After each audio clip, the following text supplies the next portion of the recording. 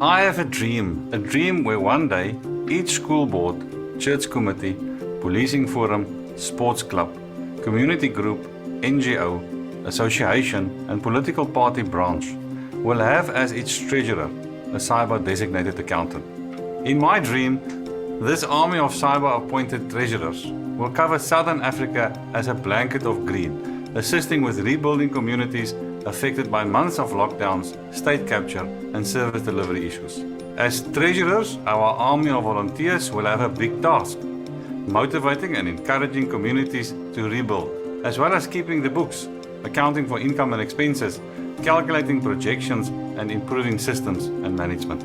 But more importantly, if you sign up to our army, you will be able to make friends and influence people. Imagine 10,000 CIBA members servicing 100,000 committees and boards and the influencing power at our disposal. The books of Dale Carnegie, Jordan Peterson and Saul Alinsky will be our field manuals on how volunteer work can lead to dramatic changes in economic and social structures. Often it is these structures that prevent us from growing our firms or gaining employment, which restricts our ability to put food on the table and care for our families. In my dream, we can influence how these structures are made and used and co-build new ones that truly serve the needs of communities. The Practice Management Conference and Roadshow 2021 is the first step we have to take to follow our shared dream. We have to know how to manage effective firms, as this is essential to living our dream. Listen, learn and network with the presenters and experts, then join us on the National Roadshow as we meet with municipal and business leaders in our hometown, sharing our dream with them and deploying an army of influencers. Let's go forth and multiply.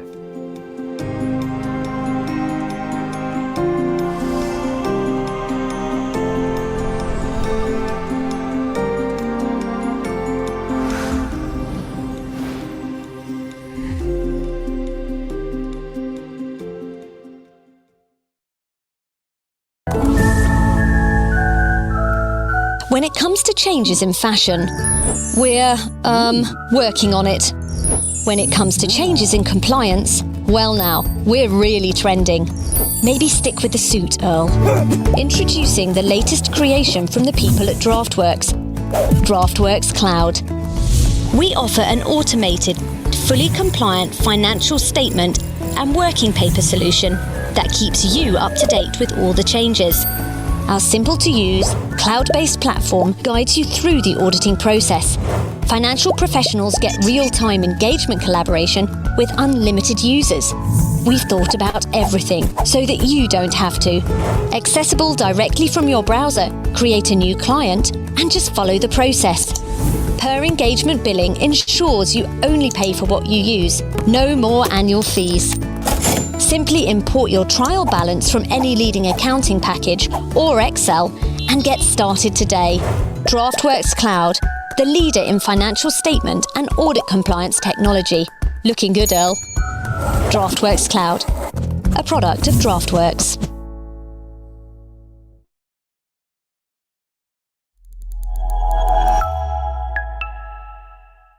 How CIBA qualified accountants are becoming chief value officers. Traditional accountants focus on historical numbers, but this is so 1980s. Society wants value reporting. Income, expenses, assets, liabilities, as reflected in financial statements, are important. But what about real value, such as community, sustainability, human capital, and reputation? We need a value statement. CIBA is developing accountants to become chief value officers that prepare value statements comparing SME performance to the United Nations Sustainable Development Goals. Chief value officers apply integrated thinking to show value for the SME, its owners, employees, suppliers, and society. The Chief Value Officer starts this process when setting up the bookkeeping system and preparing financial statements. Each expense item is linked to a relevant sustainable development goal and reflected in a value statement as a checklist and progress report on core indicators such as tax contribution, reducing waste and energy, efficiency, buying and employing local, gender empowerment, and enhanced director accountability. To become a Chief Value Officer that prepares value statements requires awareness, training, technology, and reporting software. CIBA retrains CIBA members as Chief Value Officers and partners with DraftWorks to develop automated value statements to supplement traditional financial statements. Our partnership will minimize our own energy footprint and generate generational value as we automate value reporting.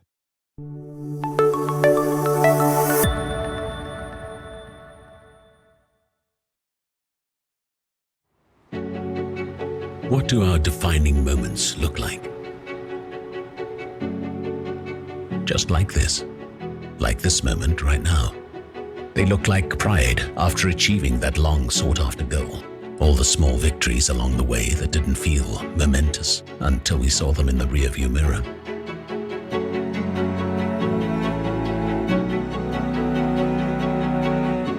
They look like the courage it takes to take that first big step.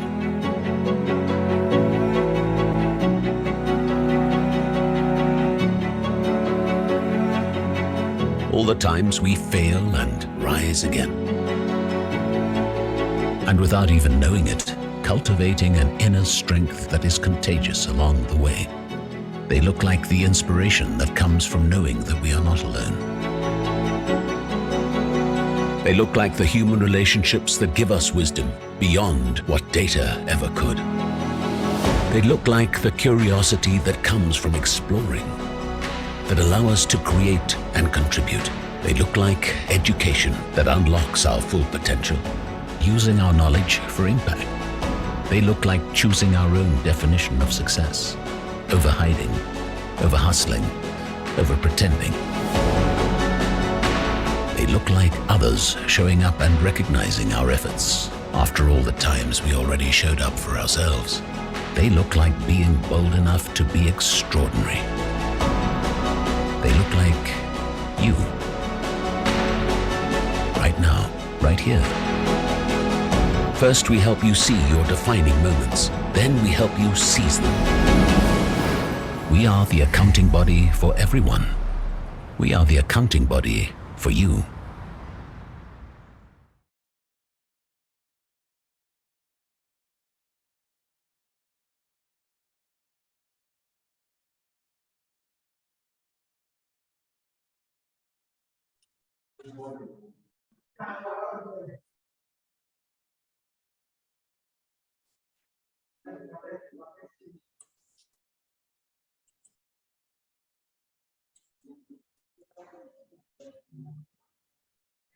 Good morning, everybody, and welcome to our Accountants Summit on Climate and Sustainability, which is hosted by CIBA today.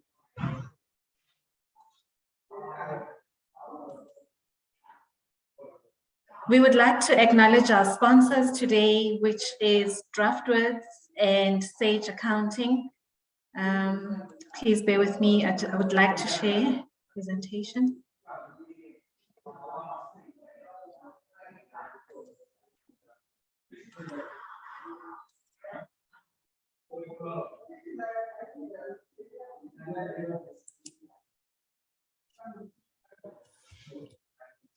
Okay. I'm honored today to be your host. A little bit about me.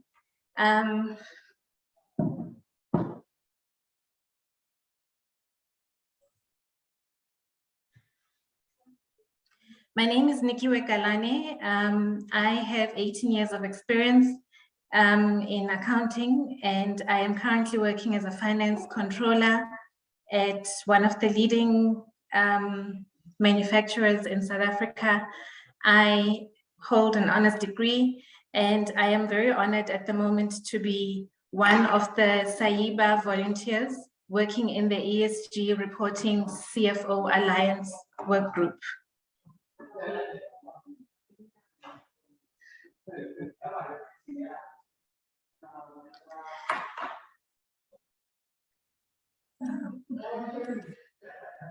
So I'd like to make you aware of a few things today, ladies and gentlemen. Our chat section is on, And in order to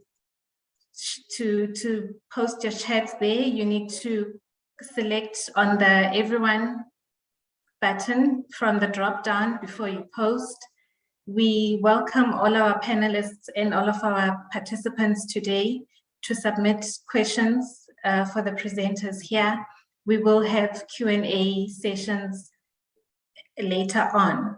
And also would like to make you aware that there will be a recording available of this event, which will be shared with all the attendees, and it will be sent to the email address which you used to register for the event. In terms of CPD, we'd like to make you aware that a CPD certificate will be emailed to you within 7 working days of the event. I'd also like to make you aware that we have a link available for the event program, which you will find in our chat section. I'd like to acknowledge all of our partners for this event today who have made it possible to have this event today. I'd like to also mention Sage Accounting and DraftWorks, and would also like to say a huge thank you to all of our sponsors and our supporting partners today. So, ladies and gentlemen, I'd like to mention to you before we move over to our first speaker of the day, the reason why we are here today is to come and have a moment where we can, as finance professionals, as CFOs, and as accountants, we can have a discussion and gain some knowledge regarding our role which we are playing in terms of climate change and sustainability. I'd like to remind you that the Paris Agreement was signed in 2015, and it was a landmark opportunity where over 196 countries globally made a commitment to try and find ways to reduce global warming to less than 2 degrees centigrade. So then this summit is really a contribution to that, and it's to equip us as finance leaders and as finance professionals in playing our role towards those commitments that were made at the Paris Agreement. So I would also like to now present to you our first speaker of the day. Today, we will have Dr. Thuli Khumalo, who is the Chief Operations Officer at the Presidential Climate Commission. She is the Secretariat there. She is also the former Deputy Director General responsible for climate change and air quality in the Department of Forestry, Fisheries and Environment, and Chief Director of the Air Quality Management and National Air Quality Officer. So, Dr. Thuli Khumalo, I'd like to hand over to you as you speak to us regarding the development of a policy framework for a just transition.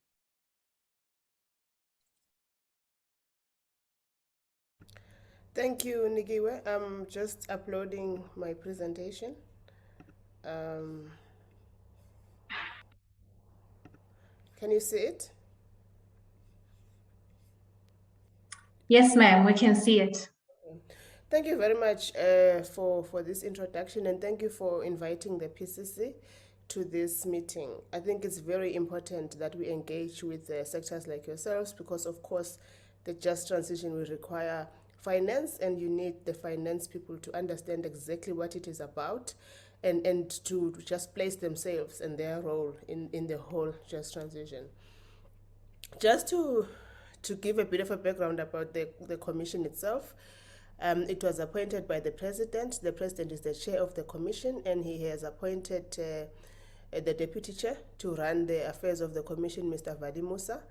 And there are 10 ministers who are commissioners as well, and 23 commissioners from government, business, labor, civil society, and research institutions and academic institutions, just to make sure that the commission is a multi-stakeholder body to guide the just transition in the Republic, to inform and advise government and business and everybody concerned about the just transition.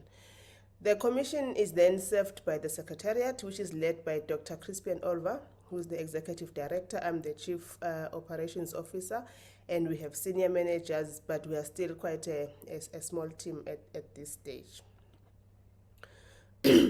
I just want to first set just talk about what I want to remove this thing here. Yeah. Just what the Just Transition Framework for South Africa is. It is the first building block towards reaching this just transition for a just and equitable transformation to a green economy. It sets out the vision, principles, and the planning policy measures that are needed to achieve the just transition in South Africa, as well as the outcomes to be achieved over the short term, medium term, and long run. It aims to bring coherence and coordination to the just transition planning in the Republic, and it's intended to be embraced by all social partners, including yourselves, and adopted as a guide for stakeholders for pressing forward with the just transition. The document is not a detailed implementation plan. I hope you can still get it. You will get it from our website if you want to just go through it in detail. But this is a first step towards setting out what South Africa needs to do in the just transition. I think we just assume just transition to a low carbon economy and climate resilient society. That's what we mean when we say just transition. Oh, my computer is frozen. Okay. Just to talk a bit about the structure of the framework, it sets out the vision, what we want to achieve as a country. Collectively, our vision in the Republic, it sets out the principles of the just transition because, as you know, it needs to be a framework and it must have constraints. We want to address many of the problems we have in the Republic, but we need to know what it is we have achieved when we have achieved it. So we must identify upfront how what is achieved will be measured when it is achieved. And how we can ensure that the just transition is procedurally, distributive, and restoratively just in terms of all the aspects of society. It also puts out the groups that are at risk, because you would imagine that not everybody in any population would be at the same level of risk as it relates to the impacts of climate change. It talks to what the planning elements are in the Republic and what policy measures are needed to achieve the just transition. So we have, at this stage, a draft framework. We had a conference last week, 5th and 6th of May at Voderworld, to pull together the issues, but we have conducted a series of community dialogues in the affected communities. As you know, when we're moving away from coal, there's quite a huge population that is reliant on coal and other sectors that will need to transition more, rigorously than others.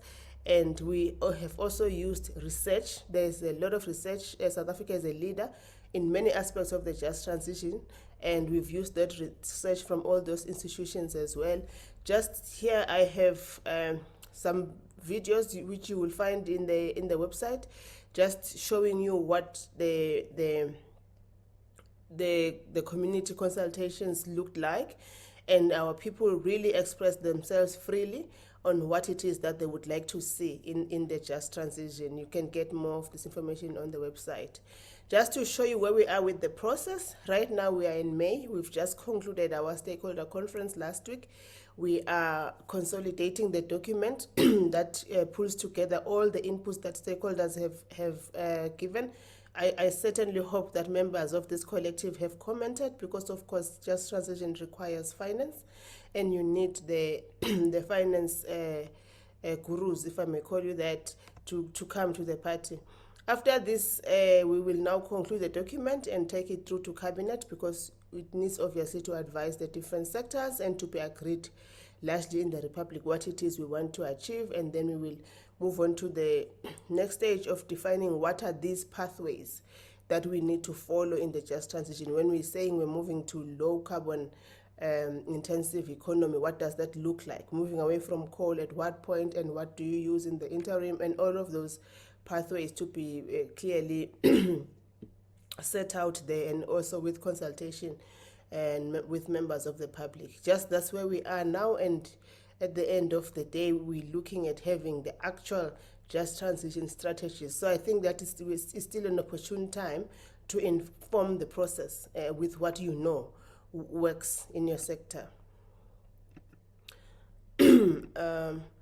Just to share with you where we have gone to engage the stakeholders. These are the communities. As you would understand, you would never leave behind. The Malahleni is quite a huge core community. Lipalale as well, Carolina, Secunda, all those communities that are affected directly. This is not to say they are the only affected communities in South Africa, but you need to start somewhere when you do this kind of consultation. So we've been to all these communities, we've spoken to them, we've heard their concerns, and they have seen themselves into the document. When you're talking about managing the national risk of climate change, what does that mean?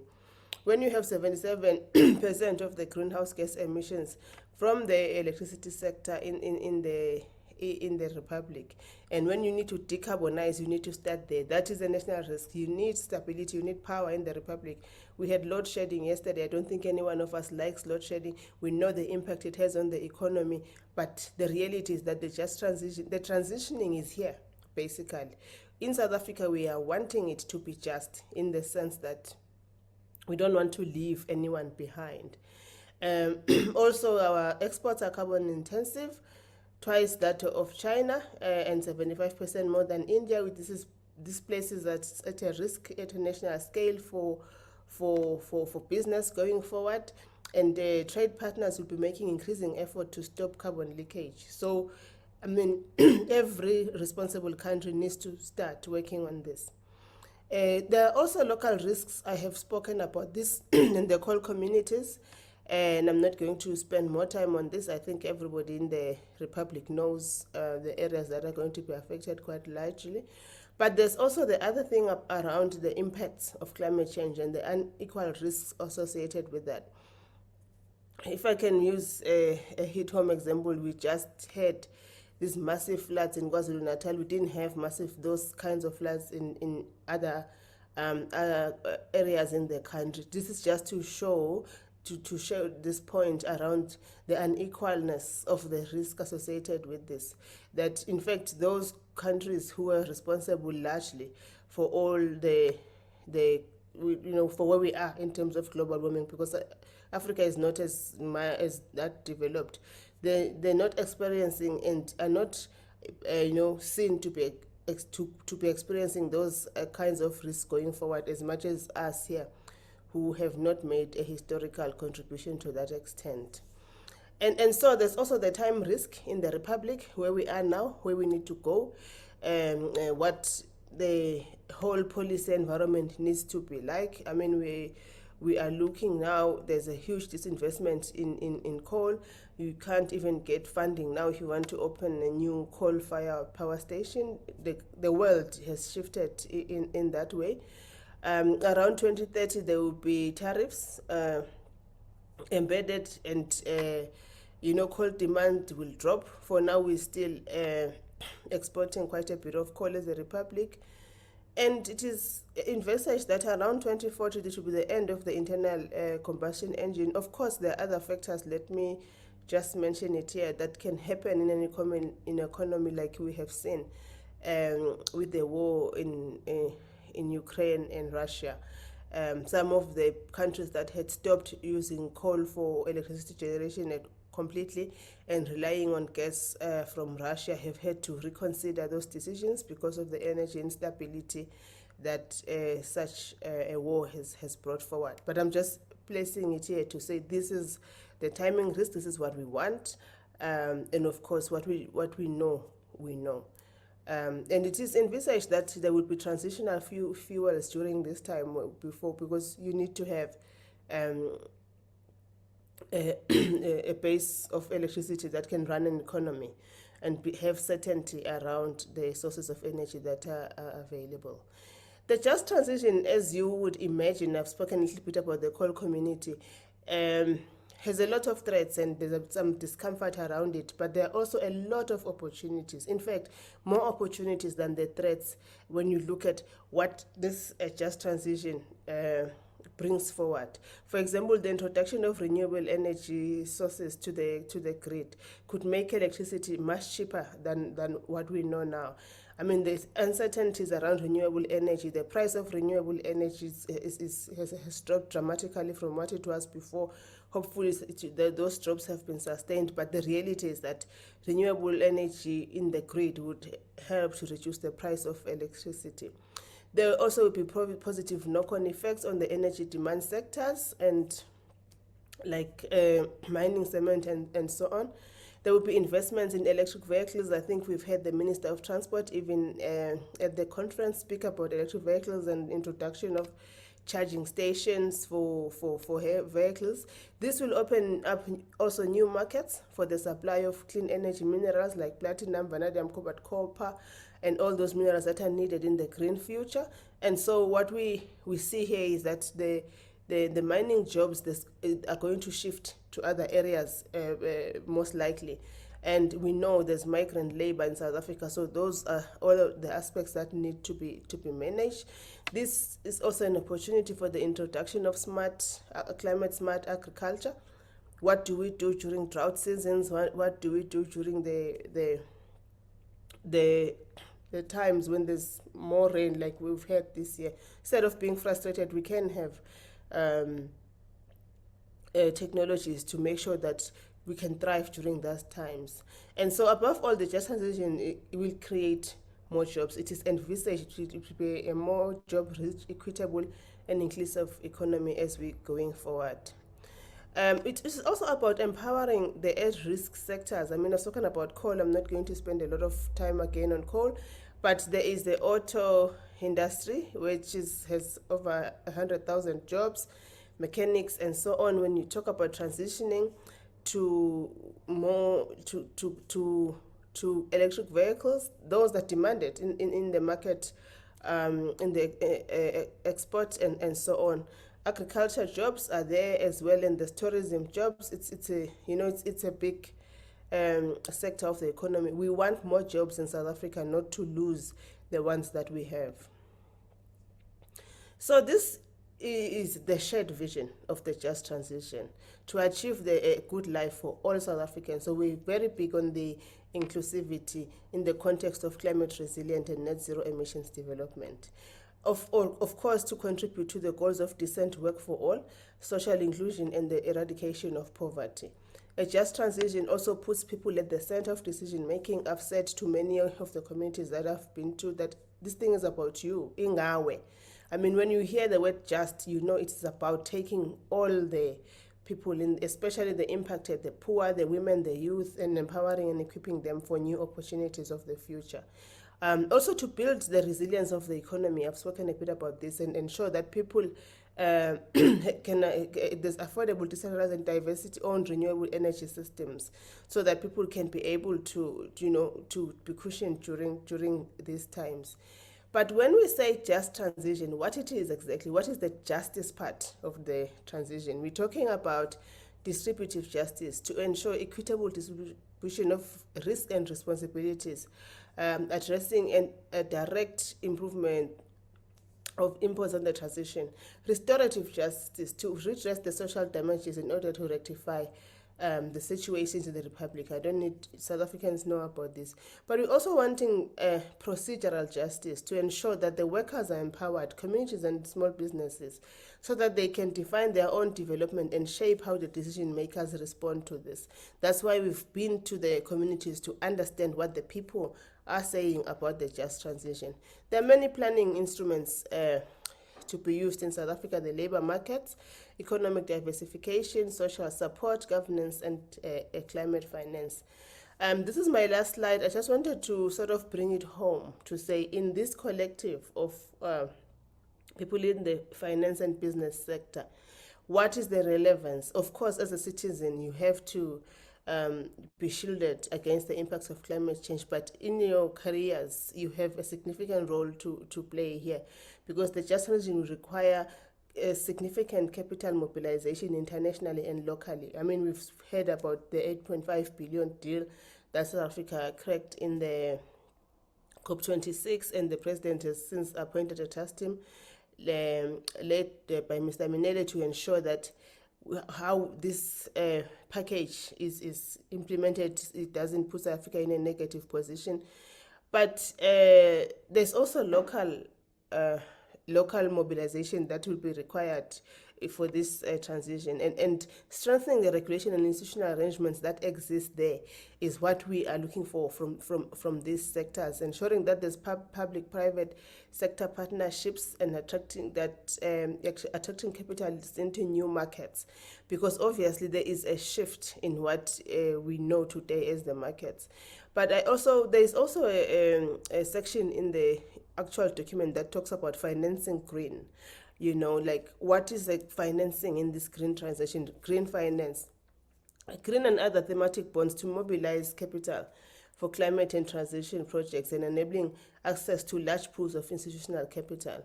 Also, the strengthening of markets for outcomes-linked commodities like carbon credits to unlock project viability by attaching value to public goods, expanding the use of blended finance within the existing financial ecosystem for new investment opportunities. Of course, the financial sector is highly regulated, understandably so, but we need to look at what are the other ways that we can expand blended finance to ensure that we enable this just transition.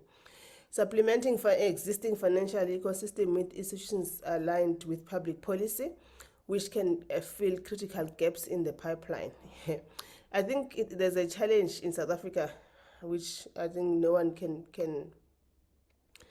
can run away from the issues around corruption, but there is, of course, an opportunity for us to strengthen these institutions and to ensure that whatever gaps are there, we can fill those gaps and ensure that the investors and still have the risk capital appetite to invest in this just transition and financial instruments.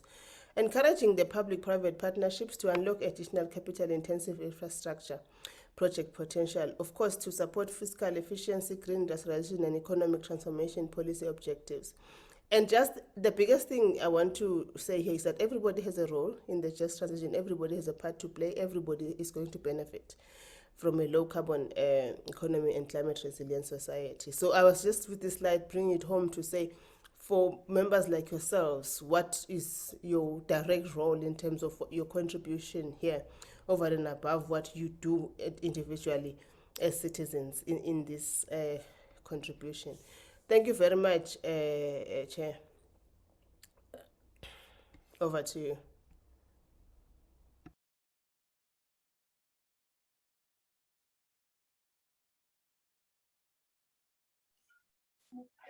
Thank you so much, Dr. Tuli.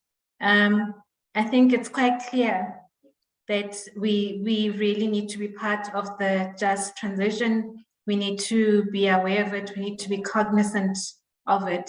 But also, what I've picked up also from what you mentioned to us is that South Africa has got quite a unique position in the world. I think now what I'll do is I would now like to then move on to our next speaker. Thank you so much, Dr. Tuli. That was very insightful. We've gained quite a lot from us. We will then keep up with the just transition, and we will use the website that you have mentioned to also follow the developments. Okay. Okay, ladies and gentlemen, next I would like to present Dr. Yelena Botwina. Dr. Yelena is an Economic Affairs Officer at the Division of Investment and Enterprise at UNCTAD. Dr. Yelena couldn't join us in person today. We will be sharing a video message from her. As you know, in the current world that we are in since COVID has happened, things do change quite often and sometimes unexpected. Dr. Yelena Botwina will be telling us about the updates on the international trends and developments on SDG indicators. Ladies and gentlemen, coming up is our message from Yelena Potvina. Thank you.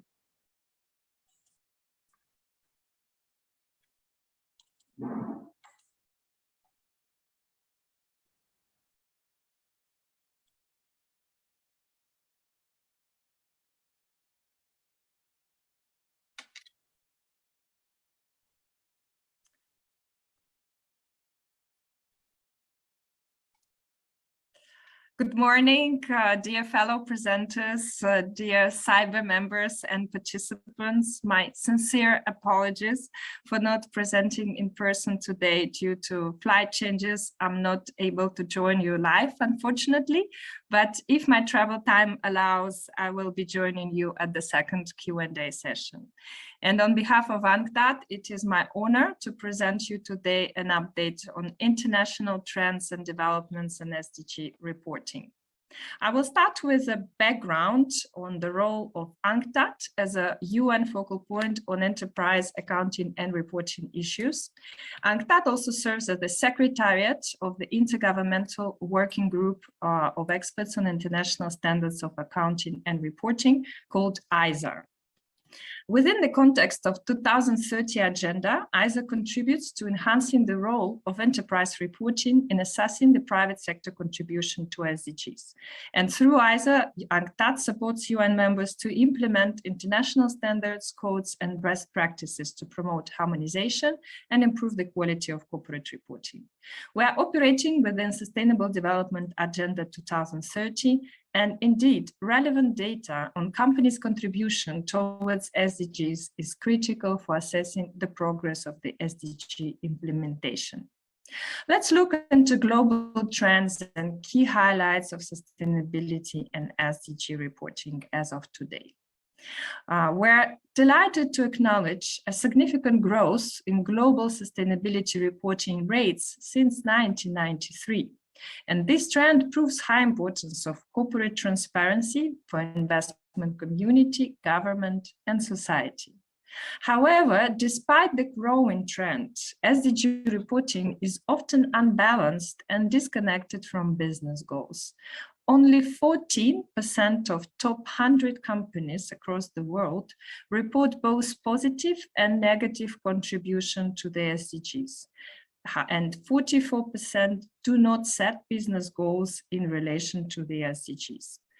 The most frequently reported areas are economic growth, climate change, and responsible consumption, while protecting biodiversity are least commonly prioritized business areas.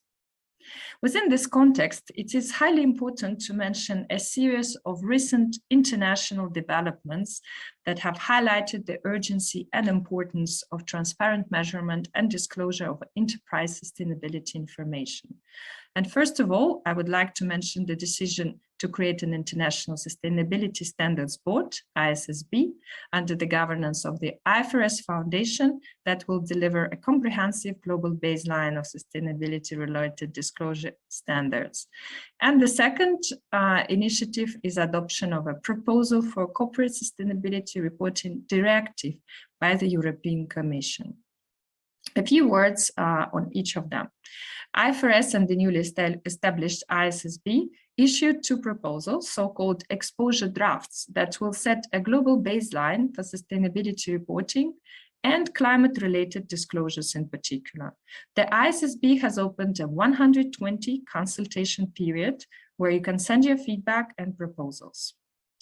The CSRD, Corporate Sustainability Reporting Directive, improves sustainability reporting to better facilitate Europe's transition towards a fully sustainable economic and financial system.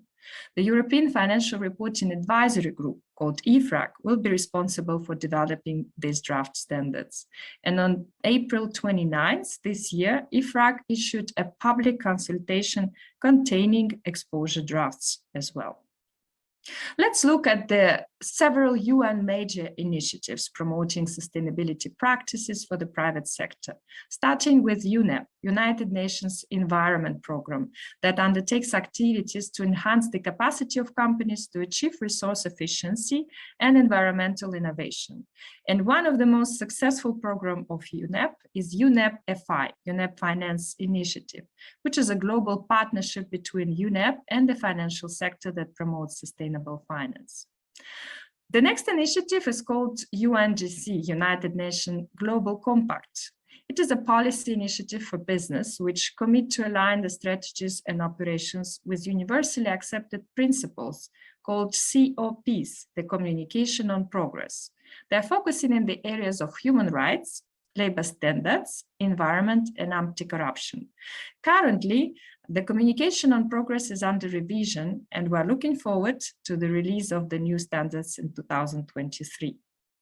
The International Labour Organization also provides guidance for multinational enterprises, governments, and employers in the area of employment, training, working, and living conditions. PRI, the Principle for Responsible Investment. It's a set of 6 principles that provide a global standard for responsible investment with regard to ESG factors, environmental, social, and corporate governance dimensions. And one of the initiatives that is co-organized by all the agencies I've just mentioned earlier, including UNCTAD, UNGC, PRI, UNEP-FI, is called SSE, Sustainable Stock Exchanges.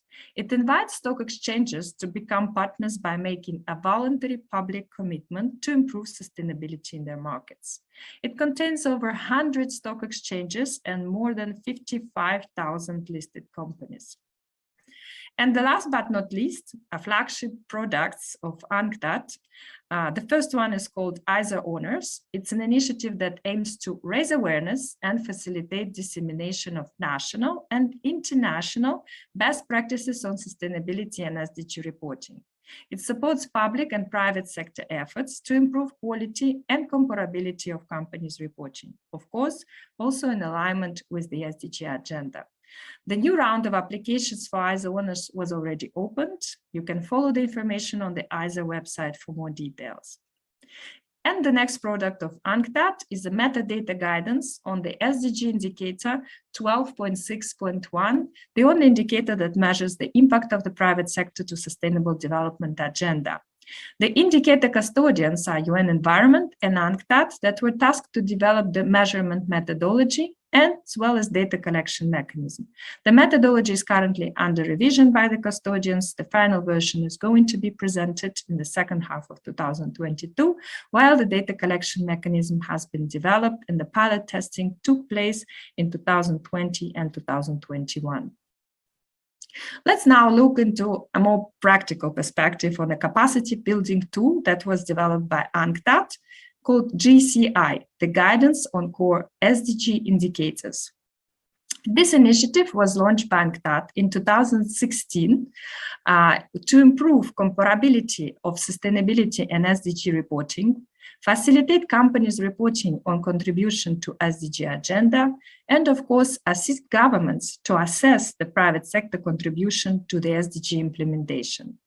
GCI represents a limited number of 33 core indicators that covers disclosure topics common to all businesses, such as rational use of natural resources, gender equality, social issues, good corporate governance, anti-corruption practices, as well as economic contribution. Limited number of core indicators consist of 4 dimensions in economic, environmental, social, and institutional.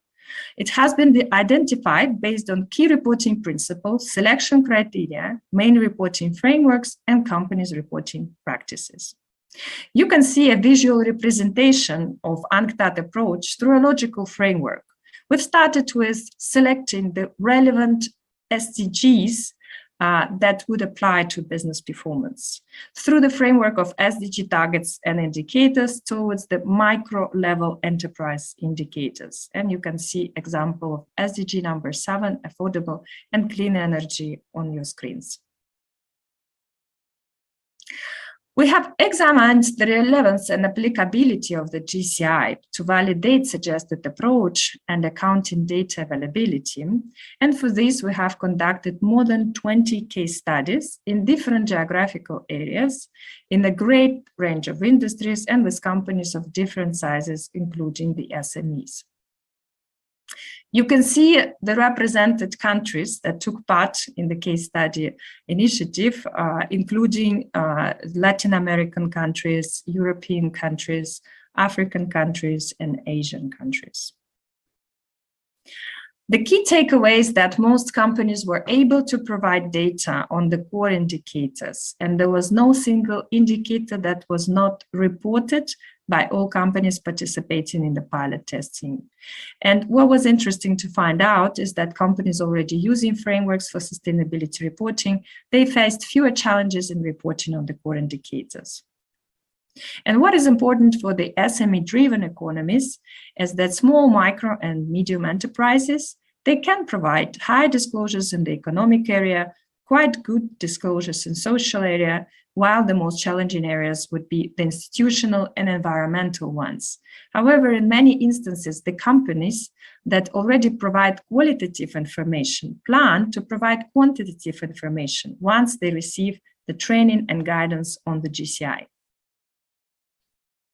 So what are the outcomes and recommendations that we came up with? First of all, we recommend to develop consistent measurement and comparability of reported indicators. Next, it requires further coordination and cooperation at the national level of key stakeholders in public and private sector. Also, further efforts on building national institutional and regulatory mechanism on SDG reporting are highly appreciated. And we recommend to establish capacity building at all levels to facilitate the progress. Apart from the main guidance, we have also developed a technical manual that was prepared to improve the data availability. Each indicator includes the definition, measurement methodology, potential sources, examples, and even a self-assessment questionnaire with solutions. We've also worked on launching training and e-learning courses, and they have been presented at the last year ISO 38 session in cooperation between UNCTAD and UNITER. And on the screen now, you can see a full set of supporting materials, including the main guidance, the training manual, and e-learning materials. They're all available in several languages, including English, French, Spanish, Arabic, and Russian. And concluding my presentation, I would once again like to encourage you to submit your initiative to the ISO Honors 2022 round. The deadline for submission is 31st of May. You can scan the QR code with the camera of your phone to learn more on how to apply to ISO Honors. However, if you have more detailed questions, please contact us at isohonors@unctad.org. On this, I would like to thank you for your attention. I wish you a successful meeting today and efficient and enriching and fruitful collaboration and discussions throughout the meeting. Have a nice day.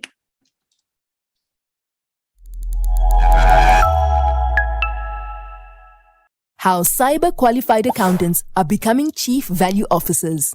Traditional accountants focus on historical numbers, but this is so 1980s. Society wants value reporting. Income, expenses, assets, liabilities, as reflected in financial statements, are important. But what about real value, such as community, sustainability, human capital, and reputation? We need a value statement. CIBA is developing accountants to become chief value officers that prepare value statements comparing SME performance to the United Nations Sustainable Development Goals. Chief value officers apply integrated thinking to show value for the SME, its owners, employees, suppliers, and society. The chief value officer starts this process when setting up the bookkeeping system and preparing financial statements. Each expense item is linked to a relevant sustainable development goal and reflected in a value statement as a checklist and progress report on core indicators such as tax contribution, reducing waste and energy, efficiency, buying and employing local, gender empowerment, and enhanced director accountability. To become a Chief Value Officer that prepares value statements requires awareness, training, technology, and reporting software. CIBA retrains CIBA members as Chief Value Officers and partners with DraftWorks to develop automated value statements to supplement traditional financial statements.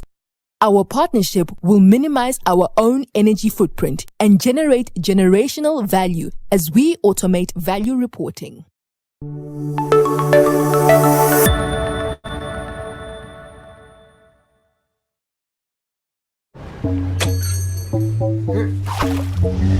Who's the boss? I'm the boss. Nah, I'm the boss. He thinks he's the boss, but I'm definitely the boss. Yeah, but I'm still the boss. Taking control of business. I was born ready. Invoices sorted. Expenses smashed.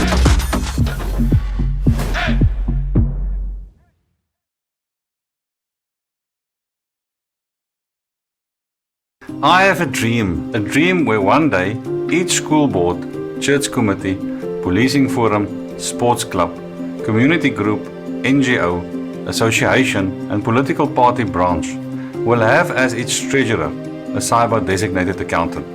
In my dream, this army of CIBA appointed treasurers will cover Southern Africa as a blanket of green, assisting with rebuilding communities affected by months of lockdowns, state capture and service delivery issues. As treasurers, our army of volunteers will have a big task, motivating and encouraging communities to rebuild, as well as keeping the books, accounting for income and expenses, calculating projections and improving systems and management. But more importantly, if you sign up to our army, you will be able to make friends and influence people. Imagine 10,000 CIBA members servicing 100,000 committees and boards and the influencing power at our disposal.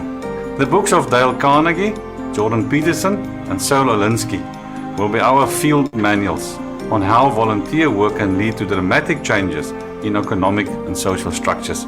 Often it is these structures that prevent us from growing our firms or gaining employment, which restricts our ability to put food on the table and care for our families. In my dream, we can influence how these structures are made and used and co-build new ones that truly serve the needs of communities. The Practice Management Conference and Roadshow 2021 is the first step we have to take to follow our shared dream. We have to know how to manage effective firms, as this is essential to living our dream. Listen, learn and network with the presenters and experts, then join us on the National Roadshow as we meet with municipal and business leaders in our hometown, sharing our dream with them and deploying an army of influencers. Let's go forth and multiply.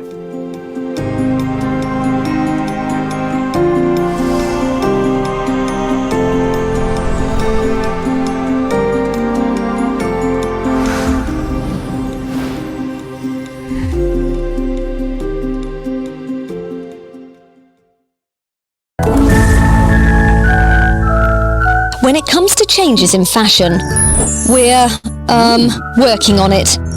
When it comes to changes in compliance, well now, we're really trending. Maybe stick with the suit, Earl. Introducing the latest creation from the people at DraftWorks. DraftWorks Cloud. We offer an automated, fully compliant financial statement and working paper solution that keeps you up to date with all the changes. Our simple-to-use, cloud-based platform guides you through the auditing process.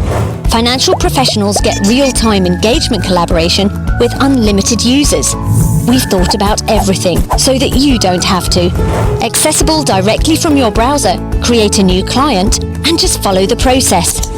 Per engagement billing ensures you only pay for what you use. No more annual fees. Simply import your trial balance from any leading accounting package or Excel and get started today. DraftWorks Cloud, the leader in financial statement and audit compliance technology. Looking good, Earl. DraftWorks Cloud, a product of DraftWorks.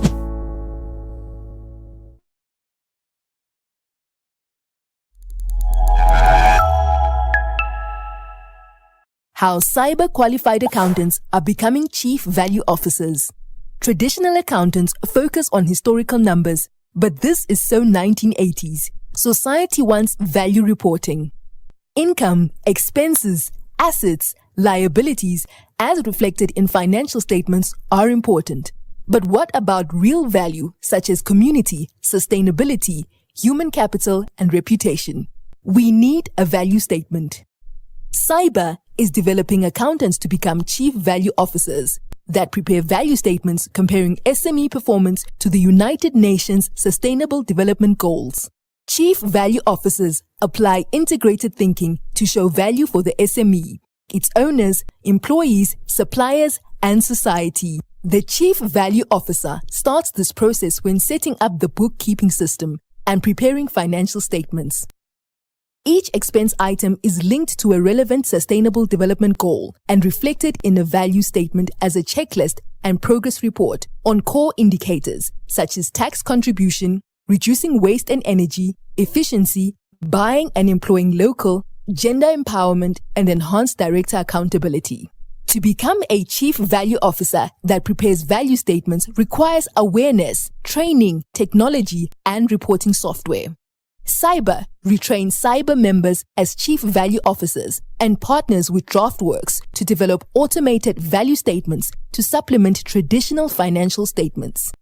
Our partnership will minimize our own energy footprint and generate generational value as we automate value reporting.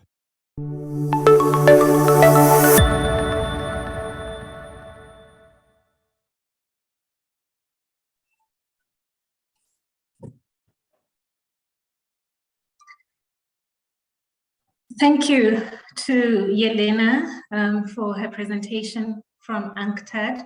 I think one of the interesting things that you mentioned there was with the IFRS having introduced the ISSB and then talking to us about the disclosure standards that are going to be introduced shortly. I would like to now, ladies and gentlemen, introduce our next speaker. We now have Advocate Rory Voller. He is the CIPC Commissioner. He's a panel member on the TRP on mergers and acquisition. He's also a board member of the Anti-Money Laundering Council. He's a member of the FRSC, Ministerial Specialist Committee member of the Company and Intellectual Property Law Committees, an executive member of the CRF, a member of the King Committee on Corporate Governance, and he's also appointed to the expert group on the IP Office of the Future. Advocate Rory, welcome. I'd like to hand over to you for you to speak to us about corporate disclosures. Thank you. Thank you very much. MC, thank you very much for the opportunity. Let me see if I can just share my screen quickly. I normally get the organizers to do it, but I'll try and do it from my side. Just 1 second for me. Can you see my screen?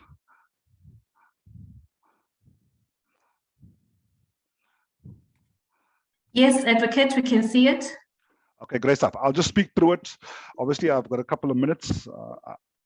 I'm running between this and Parliament, but I will try and be as succinct and brief and to the point as possible.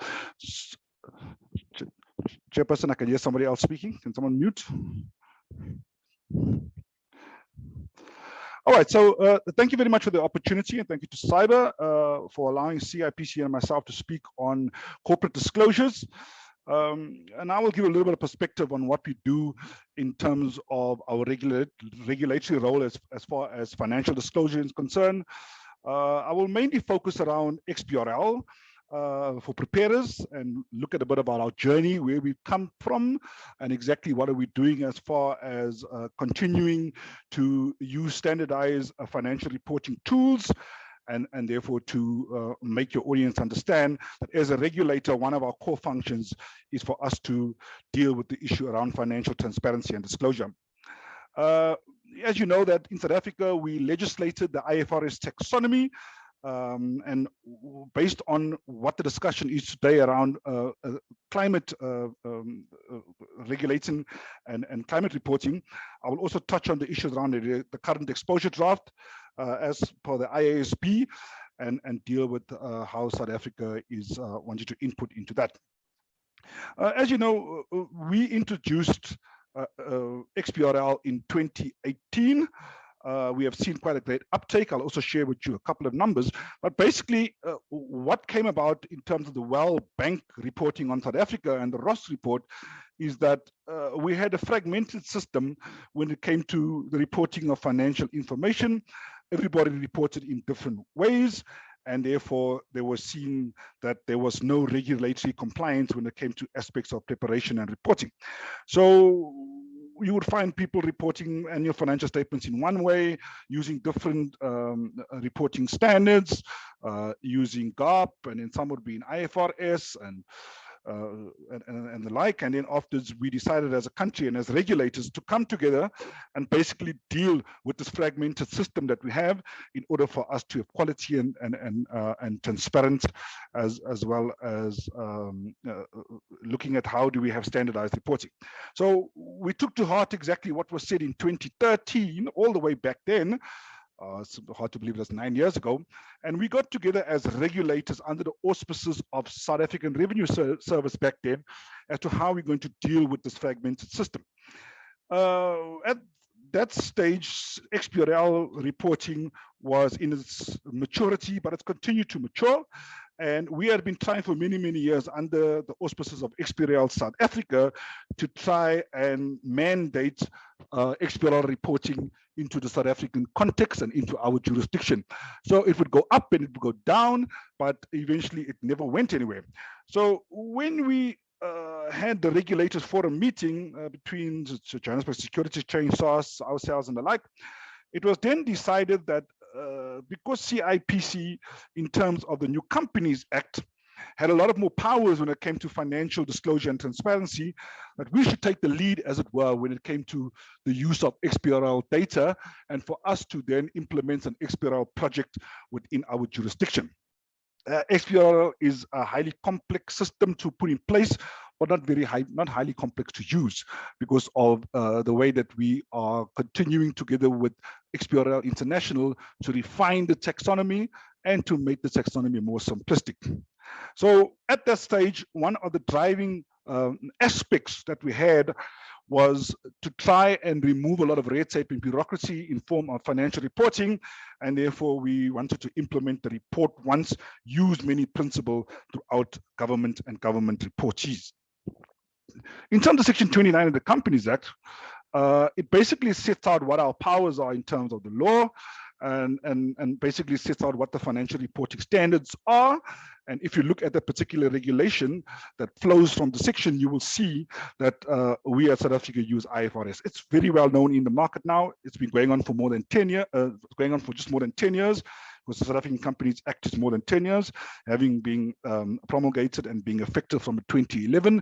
And therefore, we have been dealing with how do we actually make the reporting much better than it is. So we went through a very protracted process of us actually getting XBRL into the South African context and into the usage by ourselves. So we needed a lot of approvals, and the one biggest approval that we had to do was to get ministerial approval. We then had to also consult with Cabinet, because XBRL, number one, is a highly expensive exercise to be undertaken by governments, and also the fact that it could be seen that we bring additional bureaucracy when this is something that we try to reduce. So we went about developing our business case, and we went about having a lot of discussions around our taxonomy developments, and I'll speak about that a little bit going forward. But also what we did was we brought on board many of the stakeholders. Right from the outset, we said that who are the stakeholders that we require in order for us to make this fly? And the one biggest thing that came out of that particular discussion, that we had to mandate XBRL, because jurisdictions that do not have it mandated do not have sufficient filing in XBRL. So that's the first decision that we took, was the mandation system. And when we did that, other organizations and other stakeholders came on board. So as I said, many regulators on board, and we're currently assisting other regulators to also utilize XBRL. We're in a lot of discussions, and I know the South African Reserve Bank is well on their way to implementing an XBRL solution, as well as the FSCA. So we in a lot of discussions with other regulators because of the fact that we pitched XBRL as not only a CIPC project or a CIPC implementation portal, but it's a government aspect that we need to look at and a government support for the system. We also had to bring on the software service providers. As I switched on my laptop, I saw that you're dealing with DraftWorks and stuff. They're all part of our SSP, software service provider forums, and we keep them in tow, but they also assisted us with how do we develop the system and develop aspects of around the taxonomy so that it flows through to the preparers. We also had a lot of discussion with professional bodies, and that's the reason why I'm speaking today to CIBA and other professional bodies, and therefore we brought them all on board. So we went through lots of iterations, a lot of discussions, development of the portal. We got some international assistance as far as that is concerned. But the most important aspect why we use XBRL in the context of CIPC is on two levels. One is obviously the disclosure level, making sure that as part of our mandate and our duty that we need to perform in terms of the Companies Act, we disclose financial data, but also we use it in terms of our regulatory role and our regulatory capacity, because that was enhanced in terms of the Act. So we use it in the business intelligence sense. We can screen much more data out of it, and then we can issue much more what we call compliance notices for entities do not follow what the taxonomy is and do not follow exactly what the IFRS standard is. We can pick out issues along the line of reckless trading. We can pick out solvency and liquidity issues. We can pick out non-disclosure of information, and there's a lot of things that we can do as far as the business intelligence aspect of XBRL is concerned. So the taxonomy that we use is, as I stated, IFRS, IFRS, International Financial Reporting Standard, and we use IFRS for SME depending on the size of the entity that is required to report, but we add many elements that are related to the Companies Act.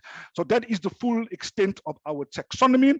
But what we continuously do in terms of taxonomy updates, and as you can see, in 16, 17, 18, 19, 20, we keep our IFRS taxonomy up to date in terms of the annual updates, because IFRS is an evolving standard, and therefore the fact that we as an XBRL user of the system and the legislative aspect of IFRS, we have to keep it up to date as far as the latest is concerned. We've even just implemented XBRL for co-ops as well. So it shows that the extent to which we can utilize a particular standardization and system. Financial Reporting Standards Council, we use them. Unfortunately, they have not been effective in probably the last 2 years. We're trying to resuscitate that through the Department of Trade, Industry and Competition, because they also do what they call financial pronouncements, and they look at how we can input into the IFRS taxonomy updates and the IFRS standard. And as I said, Regulation 27 is the prescriptive aspect of what the standard is. So as far as what we're discussing today around the issue of climate reporting, the IASP, International Accounting Standards Board, is still very much in the consultative phase when it comes to this particular aspect. The current CIPC taxonomy does not yet cover ESGs, which stands for the environment, society, and government. You know, there's more that is going on in terms of the international role that financial reporting takes when it comes to what shall be reported on in financial statements. Investors want more aspects whereby ESG investment and ESG elements are contained within financial statements, and therefore there is big discussions currently at the IASB regarding that. You know, companies have a large role to play, not only in terms of financial sustainability and shareholder value, but they have a large role to play as far as the environment is concerned. Okay, and the harm that they can do to the environment. So there's a lot of emphasis placed around this. There's a lot of reporting and additional requirements and elements that are required in terms of IFRS that are going to come through, and therefore the disclosure draft speaks to many of this.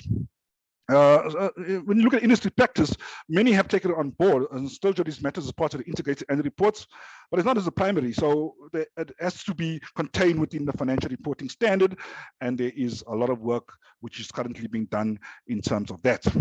So the exposure draft for the IFRA Foundation is out.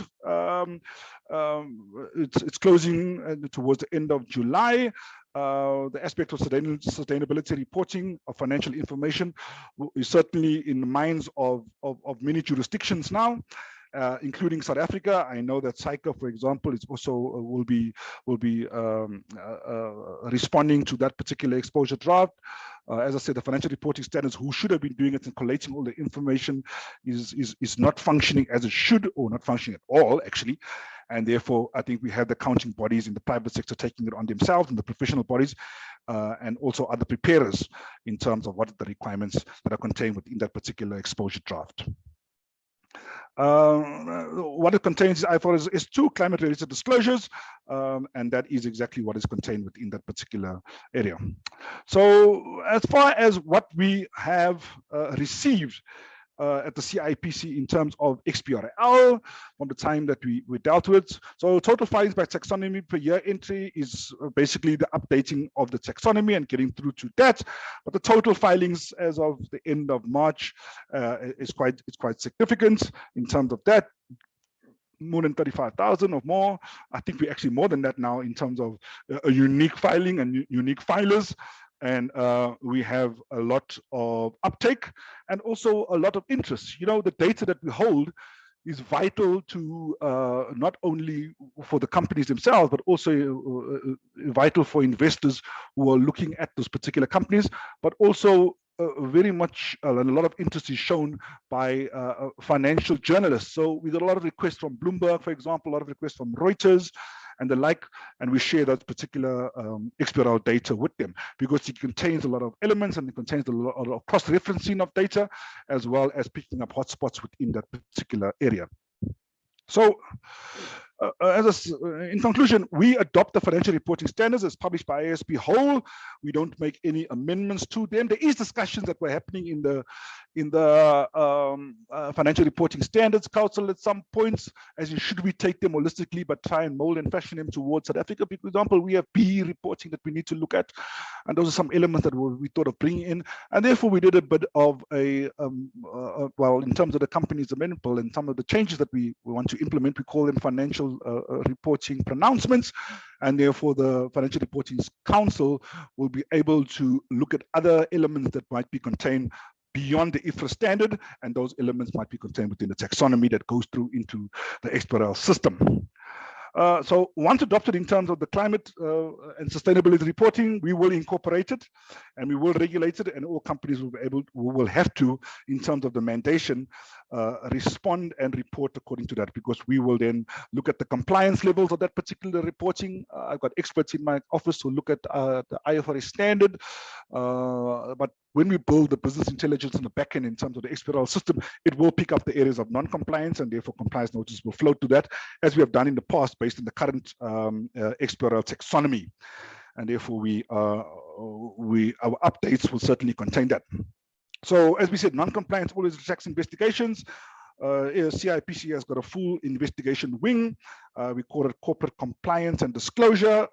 It's a number of investigators that I have in my office who are responsible for looking at the transparency related aspects and the qualitative aspects related to financial reporting, as well as the issue about whether the taxonomy has been fully complied with, and the financial statements as received are fully scrutinized. Also in terms of a new aspect that has been brought in, the DD and District Development Model, which is a centralized a model brought in within government in order for every department, municipality and local government to look at certain aspects of reporting.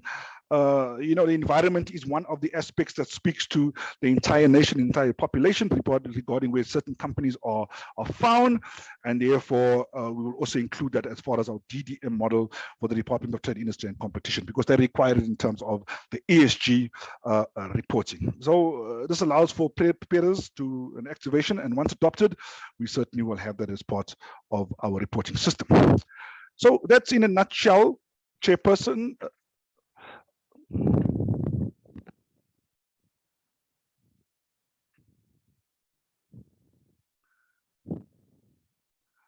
Yes, somebody else speaking, Chairperson.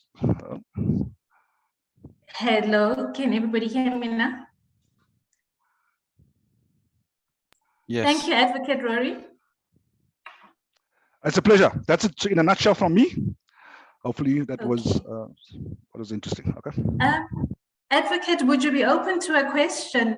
Sure. I see one of our members and participants is asking whether the Companies Act would be amended, perhaps for climate change and sustainability.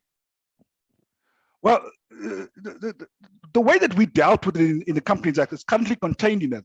If you look at the Social and Ethics Committee, and if you look at the regulation contained within what has to be reported to the Social and Ethics Committee, you will find environmental aspects, right? We will find aspects around what is the company doing in where it is functioning, and therefore reports have to be dealt with in terms of that. So that's the one aspect, right? So it's currently contained in that.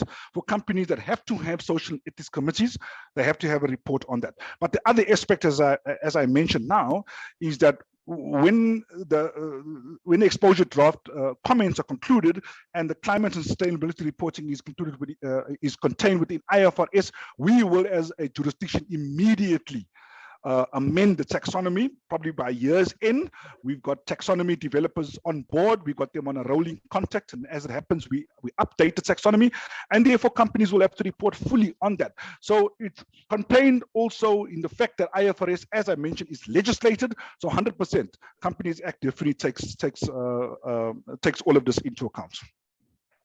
Okay, so Advocate Rory, really, that was quite it was full of worth for us.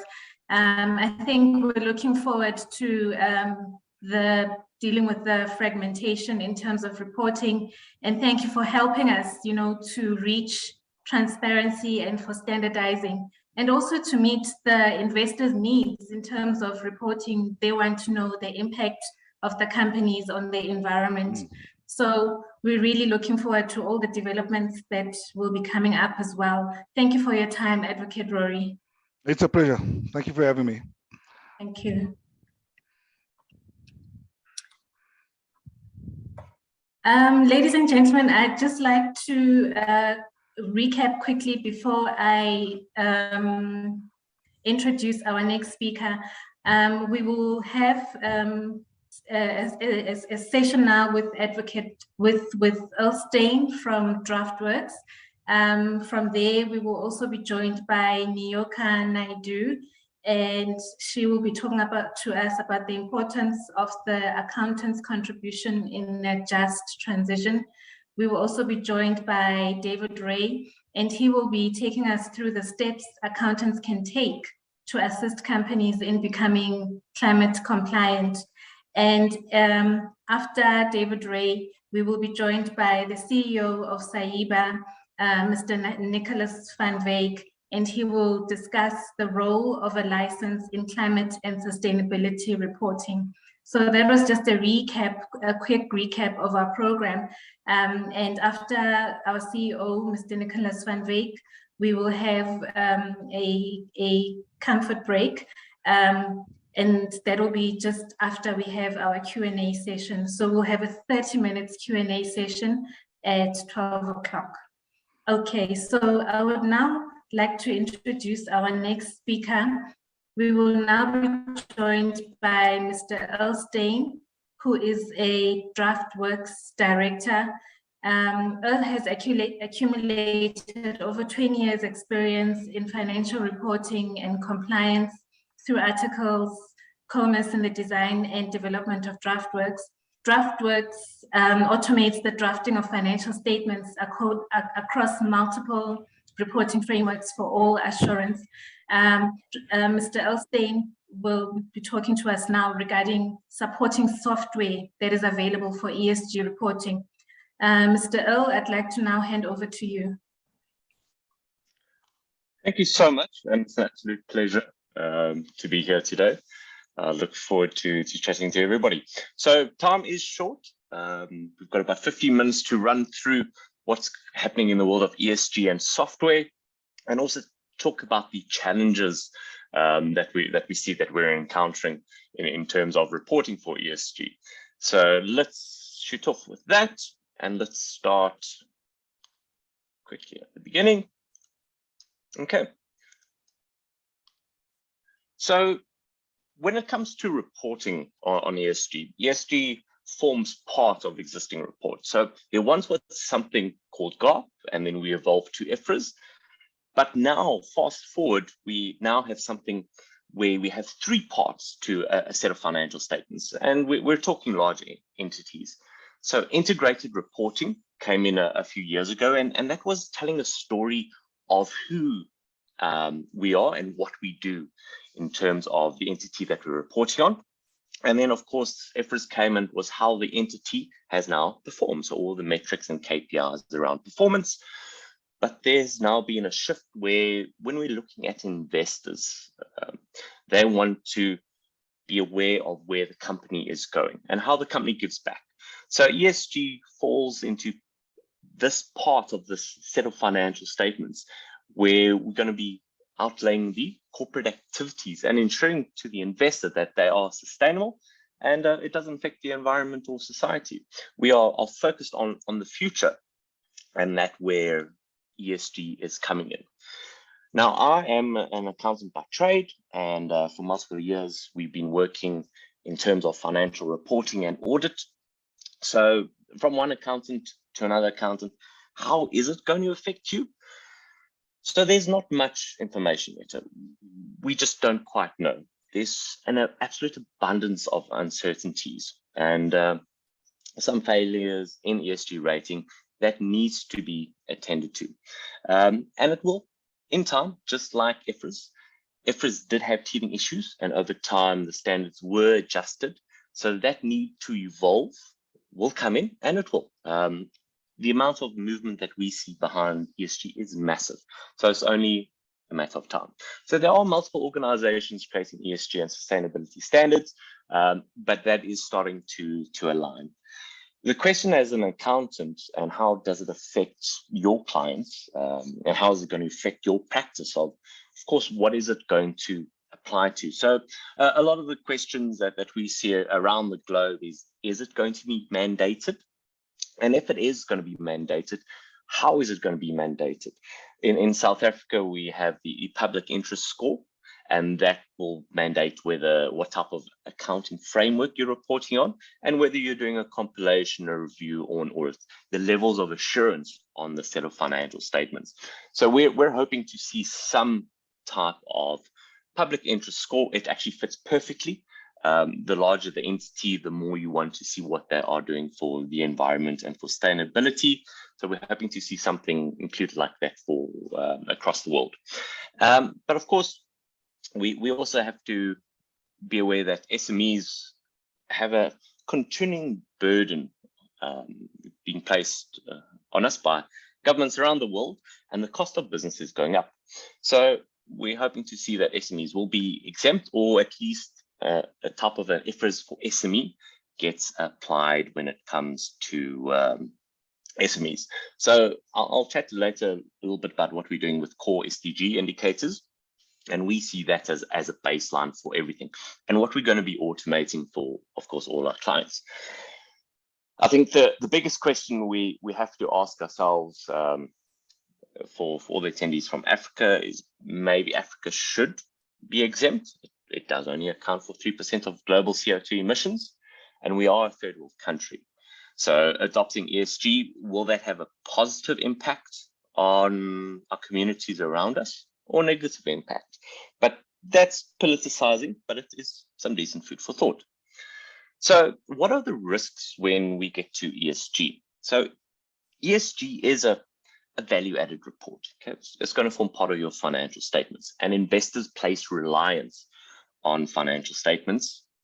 So we have to ensure that those reports are correct. And of course, with everything with insurance, we need to audit it. So again, this is going to go back to a public interest score type scenario where what are the levels to have something that's compiled, perhaps in terms of the core Sdg indicators, but for bigger entities, there needs to be more. And that creates a whole lot more problems that we'll need to solve around it. So when we're looking at a lot of the metrics out there, it could be a simple thing as the CO2 emissions that are coming out of a chimney. Somebody's going to have to measure that or take an estimate. So it's not an exact science. There are previous case studies and metrics available that a lot of other companies have done studies on across the world, but every company is different. So it's going to be quite an interesting evolution around the use of external specialists and their own opinions on these subject matters. So looking forward to seeing if that evolves to anything like it currently is in audit, where you have economists coming in and weighing in on items with regards to the auditors, or mathematicians working out any specific disclosure items. And with anything that suits to change the way the end user of your financial statements is, greenwashing is scarily enough now a term. It's about producing a report that's misleading about the company's services being environmentally sound. So you can say, we do X, Y, and Z, and we're a green company, but it's being used to manipulate. So again, big risks come with doing ESG, and we're going to see how that works out. What we're seeing currently in the US is that ESG is also being politicized, which is quite interesting. So, and it depends really who's doing the report, and that view depends entirely on the belief of who constructs it. Okay, so just as an overview, you can see there's a lot of challenges that we face when we come to try and creating software or automating the process. And what we're seeing, again, currently is ESG is for the large companies. But eventually it's going to affect the supply chain, because when you have a top tier company, so a listed company, they have thousands and hundreds of thousands of suppliers. Now, when they want to show that they are doing X, Y, and Z for the social and environment, the people that they buy from is going to have to impact that score. So I see a future where it will now trickle down to suppliers, and that ESG rating will become very much like BBBEE, where who I buy from and what their rating is affects me as a purchaser. If you have to take that across the entire supply chain, you can see the amount of work that's going to have to occur. If we look at Tesla, for example, you have to go down through all suppliers eventually to the mine that extracts the lithium or goes and extracts copper, and see their ESG rating. So that supply chain is massive, massive, massive and intricate. And it's going to require big data and a lot of interconnects between all of the suppliers in the market, and really worldwide, if we want to automate reporting properly. That's some time away. So in the meantime, we're concentrating on the core Sdg indicators. It's a great start. If you want to Google core Sdg indicators, go and have a look at the manual. That will allow much more information. Wish I had more time, but we'll cover what we can. So with the core Sdg indicators, a lot of the information for those indicators we actually have in our accounting system. Okay, so what we have developed, and we continue to evolve it, is a system that will connect into an ERP or your accounting system, and will extract as much information out for the SDG reports. It relies heavily on the correct capture and allocation in your GLs, but that will instantly reduce this burning cost that we see coming with ESG reporting. So what will a typical process flow look like when it comes to doing some of the ESG reporting? We'd have to connect to data. Again, it's going to be external data. A lot of it's going to be data that we have internally, for example, in the accounting system, where we can run through, we can go and connect to your debtors, your creditors, and allow the systems to talk to each other, analyze all of your invoices, analyze your GL. So for example, one of the disclosure examples is, for example, taxations, taxes paid. So when we connect to your accounting system, there's a few calculations that we need to do.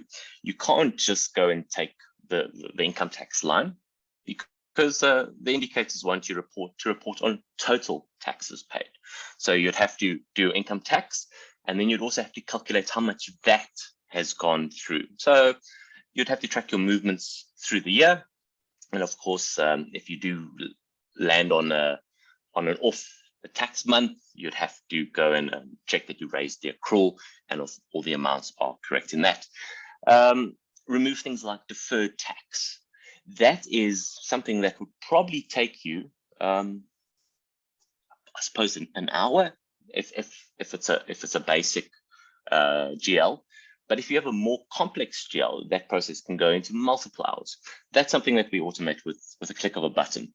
And that's just an example of everything else that we want to start to automate down the line. So we cross-communicate with the different accounting systems, and it goes into the big data. And when we connect to these multiple accounts, we'll be able to verify transactions and basically do the data flow between all of the accounting systems. So when we need to do that ESG rating across companies, that's going to be available. Okay. So the SDG data that we connect and collect from the accounting systems, we then import into DraftWorks, because DraftWorks is used as a financial reporting utility. So if you need to do your IFRS or your consolidation, all that data is made available to DraftWorks. Financial statements in the front, or SDG or ESG reports at the back. Okay, so we have built a preliminary template while we wait for the standards to align, and together with the data that we extract from the accounting system, together with the data that's available in the DraftWorks system for preparing your financials, we also have a self-assessment checklist where you can run through and you can supply any external data. And there is external data. Right now, the process isn't completely automated. There are still manual metrics that you might have to import or type in, depending on the type of industry and entity you are busy working with. Okay. And then you can provide that to stakeholders for complete overview. The lovely thing, I came in at the end then, and Rory was busy speaking about XBRL. We also, of course, do the XBRL exports to CIBA, and we see the growth of what we call the green finance taxonomies. So you'll have your reporting where you have your normal XBRL that covers your IFRS or your IFRS SME, but we'll see, and I assume this is where CIBA will go. Please correct me if I'm wrong, Rory, but you'll also have an additional taxonomy that's going to work with ESG.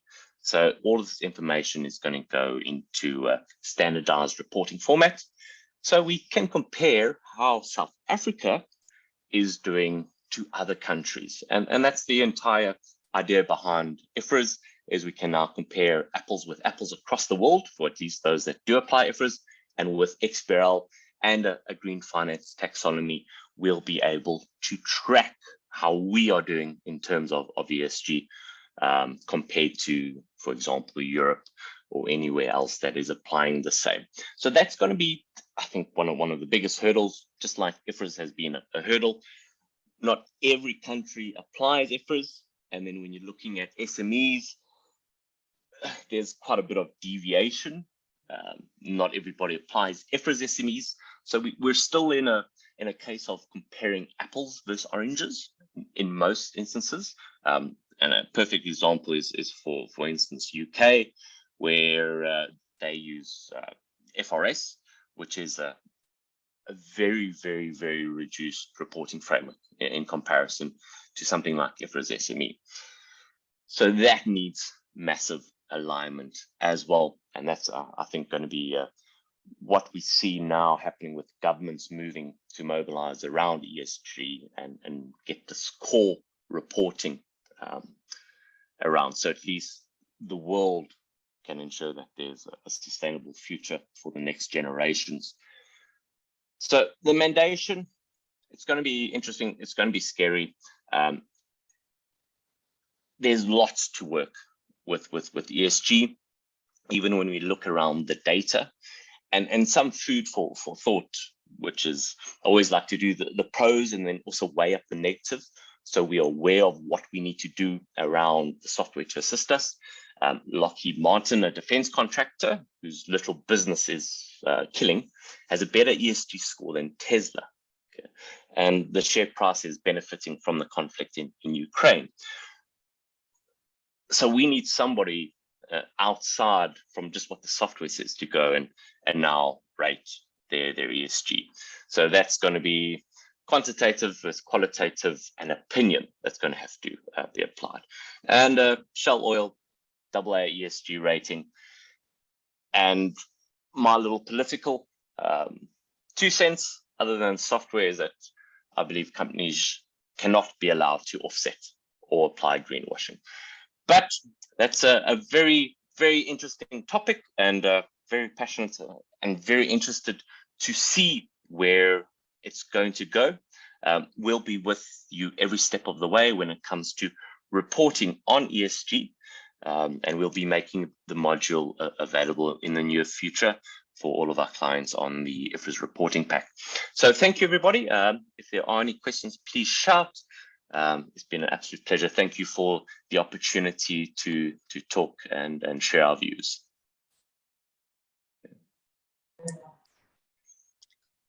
Thank you very much. What would our world be without software? As accountants, it would be difficult. Can you imagine doing everything manually? It would be very scary. Yes. Okay. Thank you so much. I would now like to introduce our next speaker.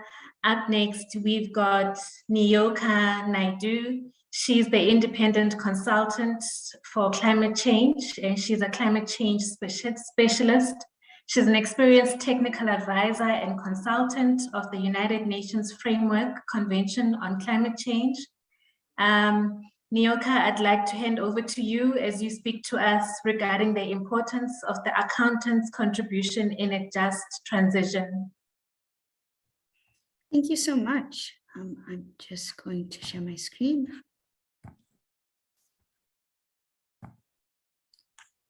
So I'm quite new to the accounting fraternity. However, I think that there's a key part of all the work that we all do, specifically in the arena of the environmental change that we're currently working in, and everyone has a part to play. So when I was thinking about the presentation around the just transition and the industry, I obviously didn't have a huge amount of background information around business accountants. However, what I thought about is what we all have to do. So I've heard a few presentations before me, and it's very practical, which I think is super useful. However, I think my presentation is going to be a little bit more on foundational level on how to approach the work within the industry around the just transition. So just through the presentation, just taking you through the background, the just transition, apologies for the typo, a change in strategy and questions to ask before the closure. So when I was thinking about this, we see these headlines come up quite often. In the last couple of weeks, it's been around the just transition financing that has come through COP26 and what that actually means for the state-owned industry of Eskom.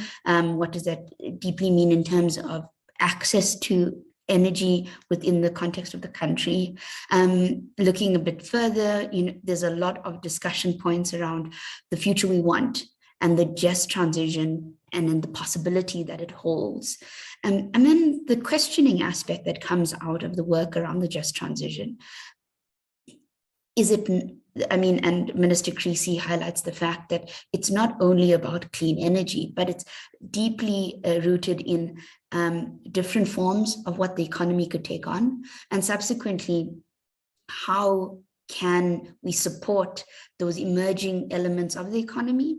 And how do we also build this level of social cohesion and resilience that's required for the justice part of the transition to take place, as well as the readiness of the transition to also take place? Earlier, it was last week, Minister Gondan highlighted the fact that it should be people-centered. And as the attendees in this space, we're all engaging within our economy, as well as in the organizations that we support and address in the work that we're doing. So when I was thinking about how these elements actually come into practicality, we're looking at food systems, we're looking at energy systems, we're looking at water resources. Energy also plays a huge role in that, and just the complexity of the systems that we work in to actually live the lives and support the foundational elements of the industries that actually need to progress. And there was an interesting concept that was raised through the work that I've been doing for the last couple of years. The transition itself has started, and we see it with the fourth industrial revolution, the level of digitalization that takes place, the different changes that are constantly being are within our realm of being. And where does the element of justice fits into that? And there was a headline that I actually couldn't find before the presentation, but it was the rich and robots would create a permanent underclass. And it was a Mother article that happened about 2015. And the question remains, how complicit are we in this way that we're engaging? Are we providing a level of equity and equality with the way that we're engaging? And the transition itself is taking place. So how do we actually want to action that space? So when we go a little bit deeper into the complexity of the just transition and the foundational elements, is looking at the scope of what the just transition is, as well as the level of social inclusion. So when we address the distributional impacts of focusing on the subject, what's the expansion? And I think from the industry, regardless of whichever organization that you support, where are we looking in terms of future proofing, and where is it going? Is it looking at something that has a level of social inclusion? Does it have a level of justice in the elements of the work itself? And how do we reform current industries that are necessary for the future that we require? However, there needs to be some overhauling of the system. And when we look at the social inclusion aspects of it, where's representation? And I'm not just talking about race and gender, but also about vulnerable groups. The earlier a headline that I highlighted was, we're trying to also, in the just transition aspects of the work and all the work that we execute, is to try and decrease the level of disparity that currently we face. And we see that with the impacts of the COVID-19 aspects of how do we have a recovery process that is not inclusive? And that shouldn't happen. And so that also brings the question in on procedural justice of vulnerable groups that have been previously disadvantaged, and how do we bring that into the fold? And looking at the graph at the bottom, which is the framework of the just transition, which is looking at social inclusion and the scope on the X and Y axes, but looking at how we actually recognize these key elements of social inclusion by also implementing them, and trying to think about the fundamental ways that it knits into the work that we actually do on a daily basis. So the questions I have, and I don't have all the answers, and I don't think anyone does, but I think the questions that everyone needs to ask in the work that they do is, what are the interactions of the organizational actions within the boundaries of the current policies that exist, and we've heard quite a few of them exist. But what are the boundaries of those still to come? So when we think about political forecasting, but also policy certainty, there are key fundamentals, and we can think about it in terms of the Climate Change Act that is hopefully coming out. We can look at it in terms of what the forecast for the country looks like. What are the questions that we're looking at when the organizations plan for the future, and are they taking these into consideration? And the next question is, how can resilience be instituted in current actions to future-proof the industry that you're in the context of South Africa, knowing that there's huge amounts of change in our country? How do we question the work that we're currently doing, and how do we build it to be more resilient in the sense of that shocks will emerge, whether it be the next pandemic, it would be a climate crisis. I mean, we've already experienced quite a few of them, dealing with the water crisis and the day zero in the Western Cape, Eastern Cape, Northern Cape for almost 3 years. And so thinking about how do we future-proof the industries that we support, as opposed to just looking at our area of influence. And so I found this a few years ago. It was 2020, and it was a stakeholder mapping of all the institutions that work in the just transition in South Africa. So you have, and it's from the Climate Investment Fund. And I found it quite interesting to see the level of complexity that actually is engaged in those different spheres. So you have intergovernmental organizations. I have the link in the presentation, so when it's shared, you can zoom in. But on the left-hand, at the top left-hand corner, it's intergovernmental organizations and how they actually engage with the just transition within South Africa as stakeholders and all the various organizations. Subsequently, there's the development finance sector, whether it be development finance in terms of the multilateral banks or the regional banking sector that has supported the work. A huge aspect in terms of government engagement, whether it be regional, national, provincial, local, and the different climate action plans that actually exist that then affect the bylaws and the ways that institutions and organizations actually function themselves.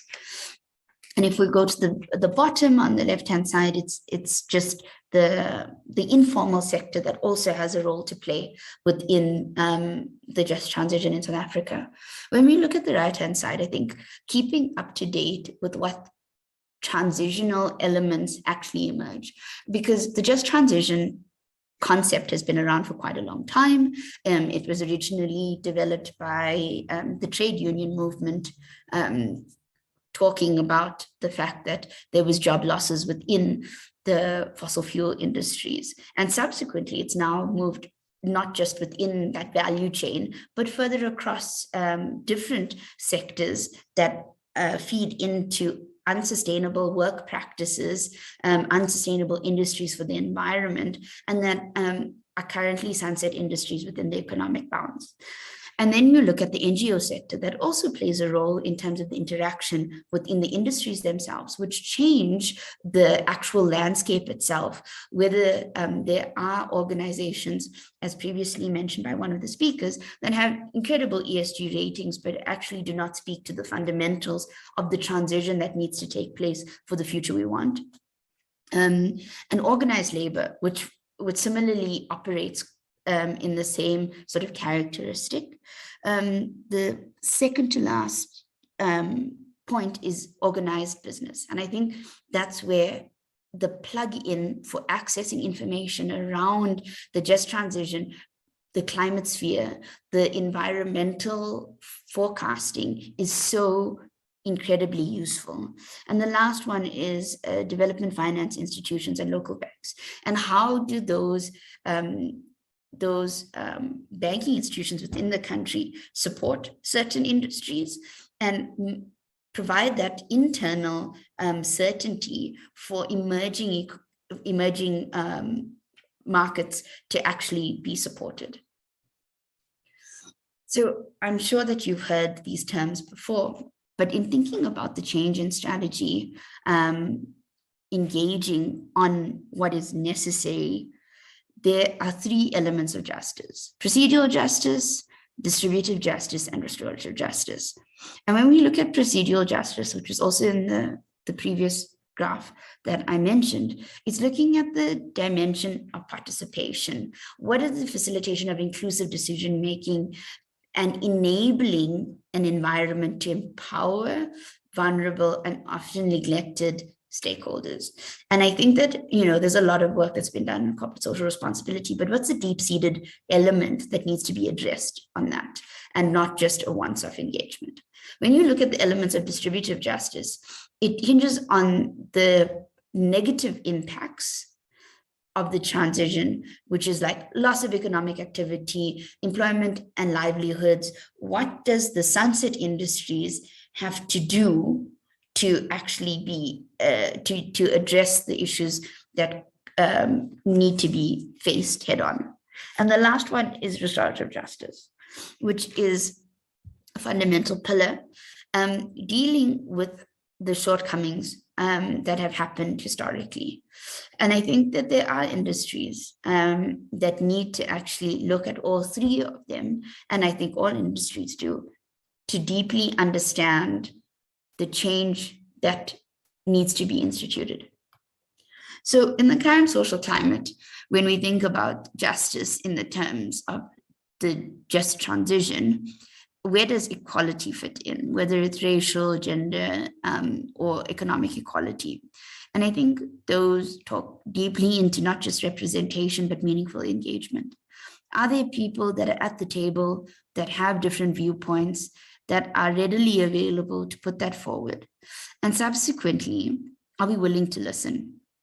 And I think those are fundamental aspects to address. And then before I end off, I think the question that I want to leave with you, which I've left you with quite a lot actually, what is your personal and organizational positionality? Where do you see yourselves in terms of the institution you work in? But where does your organization sit in the grand scheme of the transition? Is it supporting upcoming industries? Is it keeping industries pretty much in the shape and form that they currently exist in? And how can they help them transform and transition? And so there's 5 questions that I think need to be asked in terms of transformational change, which is, what is the relevance for the context during the time right now? We have the Sustainable Development Goals, we have the Paris Agreement, we have the Sendai Risk and Reduction Framework, we have the IPCC work that's being done across all adaptation, mitigation, loss and damage, all these very important social compacts. And then we also have to look at how do those social compacts link deeply with our systemic change that's required, and the speed that is required for us to have the future that we want. Because if we look at a 2-degree world, the space is completely different. And so that changes significantly in the scale that is required. So coming together as organizational networks, working on changes that we all understand with the common framework, with the level of mutual understanding.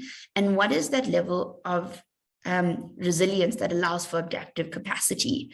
And so I think when thinking about organizational change and the industries we work in, I think these are the 5 questions that I find quite relevant. So I hope this conversation continues, and thank you so much.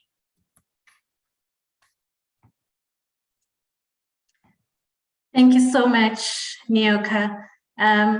I think also if I refer to when we started off with Dr. Tuli this morning, and she was talking to us about the framework to the just transition, it links very well to what you've just shared with us.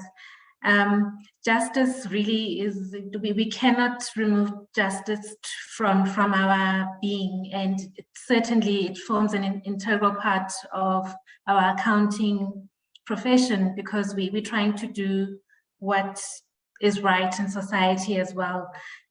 So also thank you for pointing out the social compact, and thank you for those 5 questions that we need to be asking ourselves as finance professionals. So with that having been said, thank you so much, Nyoka. I understand you have another engagement to move on to. And then I would like to introduce our next speaker for us for today. So coming up next, we will be with David Ray. David Ray is the president of the DFCG International Group. DFCG is one of the bodies that form part of our CFO Alliance, and DFCG is also one of the parts that one of the bodies we're working with under the CIBA CFO Technical Working Group. David has held finance executive roles in the technology and telecommunication industry for 25 years. He is a president within the French CFO network. He's also a Canadian chartered professional accountant. He's a lecturer. He has published several finance articles and is the best-selling author of The Power of Potential. David will be talking to us today about the steps accountants can take to assist companies in becoming climate compliant. David, I'd like to hand over to you. Perfect. Thank you so much, Nikki Way. So let me just bring the slides up to share with all of you. I will apologize in advance if my voice starts to tremble a little bit. I'm actually just fighting off bronchitis, so I apologize in advance if it does, but hopefully it lasts the full 45 minutes and we can have this conversation.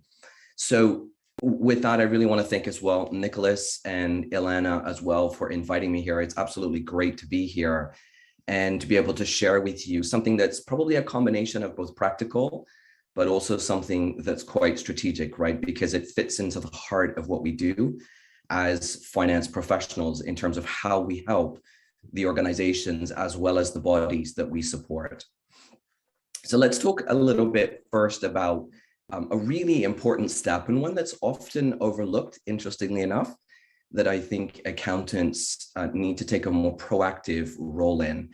And the first one is really an external focus. So it's not so much just about the company, but it's about getting involved in the standard setting process. And we have, I think, both a wonderful opportunity, but frankly, also a little bit of a crunch, because we've got 3 major consultations that are open globally at the moment. The one probably of most interest to a variety of countries internationally is the ISSB, or the International Sustainability Standards Board, as you probably know by now. They've got a consultation out for 2 exposure drafts. Nikki Way was very kind in introducing the CFO Alliance that we have. One of the pieces of work that we do there is we look at ESG, and specifically we're looking at the 2 exposure drafts from the ISSB. And what we're trying to understand is, because they're predicated on SASB standards, and some of you may be familiar with SASB standards or GRI or TCFD or others.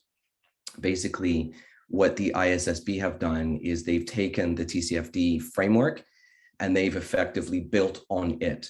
And they've actually gone a little bit further, and I can talk a little bit more about that as we go through here as well. But they've built a little bit further in terms of what they're looking for. And some of those areas are fairly contentious, and I think will affect a number of countries, including South Africa, around how you end up thinking through strategy for the company, but also then how you end up thinking through what that means to financial reporting, etc. So I think this is the first thing I would say, is really get involved in what's going on internationally. I know there are 2 schools of thoughts, and I'll just be quite honest and candid about it.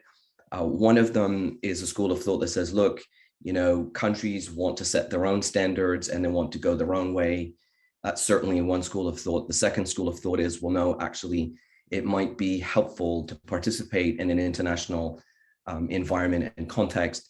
You can probably tell from the way I'm framing this question, I'm really supportive of the international view, and I'll talk a little bit more about that in a minute. So to that end, I would really encourage all of you to read carefully the 2 exposure drafts. I've included links to them here, and then either provide your feedback online or write a comment letter to the ISSB. I was at an event last week at Chatham House in London, where one of the other initiatives that we're working on, which I'll talk a little bit about, is how we start to digitize sustainability information. Now, this is a really interesting space, right? So you've got sustainability, which is frankly changing the way our profession runs, never mind just companies, but also it's changing the way we look at ourselves in the context, I think, as we just heard a little bit earlier in the previous presentation, how we look at ourselves both personally and professionally. So to that end, I think the conversation we had at Chatham House was fascinating, because we're starting to see an emergence as well around digitizing sustainability. And it's for the first time ever starting to become a pillar of conversation. Now, what also happened at Chatham House last week, which I'm going to share with you a couple of stories, which really touched me personally, because they were specifically in the context of Nigeria. And it was fascinating because the co-founder of Africaros, Ndidi, gave a really heartfelt speech. Unfortunately, I don't think it's been recorded, but if it is, I certainly will share it. But what she talked about was this whole idea of, and I think it's a little bit of restorative justice, which we just heard a little bit about as well. But she talked about it in the context of historical and long-held beliefs from ancestors all the way down around, for instance, in the story that she shared, and again, I'll share with you, is she talked about the fact how for generations over the centuries that have gone by, one of the things that would happen is when a child was born, that what the parents would do is they would take the umbilical cord and actually bury it next to trees. The whole idea being that it would protect the tree, it would be nutrient for the tree. And it really stems from the fact that people from many centuries gone by recognize the importance of protecting the planet and protecting nature and the environment, because they saw it as a key link to who we are. And I think that was exactly right. We just haven't necessarily seen that translate in many other areas, because as you've seen, we've seen industrial revolutions in decades and centuries gone by, which have fundamentally changed the way we think, often to the detriment, but it's been very profit oriented. So that's the reason I would really encourage you to participate, because as you think about the environment within which we are, we're very much a global community, right? There is no border when it comes to climate related matters.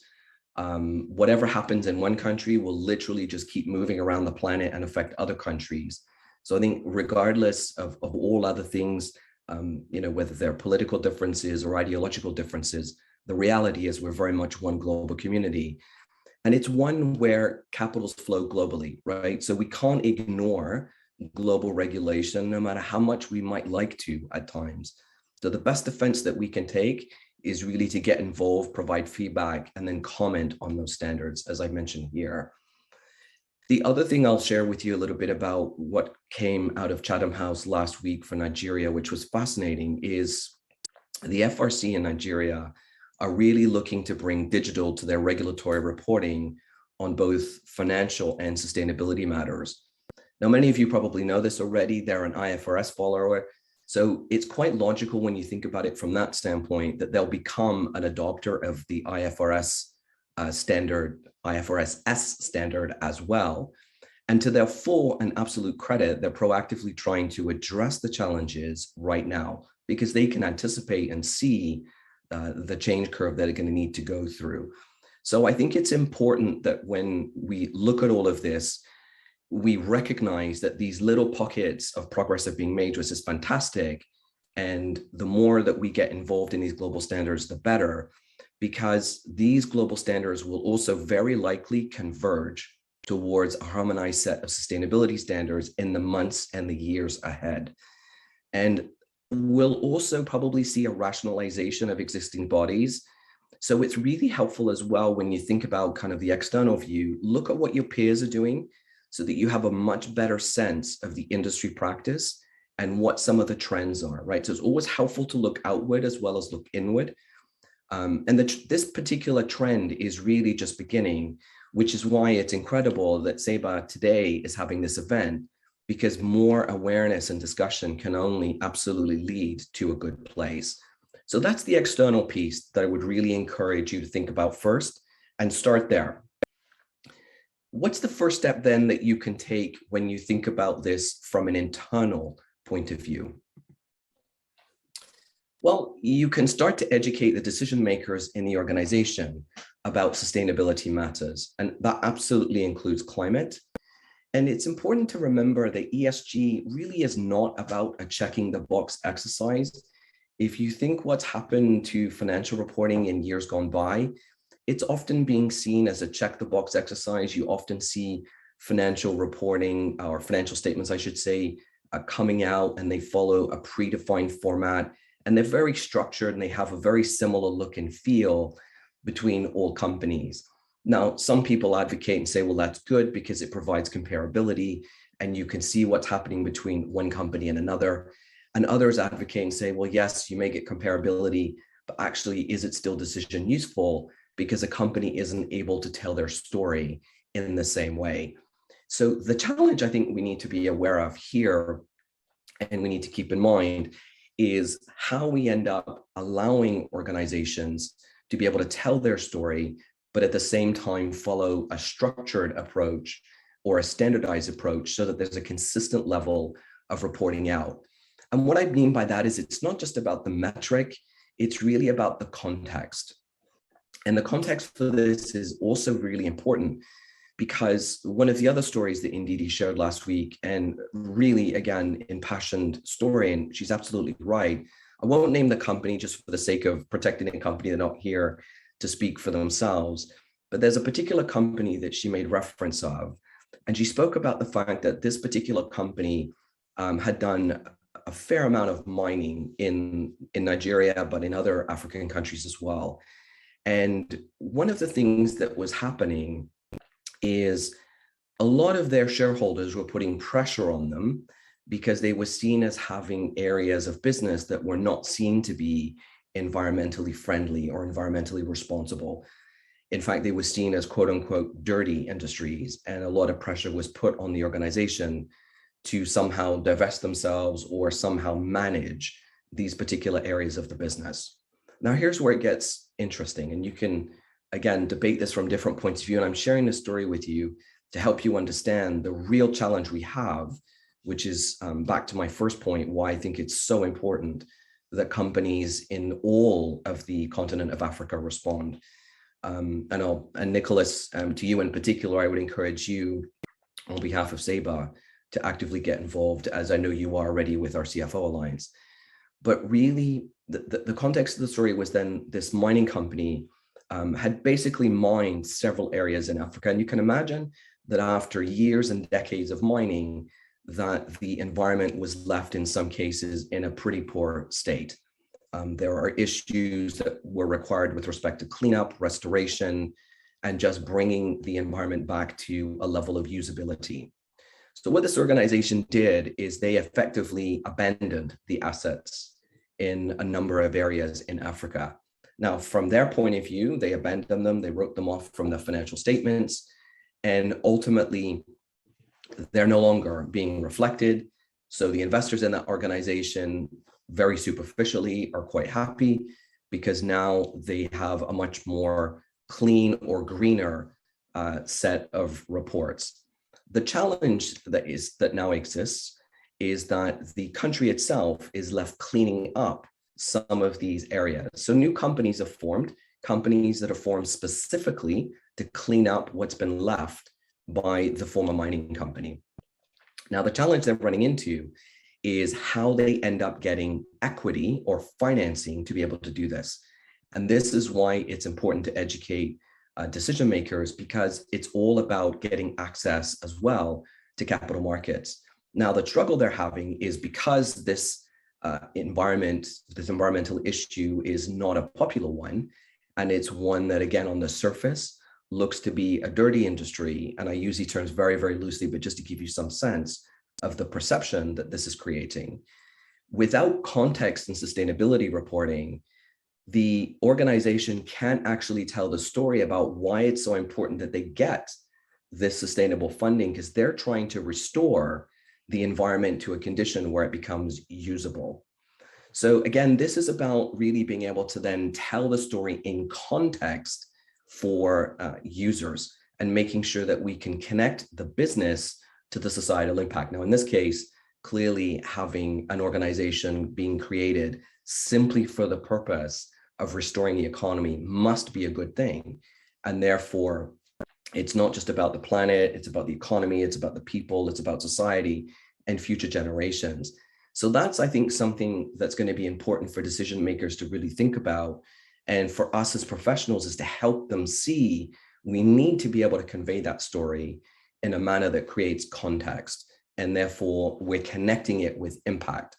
And when I talk about connecting it with impact, when I say things like new environmental taxes, I mean, think about some of the taxes that are coming out, particularly in Europe, around plastic packaging. In fact, some plastic products have been completely banned in Europe, like plastic straws, one-time use plastic bags, etc.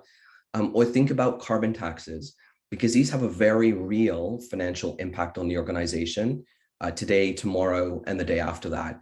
So part of what decision makers need to be thinking about in the context of the organization, and where we can help them as finance professionals, is helping them understand how investing in certain technologies to reduce plastic packaging down to ideally zero, to reduce the carbon footprint by perhaps taking a new approach to how a production line is run or how manufacturing has happened. Perhaps we use less water. I mean, looking at all of those kinds of opportunities and then being able to show what the return on investment is, which might need a slightly different lens than what we've done historically with capital asset, for example. So think really about that. Thinking about the changing regulatory environment, well, we all know that at the moment, this honestly is like quicksand. We're basically seeing reporting requirements that are dramatically changing and a great deal of pressure on more transparency. Now, that's a good thing, but for organizations, it's difficult because organizations, you've got some dynamics playing out, which is why the education really helps. But you've got dynamics playing out where you've got leaders that are a little bit more nervous. What if they disclose too much? What if they disclose the wrong thing? What if it opens them up to liability? What if it gives some competitive insight away? You know, really thinking through how does that regulatory environment impact the organization and helping decision makers manage those anxieties, because they're really change anxieties that are quite normal. So it's how do we help people through that? Thinking through things like subsidies or credits or incentives or rebates, for example, to be able to stimulate sustainable growth and the need for additional revenue. So how do we make sure that we take full advantage, for instance, of R&D credits, so research and development credits, or incentives that are given in those areas? So again, we can invest in more environmentally responsible technologies. Here is where a little bit of the controversial part comes in, which are the carbon credits. So as you know, organizations can buy carbon credits and then effectively offset them against their own carbon footprint. The reason it's controversial is because fundamentally it doesn't actually solve anything. It just delays an organization having to ultimately correct their carbon footprint. So I think that's something, again, being able to talk through with decision makers, what are short-term kind of patches, if I'll use it that way, versus what's the long-term sustainable change that's needed to be able to get to a sustainable organization. If we think about access to capital markets as loan portfolios come under increasing pressure, banks are looking more and more at the carbon footprint on the loans that they've given out to organizations, and they're starting to make tougher choices. And it means that, again, some organizations, back to that story I gave you a little bit earlier, new company being set up to clean up a mine, you know, how is it going to get access to capital markets? It's important that it does, because the work that it's going to be doing is incredibly important. But how do we allow it to tell that story without being summarily dismissed as a result of what it's actually trying to do, or at least the way it looks on the balance sheet? Things like investment in new technologies, I've talked a little bit about that. So here you're thinking through things like water, energy consumption. For example, telco companies are doing some amazing things to reduce the energy consumption required for a lot of its network environments. So it's actually demanding less electricity to be able to run a network in a given country. Looking at putting in more solar, for example, or more wind power, which then becomes, of course, renewable. So just looking at alternatives for how not only the product can draw less or requires less energy, but at the same time, even in the context of manufacturing, how does it end up reducing its waste? How does it end up creating products that use less raw materials potentially from the earth, particularly when they're non-renewable, and things like that. And then lastly, it's important that we, for the decision makers, really connect the reputational risks and the potential to lose customers and suppliers with why this makes a difference. And again, here we saw some headlines a little bit earlier in a previous presentation that's happening. And certainly we see that in large multinationals around the world. Ultimately, there are not only real fines on companies, but we're actually seeing suppliers discontinue using each other. For example, we've seen Apple in years gone by stop using some of its suppliers because of reputational risks. And similarly, customers will decide not to buy from certain organizations because of issues it considers with respect to that organization as well. And that includes sustainability. So a company that is not behaving in a sustainable manner is more likely to see its customers or consumers buy somewhere else, even if that costs more money. And that's part of, I think, how consumers are making their voices known. And hence we're starting to see momentum in this area, I think, in ways that we've not seen in years gone by. So this is really about educating and making sure that we win hearts and mind of decision makers so that ultimately we can make the changes necessary within the context of the organization. So now we've got sustainability champions on side. What are some of the more tactical steps that we can then take to actually help the organization? Well, this one is the one that I think is probably the least exciting for most of us as accountants, although some accountants certainly and finance people absolutely thrive in data.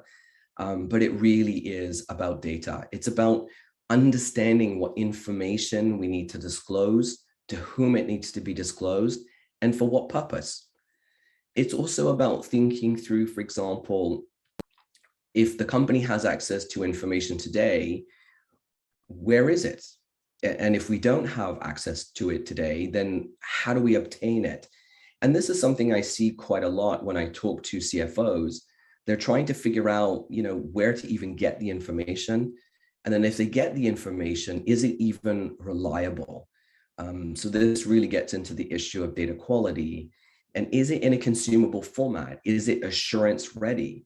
That's the one thing that the European ESRSs this year, which are open for comment until August the 8th, I believe, they are requiring for the first time ever assurance on sustainability related reporting. That's a first. So it's going to be interesting with the ISSB once those standards get finalized and get adopted in the months ahead. I would not be surprised if regulators start mandating those as well, and assurance will also be required there. But that's a question, I think, more of time. And the US SEC is also talking about assurance as one of its mandated requirements in climate related reporting. So good news on that sense, but from a company standpoint, a little bit scary because a lot of this data comes from third parties. So we're going to have to start being more mindful of the governance environment within our suppliers. Is the data something that we can rely on in a meaningful way? And if not, what needs to happen to it? If you start to think about what this means for the spectrum of companies that have to do reporting here, you've got everything from the SME all the way up to the multinational. Multinationals, of course, have deep pockets.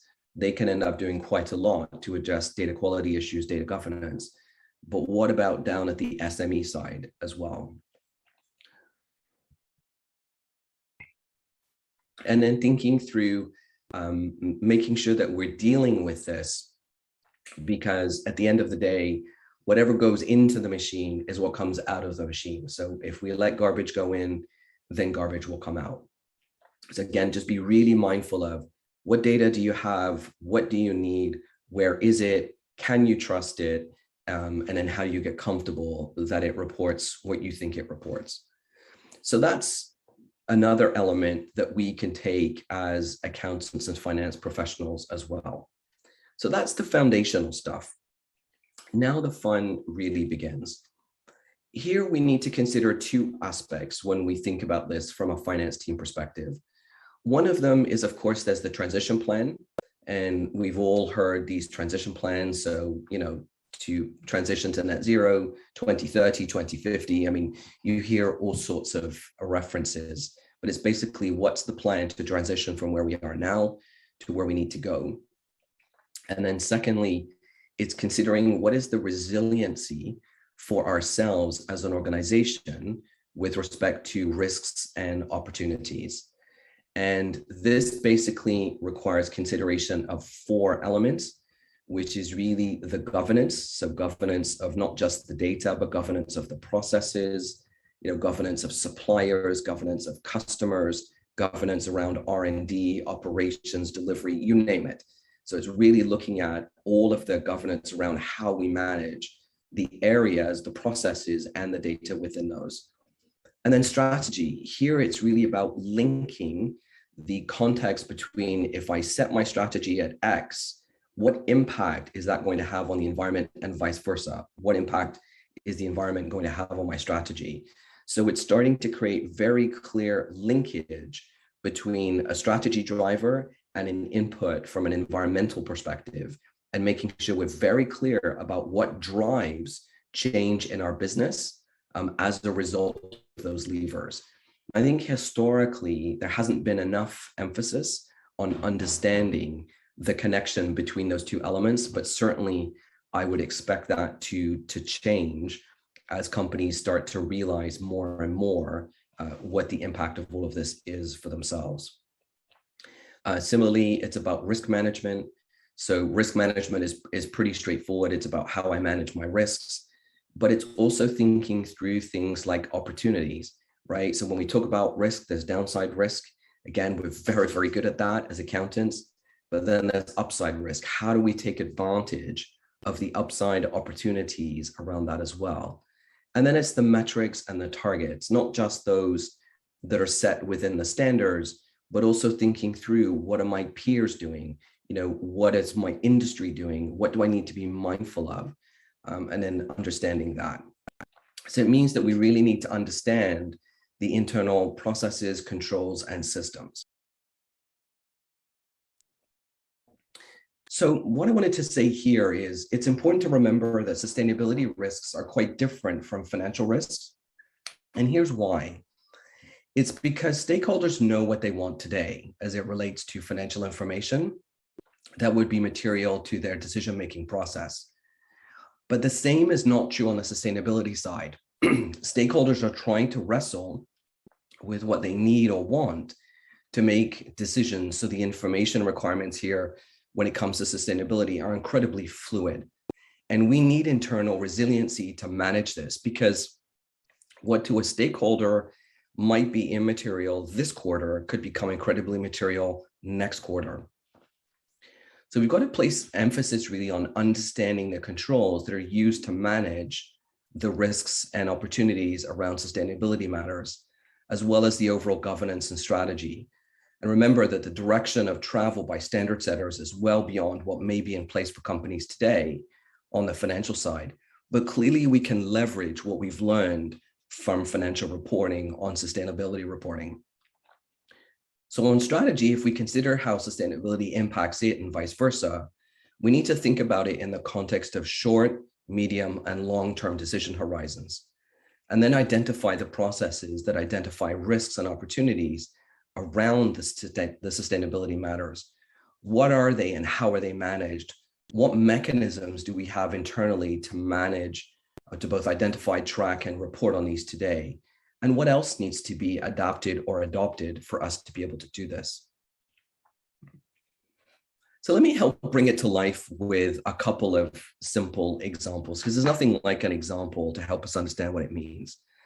So when we talk about climate-related opportunities, what I'm talking about here is the benefit that's derived from how stakeholders perceive, for example, the number of zero-emission vehicles we have versus hybrid vehicles versus plug-in hybrid vehicles sold. So if you think about an organization that's a car company, and you think about the vehicles that it's selling, or you think about how that's working, and how its revenue is derived, that is going to make a difference. And what I mean by that, if you're a company like a General Motors or a Ford, and most of your vehicles are fossil fuel based today, part of what an organization will need to be able to do is to talk about what's its movement away from fossil fuel vehicles.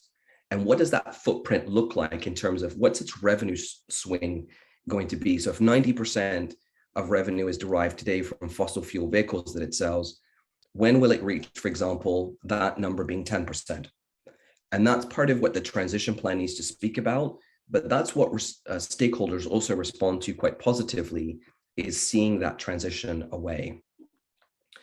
The revenues from products and services that support the transition to a lower carbon economy. I just gave an example of that, but you could think about it in the context of telco as well. You could think about it in the context, for example, of the aviation industry. Think about the work that the aviation industry is doing to move to lower carbon emission planes. So it's testing different fuel types and moving away from the traditional aviation fuel as well, which is quite interesting. If we talk about climate-related risks, here we're looking at the amount of revenue, for example, that's associated with water withdrawn and consumed in regions of high or extremely high baseline water stress. So a good example here would be if you have a manufacturing company, for example, that's based in Canada, where water is plentiful and it's not generally seen as something that's distressed or a limited resource, even though I think intellectually we realize that it is.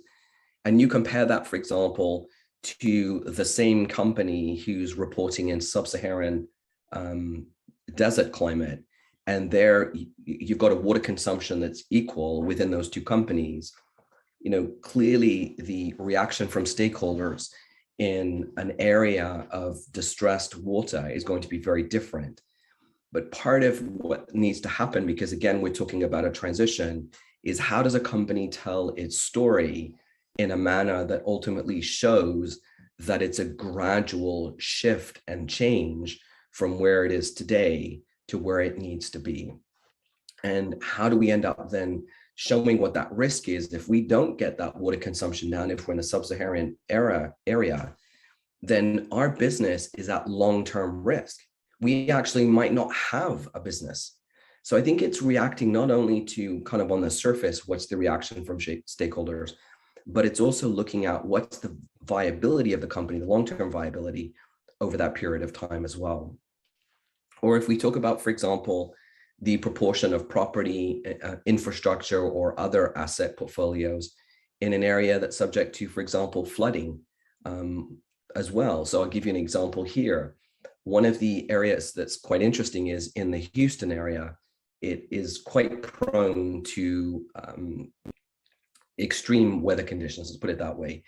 And it's not unheard of that it ends up having severe flooding, or it ends up having a variety of weather conditions. And it's pretty common in the mid-central part of the US. And what it means is that companies that have production facilities there or warehouses there often have their businesses closed down for periods of time.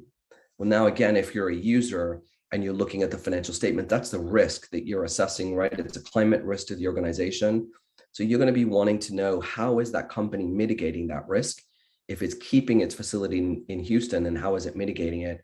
Or if it's managing that risk by having facilities around different cities or different parts of the world to manage that risk, again, that would be quite helpful, because that gives you some sense for what the resiliency is of that organization to these climate-related risks.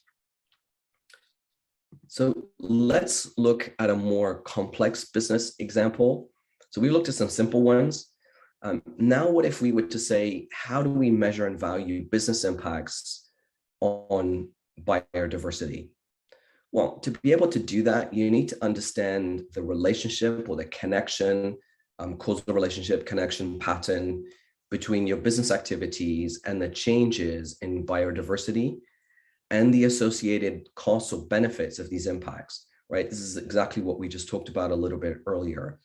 So if we're talking about, for example, water consumption, then what's the cost and benefit of the water consumption in light of where I am from a biodiversity perspective?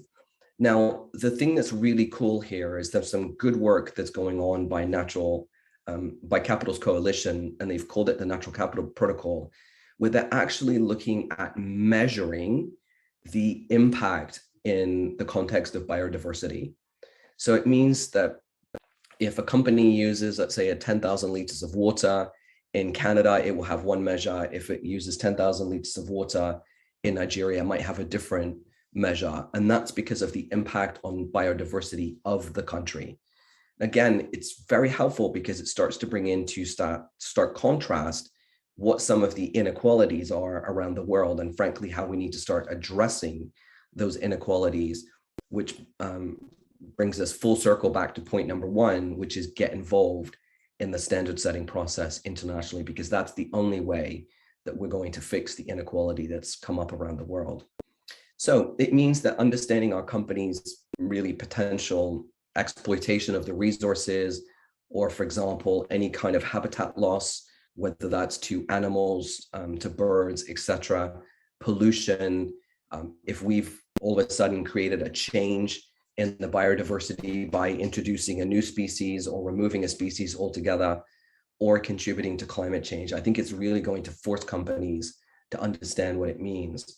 So if you think about all of the headlines that have happened, I certainly remember them over the past decades, of companies being very vocal about the fact that they were not getting planning permission to do something because it was going to threaten the habitat of a particular kind of bird. It now starts to make us smile when we hear those stories, because now we realize how ridiculous that resistance was. It was actually really important. It just hadn't met its time yet to be heard the way it needed to be heard. Thankfully, it's being heard today. So challenge is where to start when it comes to these complexities. As I mentioned, the Natural Capital Protocol, I've included the link here for you, is a really good place to start. They're doing some great work with respect to starting to bring some financial sense or numerical sense around this. And I think this will be a good place to start. And there is another important topic that we haven't even touched on yet. I mean, we've talked, this is such a vast topic, it's hard to bring it down to something in 45 minutes, to be honest. But what we haven't yet talked about is digitization of sustainability. But I've included here a couple of links. I included the Chatham House event in London that I mentioned. That's a fantastic initiative that's going on. And I've also included a link to Strategic Finance magazine, an article that I co-authored earlier this year that really starts to talk a little bit about what we're doing globally as well. And you can really help this global effort to bring this change about, frankly, just by helping your organization. If you can help your organization, start to really understand the impact that they're having with respect to what they can do with standard setters, what they can do in understanding their business and understanding the levers between business activities and impact on climate, on biodiversity, etc. That's a huge step forward from where we are today. I think there is still some level of organizations that are struggling to do that. So the more that you can do to help, the better. So what are some of the key takeaways before I hand it back? So some of these are fairly common sense. It's really start with the end in mind. Think about what you want to achieve, why you want to achieve it, and by when you want to achieve it. So it's almost like have a picture of what the win looks like. And that way you can articulate with passion what that win looks like. Make sure, as you've seen in Project Management 101, you've heard about the importance of having project sponsorship. This is really important, right? You've got to get the executives on board right from the very beginning. This is not a grassroots movement to change things. I mean, certainly it has been in the past, but it really does need to be a top-down initiative now to drive it forward at the speed it needs to go. So I think this is absolutely key. It's then about understanding the data that you do have, what you don't have, and the condition that it's in, and make sure that you address those data quality issues. I can't tell you the number of companies where I've spoken to the CFO and they have really, really struggled with the data related issues, and it's plagued them, I think, throughout their journey. So it's the one thing I would say, please don't underestimate. I know it's not exciting, and I know it's not necessarily the most thankful job in the world, but it's absolutely critical if we're going to do this right. Then I would say it's all about identifying, assessing, and improving the internal processes, controls, and systems necessary. It's a little bit like going through the Sarbanes-Oxley Act all over again, except this time it's not about financial controls, it's about sustainability controls. But it's kind of akin to that activity. It's that big. This is not an inconsequential activity at all. So I think the more that we can integrate these things, certainly South Africa is ahead because it's the leading country in the world with respect to integrated reporting. So in my view, you have a head start in this area, but then help your peer countries as well learn from what you've done, because it's a strength. And then think digital. I mean, how do you leverage digitalization and automation in sustainability information management? Because it's going to be key. The amount of data that we're going to be getting when you really start to think about it is going to be almost more than the mind can comprehend, I think, at the moment. So we're going to need to think about how we digitize it. And that's where we want to make sure that what we're digitizing is something that is of high quality to start with. And that's going to be key. And then, of course, make sure that you ask for help when you need it. There are many resources available to you through CIBA and other organizations. Please take advantage of them and get the help that you need. Because as I mentioned, it's really the fact that we're going to have to come together as a global community and a global set of professionals that we're ultimately going to succeed on this journey. Because if we all start operating in silos and the dialogue breaks down, then I fear we won't make the progress that we need to make. So those would be the things that I would encourage you to think about. Definitely get your teams excited and get them involved and get everybody on board as soon as you can. With that, I'll turn it back over to Nikki Way. Any questions that I might be able to answer? Thank you very much, David. I do have some questions for you. Would you like to answer them now, or would you like to go through them when we get to our Q&A session? It's up to you. If we have time now, I'm happy to go through them. If you'd prefer to wait, we can wait as well. Okay, so one of the questions that I have to ask is, how much would a company budget in terms of money in order to implement the sustainable strategy? Do you have an idea of the type of figures a company might need to be thinking about? It's a really good question. And I think that the answer to that is very much dependent on the size of the organization, the maturity of the organization, and whether they've got a good data environment and governance environment as it is. I think let me flip that a little bit for you and give you some numbers from IFAC. So IFAC have determined the companies, and this is just the financial services industry alone, spend $780 billion a year on compliance related costs. And most of that money is wasted. So you can imagine the cost is astronomical, but I think the cost of not doing it is even higher, if that makes sense, because there will effectively be a loss to capital markets. And I think a number of other opportunities will dry up. But certainly I would say it will be a pretty significant endeavor for organizations, but again, very much dependent on the organization, its current state, and where it wants to go. I'm quite happy to send afterwards, as part of the follow-on Nikki Way, some specific stats, if that would be helpful. But I would say certainly plan on it being more than inconsequential. I think that would be very helpful, David, if you could send that to us. And another question I have is in terms of including comparative data. So one should include comparative data when reporting for the first time. Would one be required to include that data as part of their ESG reporting? I imagine it might be very difficult to obtain the systems or maybe the systems haven't been set up correctly initially in a company. So what would you say, or what would your insights be in terms of comparative data when it comes to ESG reporting? It's a good question. And I think because there's going to be some time for organizations to get their environments ready and to get their systems in place, there'll be some level of comparative that can be done. But I wouldn't be surprised if there are some practical expedients to make it easier, because usually that's what standard setters do. They don't look to make it particularly difficult. There'll certainly be a high bench on the current year.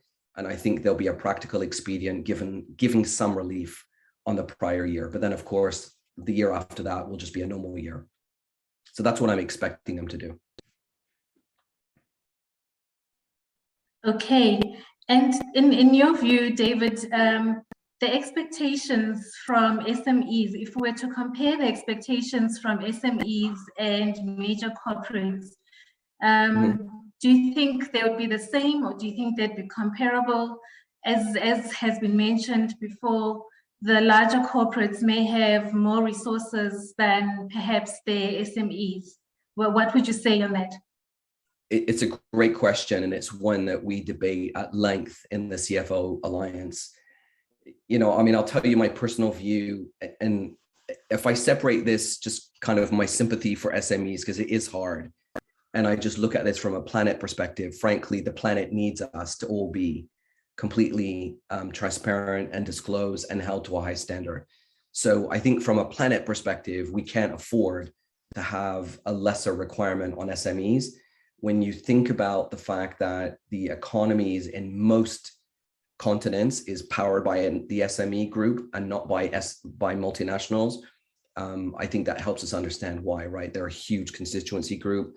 But I do think we need to think through how we can make it efficient and easy. And that's part of the reason we have this digitization effort going on, is because we're trying to get it to a point where we can embed a lot of these requirements into software, like readily accessible software for SMEs that will actually drive down the cost of compliance. That's a big drive behind why we're doing it, because we want to create equality and access in ways that don't exist today.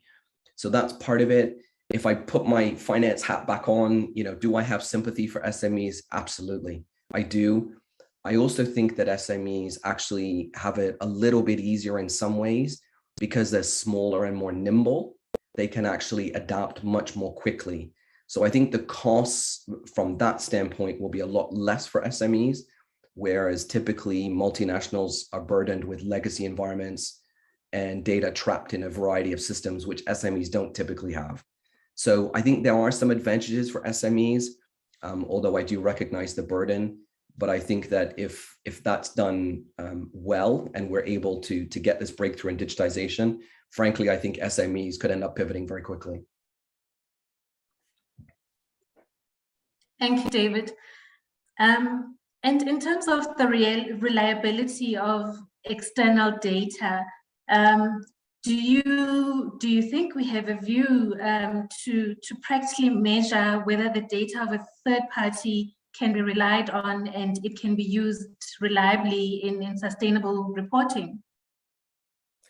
It's another very good question, and it's one that the audit profession, frankly, are grappling with. I think there's a lot of concern within the audit profession about what should the extent of the scope of the assurance be, because effectively you'd now be required to go in and do assurance on somebody else's work.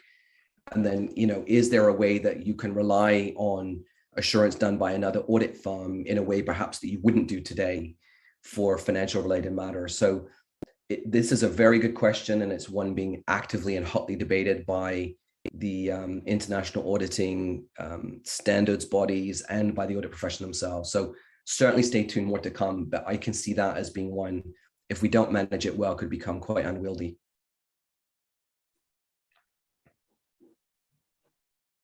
Thank you, David.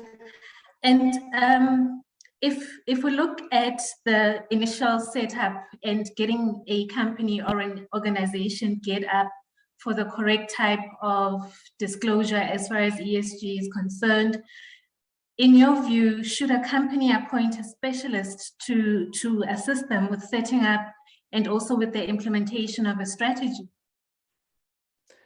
Another really good question.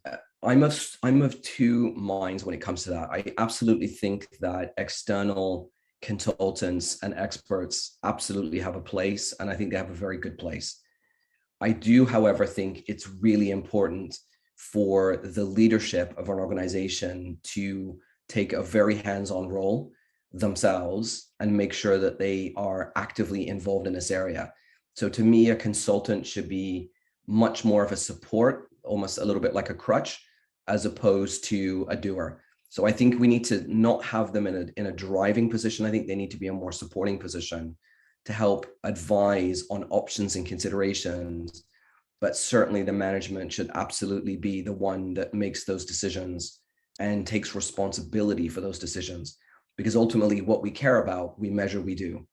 And that's why I think it's really critical in this space that we have the leadership team doing more rather than less. I think that ownership is very important. It also keeps the true sense of the organization. Thank you so much, David, for all of your insights. Thank you for sharing, and thank you for your guidance on this topic. I think you have eliminated a lot for us on this topic today. My pleasure. So, thank you so much. Thank you, David. So, ladies and gentlemen, I'd now like to introduce our next speaker. Up next, we have our CEO of CIBA, Mr. Nicholas van Wyk, who serves as the President Africa for the IFI, and he is also the CEO of CIBA, as I've said. Mr. Nicholas van Wyk is very passionate on this topic, and I think he's doing really groundbreaking work so far in our country and internationally as far as this topic is concerned. Mr. Nicholas van Wyk will be talking to us regarding the role of a license in climate and sustainability reporting. Nicholas, I'd like to hand over to you. Thank you very much, Nikiwe, and nice speaking with the audience. Just want to load my screen and then start sharing and start playing. Please just confirm that you can see my screen. We can see. Oh, perfect. So it's really an honor and a very humbling experience to be in the presence of so many informed speakers and influential decision makers in our country. We're really honored to have had the Climate Council on board with us in supporting our summit. We really wanted to give the Climate Council recognition for the work they've been doing. I think they have a nearly impossible task of drafting a framework for South Africa that all of us will start to have to follow. So the framework that the Climate Council is drafting, that's going to move into all government departments, and then the government departments will set their own policies, and those policies will get reflected in statutes that we as accountants and CFOs know, in, for example, the Companies Act, and eventually that Companies Act in its regulations will require a certain reporting criteria. Now, the moment that we are in our history is huge. I think I was just, as I was listening to all the speakers, I really see that this is an epoch-changing moment in history. In the 1940s, after the World War II, they started the Bretton Woods arrangements that set the monetary policy that all of us is currently using. The move to climate reporting, I would see in the same vein. I know all of us watch movies, and I'm sure you've watched many of the cowboy movies in the past, or the start of the Americas, how they built the railways from east to west, and everything they went through. So those railways really opened up the whole country and started driving and connecting economies. There was also a lot of damage done to the environment, and there were people displaced, but the railway was built, and that largely contributed to the creation of the United States. So in the same vein, this is what we're currently doing. There's a big movement away from coal, and I was just thinking about the trillions of rands that we've already spent in Eskom. And then driving past the Middelburg area, past the power stations there, those are huge developments. There's thousands of people working there. The factory and the mine is massive. So there's a big area that it covers. And all of that, I was just wondering, if we move to the new climate and green economy, what would happen to all those buildings and all the space is taken up by mines? And our whole economy, if you elevate yourself from where you're sitting now, a little bit higher to your neighborhood, a little bit higher into the and looking down on the country, you'll see all these movements between the roads and the railways and the supply chains that we've built based on a largely coal economy. So you can imagine if all that has to change by 2030 or 2050, it's very daunting, for one.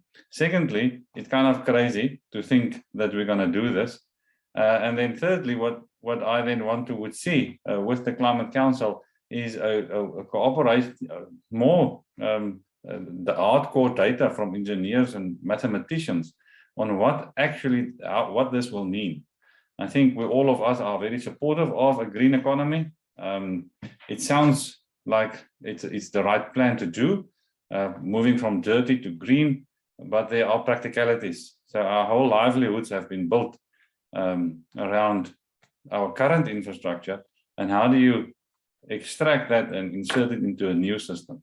And hence I'm supportive of what David has said before me, that we all need to participate. It's very important that accountants come build their own networks, become part of their professional bodies, get representation at the CFO Club Africa, at the CFO Alliance that we created, and so that we don't fall behind. And the reason I'm saying it, just like everything, there's special interests everywhere, and the climate movement is no different. I've been following what the SEC is doing in the US, what the European Commission and the European Union are doing with their standards, looking at what the ISSB is doing, and you can clearly see there's maneuvering. We are deciding, the world is deciding, countries are deciding how to cut up the economic cake. On the one hand, we have a very good inclination of saving the world, saving the economy, saving the planet, saving habitats, saving animals, creating a more just transition, a more peaceful situation, more harmony. Now, those are good things, and I think we all support that. Otherwise, we won't be here. But on the other hand, there's also politics, dirty politics. And we need to have Africa's voice represented. We can't have a recolonization through climate policies. And as an African, I'm very sensitive about that, maybe too sensitive, that we have to take up our own position within the discussions on what we want to do. I haven't been a fan of Minister Mantashe for quite a while, but I've been following him lately and what he was been saying, and I can see the struggles that he's going through.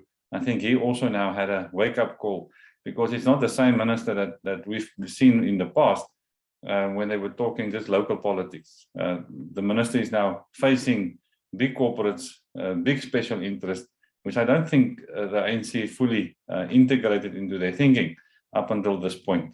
They are talking about, should there be climate, Africa should maybe develop its own capital markets to fund this transition and not be dependent on international decision makers. He's talking about a compact between African nations. President Ramaphosa just 2 days ago at the mining in Davos said that Africa should follow its own time schedule.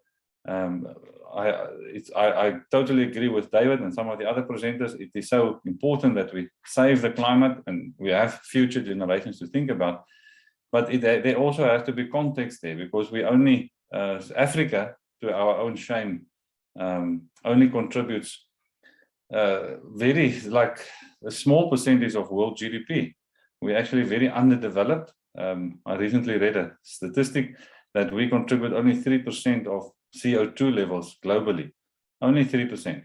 So the question that we have to grapple with as we transition into a green economy, which we have to do, is we can't lose our own economic development. And if we contribute such a small portion, should we have a different approach?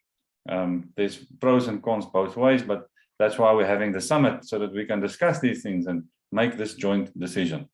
And hence, this then leads me to the role of executive education and the license that CIBA launched on climate reporting. Let me just see if I can move to my next slide. So the topics I'm going to cover is the role players involved, the executive education and our license, quality and commitment of accountants to this transition, the responsibility of accountants for reporting, and then talking about CFOs in Africa and how we can unify ourselves behind the African Union. So who are the role players? So following the Paris Agreement and recent commitments at COP26, South Africa appointed a Climate Council. Please go to their website, go and read the material that they've published, because that is your future. You've heard the COO speaking this morning about the Climate Council and their work. You can see they need a lot of assistance. Make yourselves available. Some of you are working for big companies. Join CIBA. We did make a submission to the Climate Council, but there's still much more to do to make sure we have a right response. There's various role players involved in this transitioning process, from Climate Council to the integrated reporting committees, the JSE, the FRSC, SARS, Urban. We'll see a little bit more about them on the next slide. And what we need to do as a professional body, what we intend to do is having a coordinated approach so that we can all speak from the same voice. So to guide our decision-making, we have to work together, and the decisions we make today will impact the lives and livelihoods of our nation. We're at a very important development stage. So 1994 was a big time in South Africa. We will transition politically.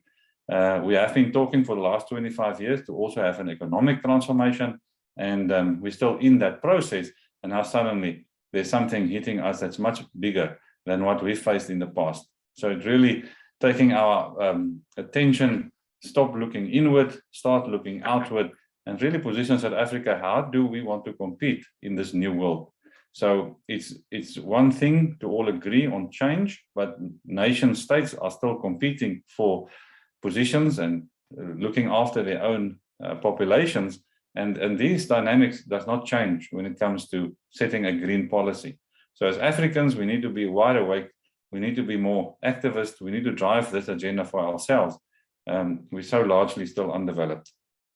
So COP26 established a CFO task force, which was an interesting development for me. And the reason that they did that was to position the CFO right front and center in this transition. Because it's one thing obtaining capital and deploying them within the industry, but it's another thing about calculating, measuring, and disclosing the relevant information.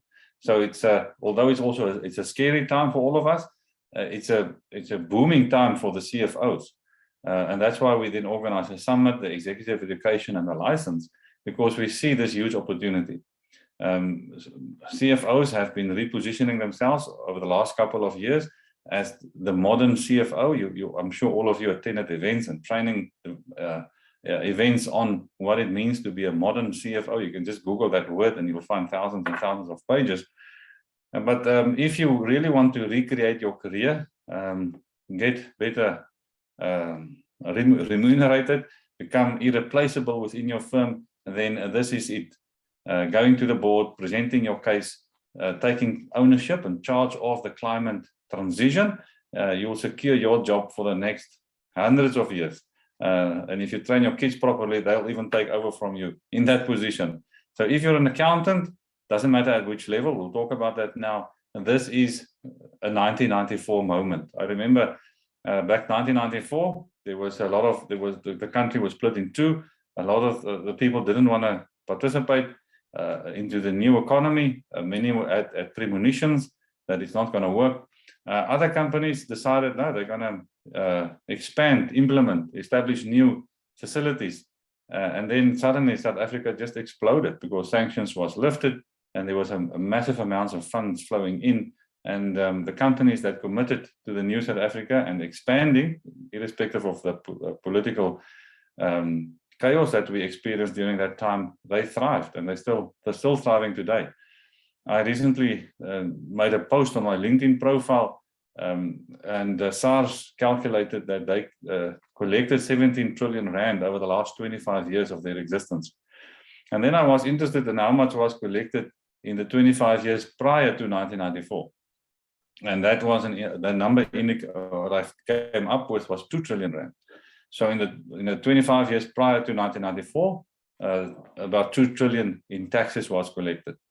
Post 1994, up until today, we collected 17 trillion in taxes. So you can see that the massive economic upliftment that took place, and because of opening up, and we at that exact moment again.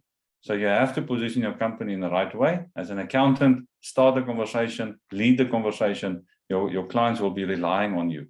And as the papers, the newspapers and the TV start talking more about climate, that's such a wonderful opportunity for you to engage with the clients and getting them on board, because they're going to look at you for guidance.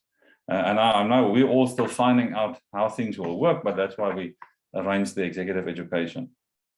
So we see CFOs moving, and I know it's a bit of a playful, we give this different terminologies for CFOs. Some talk about CFOs as Chief Value Officers, and I've recently seen the term Chief Sustainability Officer. But yeah, own those terms within the company, become irreplaceable, and you'll create a whole new career. So these are some of the role players. From my perspective, we're still working very in an uncoordinated way. We haven't received a call or a request from any of the players to say, let's get all together and let's have our own CODESA, if you will, and decide how we're going to tackle this thing. We have representatives at the ISSB, but what mandate are they representing at the ISB level? So CIBA, together with our CFO Alliance partners, are making commentary and trying to collate this information and coordinate it so that we have a voice of the CFO and the accountant at the different decision maker levels. But that should really be happen more widely, and we should all participate. So there's SARS, and they will soon start collecting the CO2 emissions tax, which is a huge tax, as the Minister of Finance has now said. So even if the climate reporting isn't being made mandated, the companies will lose billions in taxes if they don't go green. So SARS is driving the agenda. There's the United Nations that delivered the Sustainable Development Goals. We've been working very closely with the UNCTAD team in a regional African partnership. As CIBA, we represented there, and we've been meeting with the professional bodies and the accounting regulators in Africa to make sure that the policies, and it's been an amazing work that UNCTAD has done, how committed they've been doing their work. The amount of training material, we'll share it with all of you after this event, or you can go to cfotalks.com and you can go to the resources we have on climate, largely based on what UNCTAD has delivered in their training manuals, in their learning material. And we're utilizing CIBA and DraftWorks is based on the material and the goals and the measurements that UNCTAD has provided through their case study exercises in Africa and elsewhere. We're trying to build that now into DraftWorks so that we can have not only IFRS reporting, but the typical reporting that SMEs would require, and then moving up to the IASB level for larger listed companies. Because as you know, it's only technology that will get us through this process. There's the various regulators and the ministries, each one having to change its set of legislation. There's financiers, and many of you would have seen BlackRock indicating a few months ago, they managing trillions of dollars in pension funds, saying that by a certain point in time, 2030, they'll stop financing dirty plant developments. So many of our listed companies are in Africa, not only in South Africa, gets funding from the PIC. We foresee that the PIC will soon make this a criteria. So even if it's not a Companies Act mandate, the PIC will require this type of reporting before they would give funding. So it will affect you directly. There's the World Economic Forum. They have a particular perspective on the green economy. They've also got amazing material available if you want to go and watch that. There's the various industry bodies from the mining, manufacturing, retails, service industries, all being affected. They will soon also have these summits of their own. So as an accountant, you'll attend all of these industry meetings and start getting appointed on the various work groups and committees so that you can drive the agenda and be recognized as an industry leader. But the effect on these industries is huge, as I explained in my initial presentation. I know we talk about the just transition, and it's good that we say the words, but if you calculate the actual value that has to happen, the changeover, I'm just concerned that if you appreciate systems theory, there is currently a very complex system on which our economies are based. How do you just change that complex system through a policy paper? It really can't be done that way. I think that's the first step, but I need to see, and we'll make that submission, we need to see the engineers and the mathematicians and the calculations. It's one thing to get the society on board and different communities, as we should, but do we really know what this means? How much money we would need to make this changeover? We know about compliance costs and the effect that can have on a company. We're very sensitive in South Africa. We've got this huge unemployment rate. It is saddening to see. It's a shocking reflection on how our government has been addressing unemployment. We've suffered tremendous state capture and corruption and fraud. Those are real issues. We need to protect the poor, make sure we get real employment for everybody that's truly broad-based, but in the same time not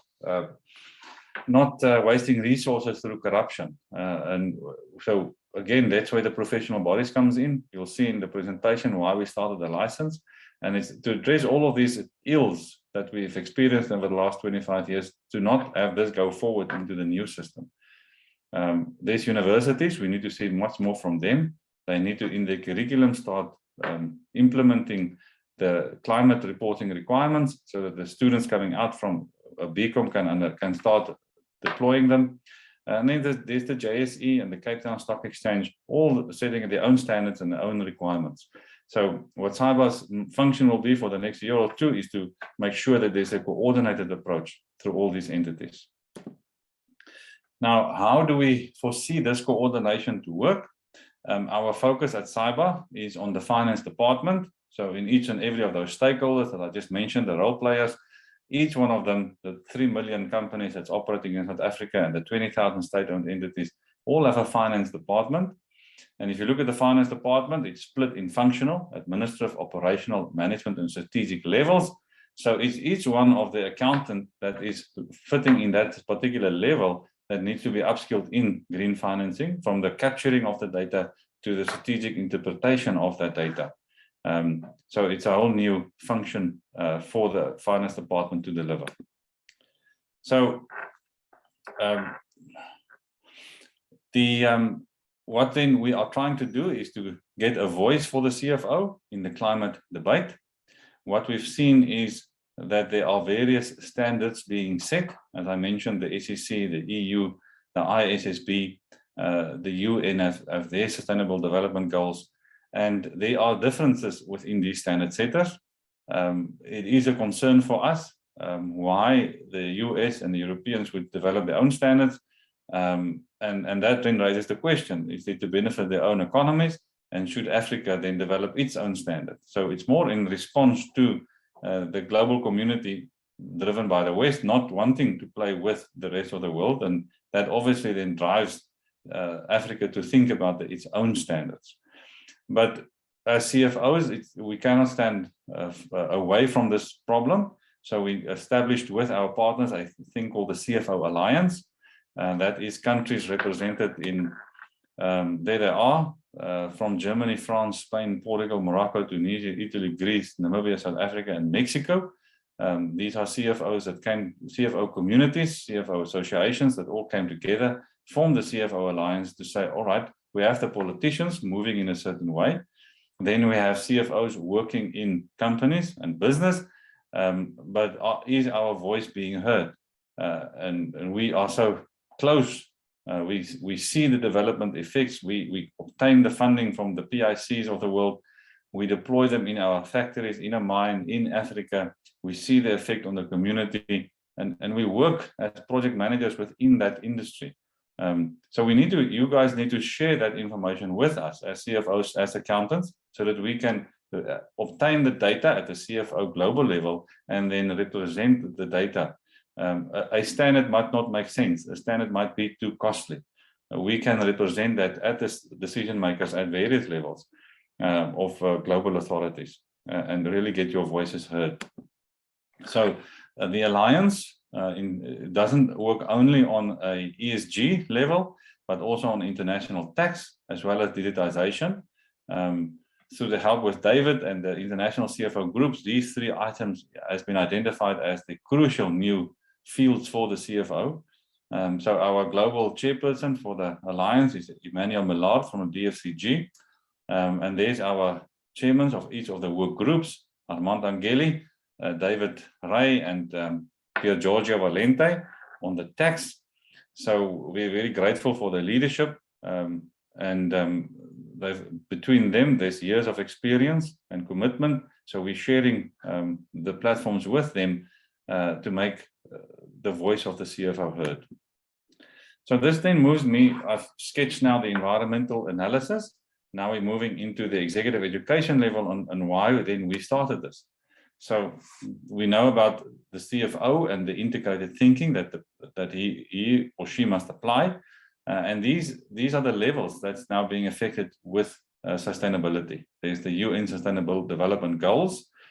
There's going to be various ESG consultants that you could ask assistance from. I've recently heard that PwC or RED is employing 100,000 consultants in the US to assist PwC to provide this consultancy services to listed and large companies, 100,000 people within the next year or two. So you can just see how big that market is. And that's also an opportunity for you. There's both an opportunity and a risk. But many of you are currently working with consultants and you understand when the consultants have a little bit of a sales breath and they want to sell you something, they're obviously going to go for the more complex thing. But you need to be able to hold your own in that conversation. You're going to work with that consultants. You cannot allow them to drive their own agenda because you remain responsible to the board, and hence you need executive education and the CIBA license. There's a value creation process that you need to unlock and be able to reflect in your financial statements and in your integrated reports. There's the corporate governance, of which you have a very large part to play in. There's implementation going to be needed right through your finance department, and then obviously the reporting. So thinking about the process followed by the CFO, we then developed together with Regenesis, our learning partner, an executive education program. We're very excited about this program and very honored for Regenesis to have been working with CIBA. And we hope also to roll this out within our whole CFO Alliance. It's remote learning. There's experts and local lecturers as well as guest presenters. Many of the presenters that you have met today will be guest presenters where they can deliver more in-depth knowledge to you. It's 5 modules over 5 weeks, covering 5 aims, which I'll just discuss in the next slide. It's recorded webinars, but also live interaction sessions. And you'll have access to the material for 2 years. The eCPD hours available, and you can see the pricing there. So it's for you and your team, because as a senior finance professional, you'll need to drive this agenda, but obviously with knowledge. So sustainability and climate change efforts are prominent compliance matters and are currently viewed on corporate agendas as key for increasing efficiency and a source of a competitive advantage. But you'll need to know what you're talking about. So these are the 5 units that the executive education will be covering: climate change and the economy, climate governance, risk management, climate reporting and disclosure, and climate change and financial consideration. And each one being presented by an expert in the field, as well as external global presenters from the United Nations to the CFO Alliance partners. So what you will gain is compliance and best practice, but you'll also get access to the CIBA license in climate reporting. It gives you recognition that you can add to your designation portfolio. You'll be showing commitment to the just transition because it's something tangible that you've obtained. You'll gain access to international finance leaders in different sectors. And I think that's the biggest benefit of this whole exercise, is the ability that you now have via the CFO Alliance to connect with international CFOs and learn from them in best practice. You'll have access to expert lecturers, and you'll be able to protect your leadership and green reputation for your business. So these are just some of our lecturers. And you can see they from international experts, from Elena, working from UNCTAD, Vladimir, Ngoni, Marvin, and Kevin, each with their own areas of expertise, being able to go in depth. So they're doing the research for you. They're going to present it in a usable, understandable format, and it's going to be very practical so that you can just start applying your learning. Now, we thought then that the executive education should go a little bit further and develop into a license, mainly because of the, as an anti-greenwashing measure. You can see point number 3 there. There's a lot of window dressing within the reporting, current sustainable reporting.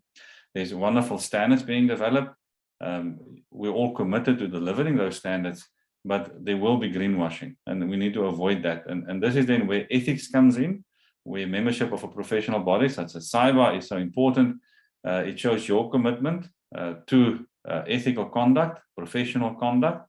It shows your commitment to continuous professional development and learning, and it makes you part of a community of CFOs globally that is driving the climate agenda. So for every senior finance professional that completes the executive education in climate and sustainable reporting, you would be eligible to then apply for the CIBA license, which is then a measure of a reflection of your own competencies and commitment. And we think that it will also assist you in gaining funding and financing, because we're going to promote this license to all financiers and decision makers. So it brings us then to the last part of our slides, quality and commitment. So as finance leaders, I've showed you the finance department and your role within the finance department. You've seen that at COP26, they created a CFO task force. So you are front and center in this process. It's a wonderful career development event. But you need the education and the license to show compliance, applying best practice in climate reporting, act ethically. Executives are called to understand the nature of climate problems, constraints, and present solutions. Show commitment to a just transition. As leaders, we need to understand and apply the just transition framework as set out in the Climate Council, which is an official government-appointed entity. So it is very real. It's not just a pay line. It is the whole crux of the green transition. You need to secure funding for your business. Without funding, there won't be new developments. We would need mass billions and billions of money. Somebody estimated, again, on some of the research that you can do, you'll see that it's an estimate of $150 trillion required globally to move from a coal to a green economy. It's scary, the amount of money needed, but obviously in moving from a dirty economy, in this movement to a green economy, there's opportunity. There's a lot of funding that you can attract to your businesses if you have the right training and development. So we need to sustain a green reputation. It's more than just a reputation. It should be actual implementation into a green economy. From the public in general, financiers and governments are looking for the green reputation. This is the new normal, which we need to live into. Understanding economic impact on your company, on your profits, on your taxes, on your employment, because you are a responsible employer, but also staying competitive. And this is where the auditors will start playing a very important role. Countries are still very secretive on many things. How would international monitoring agencies know that a country is actually complying with the requirements, and will there be arbitrage? Because if you can use coal and lower your cost of the economy, you'll be able to produce something more cheaply than an entity that adopted a more expensive green platform. So how will that play out in the future is still open to be seen. So how does this affect Africa? We've spoken about global developments. We've spoken about the executive education and the license, but what can the African CFO community do? And what's the future of that? So we've created a CFO Club Africa, primarily because of the three developments within the life of the accountant/CFO, and that is international tax, digitization, and climate change. So we need to bring all of CFO Africa into one club so that we can, first of all, highlight the importance of the CFO and make sure that we know how the future will be affected by the decisions we make today. So CFO Club is your launch pad into the official certified CFO designation. CIBA registered a designation at SAQA, which is the South African Qualifications Authority. It's called the Certified Financial Officer SA, and one of the entry criteria is obviously knowledge of climate and being able to do climate reporting. So it's a network of international CFOs. That's one of our recent CFO members that has joined us, working for a large corporate. And by becoming part of our community, you are empowered to build your network and obtain valuable CFO insights. We have a big network of more than 5,000 finance executives participating with us, both locally and internationally. And these are the ones that we are targeting to join the CFO Club. So that is our designation. It is a reflection of your existing competencies. So we have a pay line. It says you've done the work, now earn the designation. So the designation is based on a competency framework that we've registered with SAQA. It's based on 34 competencies that we require that a CFO should obtain. We've done some very good research, both internationally and locally, and there's a clear movement, especially internationally, but it's hitting our shores as well, that the CFOs are being appointed from non-accounting backgrounds. So in the US, you find that only 36% of CPAs are actually employed as CFOs for large and listed companies. We find the same in Europe, that companies are looking at engineers, looking at the legal profession, even mathematicians, actuaries. We recently interviewed the CFO of Voller, which is a large listed insurance company in South Africa, and he's a actuary, qualified actuary, but appointed as what we view is the top level of an accountant. We've recently seen the Big Four also starting not looking at graduates to become their trainees. They're looking for people with critical thinking skills because of the world of work is changing so fast. They can better train them in-house than they can be delivered from universities. So these are all developments that we need to take cognizance of and integrate it in our own platforms, working with universities to build the CFO of the future. And this is our CFO. It's based on 34 competencies grouped together under steward, controller, catalyst, and strategist.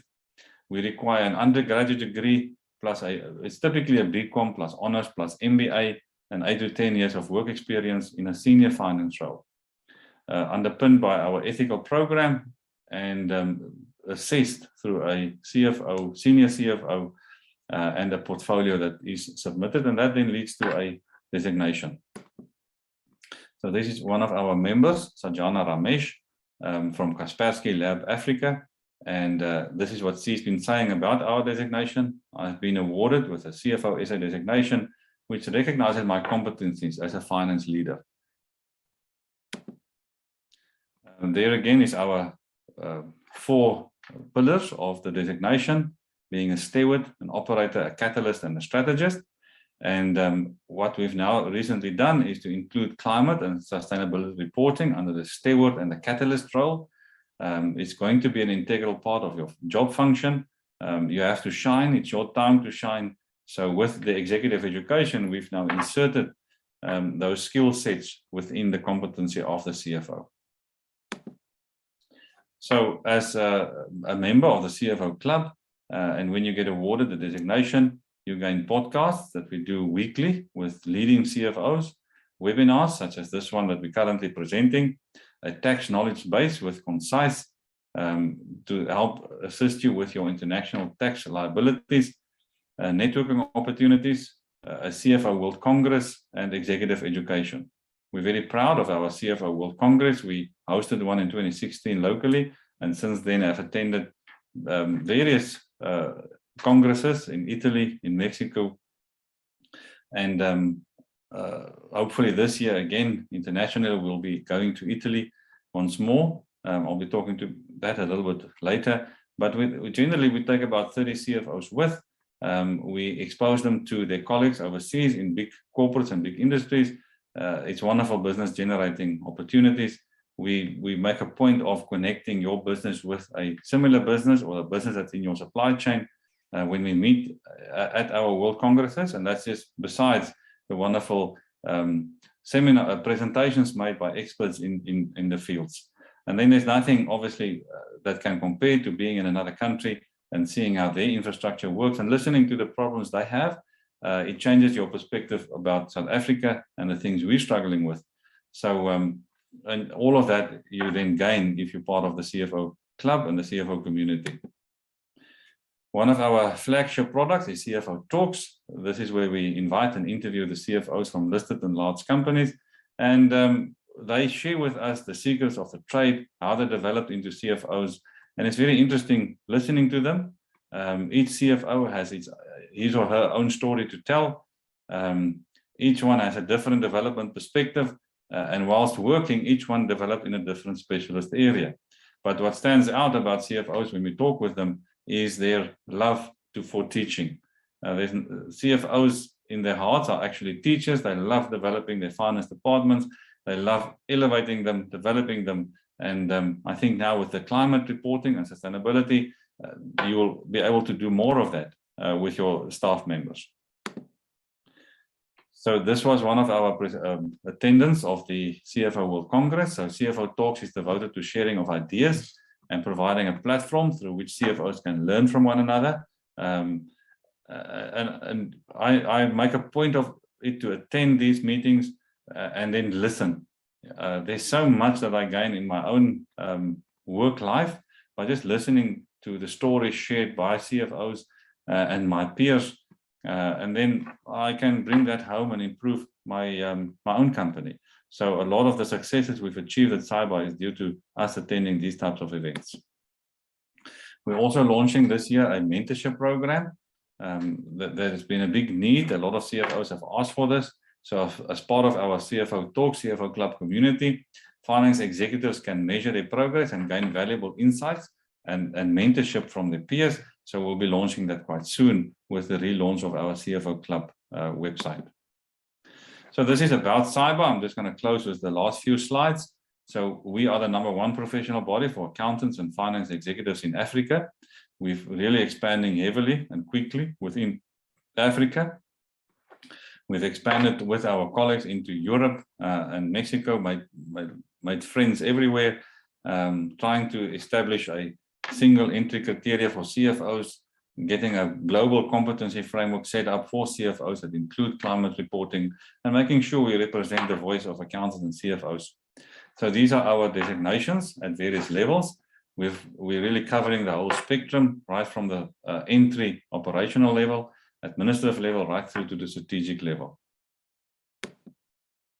So we were established in 1987. We are a SAQA registered professional body, and all our designations are registered with SAQA.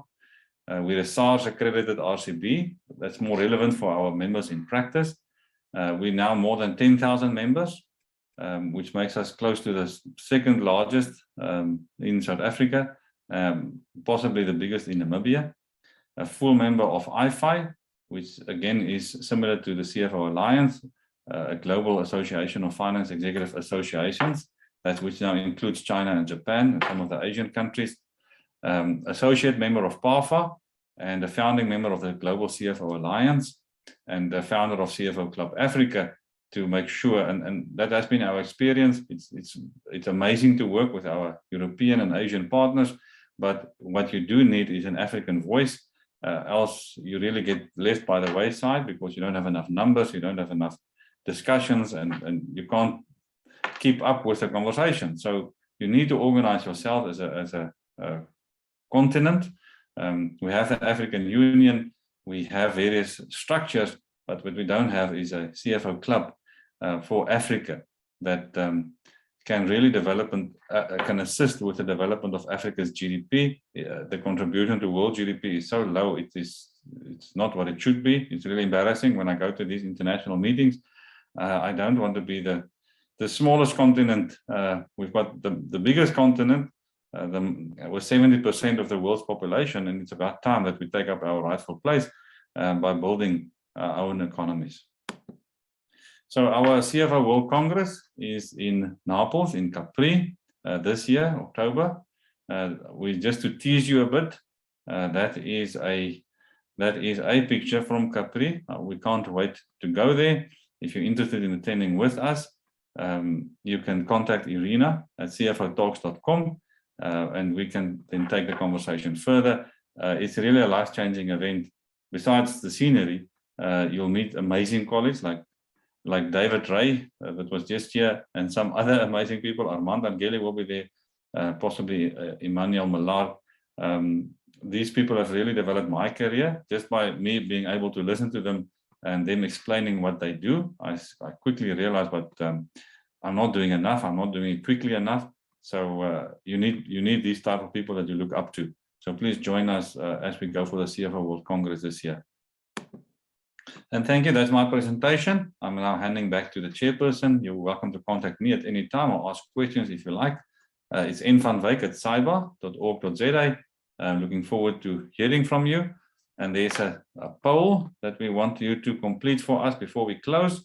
So I think you can just now start making your choices, and we'll collate to them. And I see that the hosts and the panelists can't vote, so it's all there for you guys.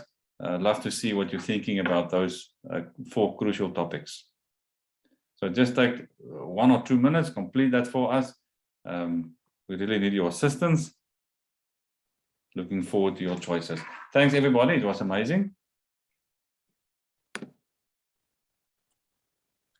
Thank you very much, Nicholas. Thank you also to CIBA for also creating this license for us.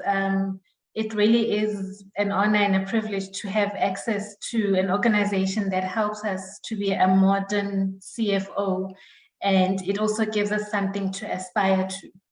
Thank you, Nicholas. Ladies and gentlemen, we are now at our Q&A session.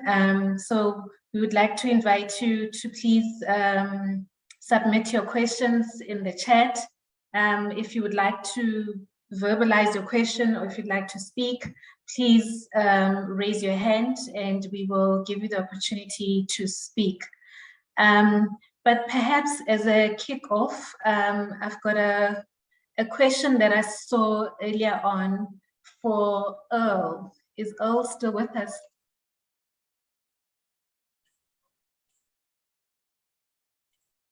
Okay, I don't see O anymore. Okay, so I would like then to move to another question for Nicholas. Nicholas, I see we have a question regarding CPD as far as the CFO license is concerned, and as well as the cost of doing the CFO license. Can you touch on that for us again, please? Again, maybe if you can just tell us how many hours a person can be eligible for and how much it would be to get the qualification.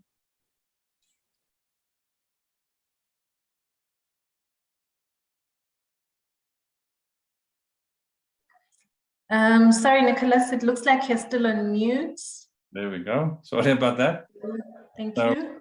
CFO hours, the CPD hours are 25 CPD hours that we that you would be able to obtain by doing the executive education. And we'll post a link for the overview of the executive education in your chat box. So you'll be seeing it soon. Those of you can already go and register. It's open for registrations. And the price is a very affordable giveaway, actually at less than 15,000 Rand for doing the 5 modules and being able to gain a CFO license in climate reporting. You're welcome to ask me the question on DraftWorks. We are working closely with them. Maybe I can assist the person that asked the question. Yes, regarding DraftWorks, we had a question earlier on, which was asking whether we have GRAP, G-R-A-P, templates for the public sector on DraftWorks. So will somebody in public sector and in the municipalities, will they be catered for ESG reporting? Yeah, DraftWorks does include this package, so they can just contact Earl. They can send maybe the contact through to us here in the questionnaire, and we'll forward that question to them, but it does support the public sector. Okay, and I see also a question. I think people are still asking for a bit more clarity in terms of the CFO designation. I think this is one of the most prestigious designations in the country. The question is, how does one become a CFO? I do see we've got a link to our CIBA page. Can you touch on that a little bit, please, Nicholas? Yes, the development of the CFO designation was quite interesting. There was a paper done in Canada that was entitled Moving from CA to CFO. And they plotted the development of a CA and then said, but how do they transform into CFOs? And following that paper that was done, they developed the 34 competencies that a person adds on to their career development. We then started hosting CFO interviews, which are available on cfotalks.com. And each and every CFO that we were talking to was saying the same thing, that they convert from accountants into managers. And they start doing strategy, there's board interaction, they get heavily involved in HR and people development, they do IT development, they do amazing things and move kind of away from the pure accounting, which as you move up into the management and the strategic level of a CFO, you start handing over to IFRS specialists or tax specialists. So then we realized, but there isn't really a designation that's reflecting these new set of skills that CFOs have developed. We then utilized the 34 competencies that was developed by Ontario University in Canada and embedded them as a foundation for our designation. And registered with the South African Qualifications Authority. So in summary, what it requires is a typical BCom plus a BCom honors. What we then saw is many CFOs then register for the MBA, which gives them that the requirements that I spoke with, the strategic input that they need to be a CFO at a very high level. And following that, that's your entry criteria. We then verify your experience, which at least must be between 8 and 10 years post-article experience at a senior financial position. And if you pass that, then we do an interview we allow you to do an interview, being assessed through our expert CFOs that have been working for big companies as CFOs. And once you've passed all that, we then issue you with a designation, which has now proven to be very, very popular. And then we have to support the designation through our CFO club and give you access to this whole new world of the CFO Alliance. So it's a very unique designation. It's not for everyone, but it does reflect a certain quality that you want on your CV, because that is what employers are looking for, somebody that's more than just an accountant. Thank you very much for that, Nicholas. I actually would like to remind all of our members and all of our participants today that the presentations that have been shared here will be shared by email to the email address which you used to register for the event. Also, I'd like to remind you that we will have CPD available, and the certificates will also be emailed to you. Nicholas, thank you so much for sharing to us and giving us information regarding the license, and also for giving us a really holistic view on CIBA and placing us and giving us the context that we play as leaders regarding climate and sustainability. Okay, ladies and gentlemen, we will now take a comfort break. We will be back at 1 o'clock, where we will continue with our program. I'd like to remind you that we do have the link posted in the chat that shows you the program that we'll be following today. So we will start off again with our program at 1 o'clock, and we will continue. We will also have a Q&A session at the end of the day at 14:45. Thank you. See you after the break.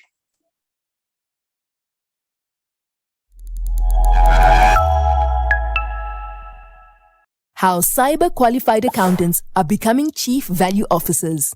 Traditional accountants focus on historical numbers, but this is so 1980s. Society wants value reporting. Income, expenses, assets, liabilities, as reflected in financial statements, are important. But what about real value, such as community, sustainability, human capital, and reputation? We need a value statement. CIBA is developing accountants to become chief value officers that prepare value statements comparing SME performance to the United Nations Sustainable Development Goals. Chief value officers apply integrated thinking to show value for the SME, its owners, employees, suppliers, and society. The chief value officer starts this process when setting up the bookkeeping system and preparing financial statements. Each expense item is linked to a relevant sustainable development goal and reflected in a value statement as a checklist and progress report on core indicators such as tax contribution, reducing waste and energy, efficiency, buying and employing local, gender empowerment, and enhanced director accountability.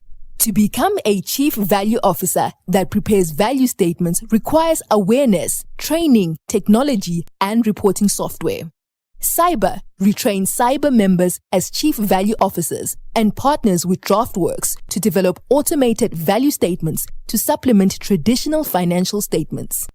Our partnership will minimize our own energy footprint and generate generational value as we automate value reporting.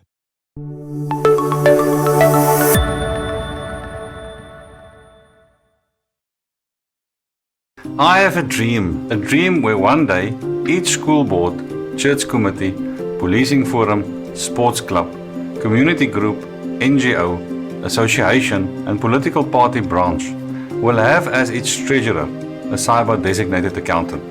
In my dream, this army of CIBA appointed treasurers will cover Southern Africa as a blanket of green, assisting with rebuilding communities affected by months of lockdowns, state capture, and service delivery issues. As treasurers, our army of volunteers will have a big task: motivating and encouraging communities to rebuild, as well as keeping the books, accounting for income and expenses, calculating projections, and improving systems and management. But more importantly, if you sign up to our army, you will be able to make friends and influence people. Imagine 10,000 CIBA members servicing 100,000 committees and boards and the influencing power at our disposal. The books of Dale Carnegie, Jordan Peterson, and Saul Alinsky will be our field manuals on how volunteer work can lead to dramatic changes in economic and social structures. Often, it is these structures that prevent us from growing our firms or gaining employment, which restricts our ability to put food on the table and care for our families. In my dream, we can influence how these structures are made and used and co-build new ones that truly serve the needs of communities. The Practice Management Conference and Roadshow 2021 is the first step we have to take to follow our shared dream. We have to know how to manage effective firms, as this is essential to living our dream. Listen, learn, and network with the presenters and experts, then join us on the National Roadshow as we meet with municipal and business leaders in our hometown, sharing our dream with them and deploying an army of influencers. Let's go forth and multiply.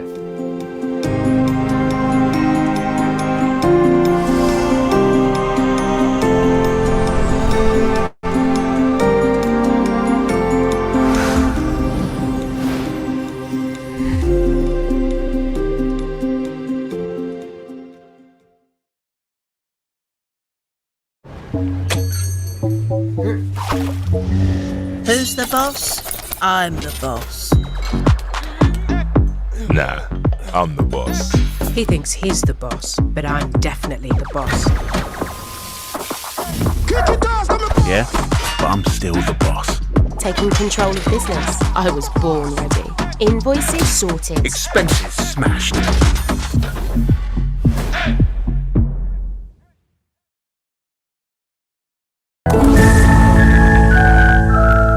When it comes to changes in fashion, we're, working on it. When it comes to changes in compliance, well now, we're really trending. Maybe stick with the suit, Earl. Introducing the latest creation from the people at DraftWorks. DraftWorks Cloud. We offer an automated, fully compliant financial statement and working paper solution that keeps you up to date with all the changes. Our simple-to-use, cloud-based platform guides you through the auditing process. Financial professionals get real-time engagement collaboration with unlimited users. We've thought about everything so that you don't have to. Accessible directly from your browser, create a new client, and just follow the process. Per engagement billing ensures you only pay for what you use. No more annual fees. Simply import your trial balance from any leading accounting package or Excel and get started today. DraftWorks Cloud, the leader in financial statement and audit compliance technology. Looking good, Earl. DraftWorks Cloud, a product of DraftWorks.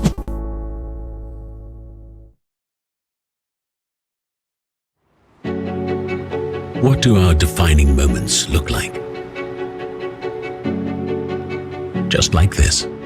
Like this moment right now. They look like pride after achieving that long sought-after goal. All the small victories along the way that didn't feel momentous until we saw them in the rearview mirror.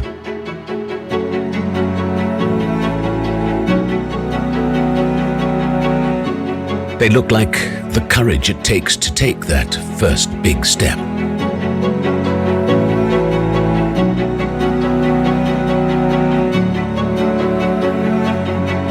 All the times we fail and rise again.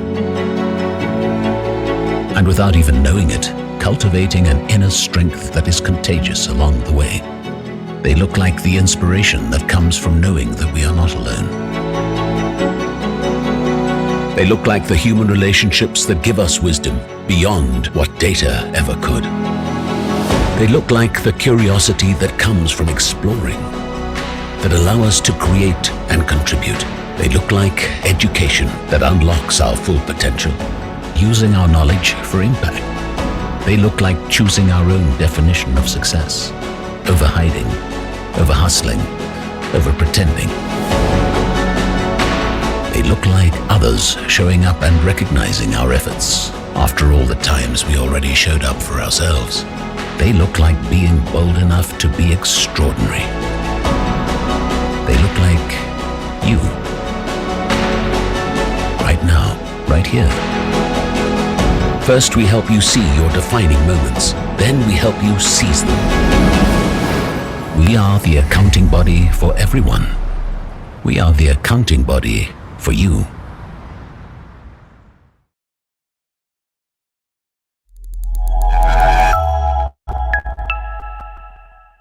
How CIBA qualified accountants are becoming chief value officers. Traditional accountants focus on historical numbers, but this is so 1980s. Society wants value reporting. Income, expenses, assets, liabilities, as reflected in financial statements, are important.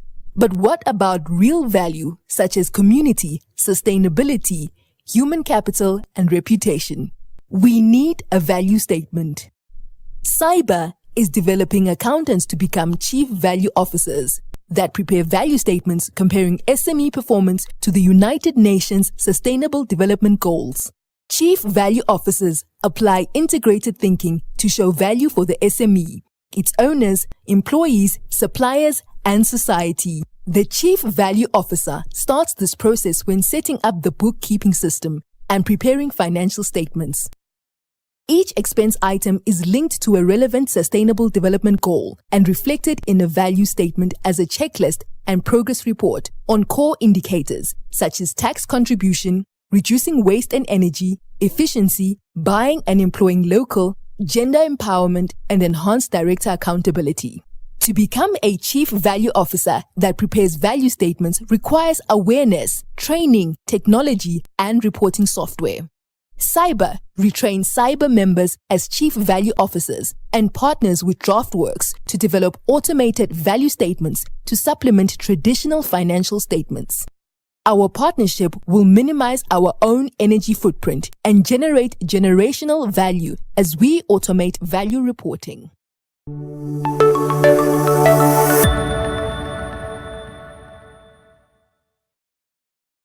I have a dream where one day each school board, church committee, policing forum, sports club, community group, NGO, association and political party branch will have as its treasurer a CIBA designated accountant.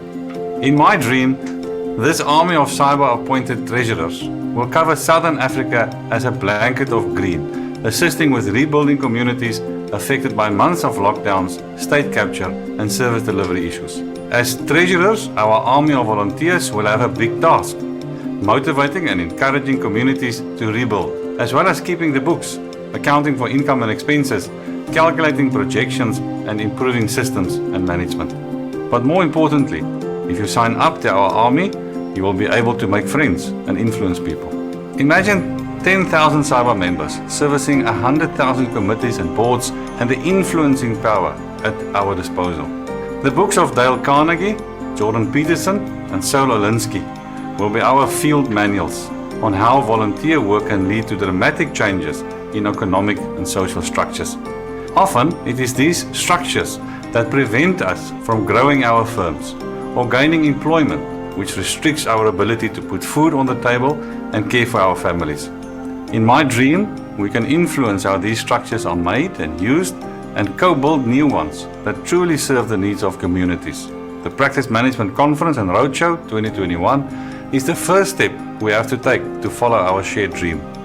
We have to know how to manage effective firms, as this is essential to living our dream. Listen, learn and network with the presenters and experts, then join us on the National Roadshow as we meet with municipal and business leaders in our hometown, sharing our dream with them and deploying an army of influencers. Let's go forth and multiply.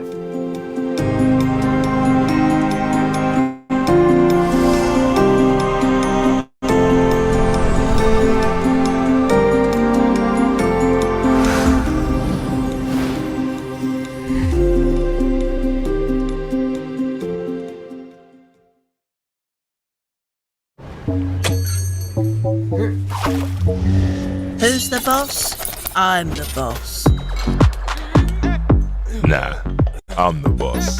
He thinks he's the boss, but I'm definitely the boss.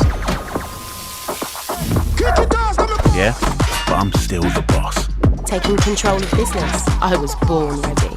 Invoices sorted. Expenses smashed.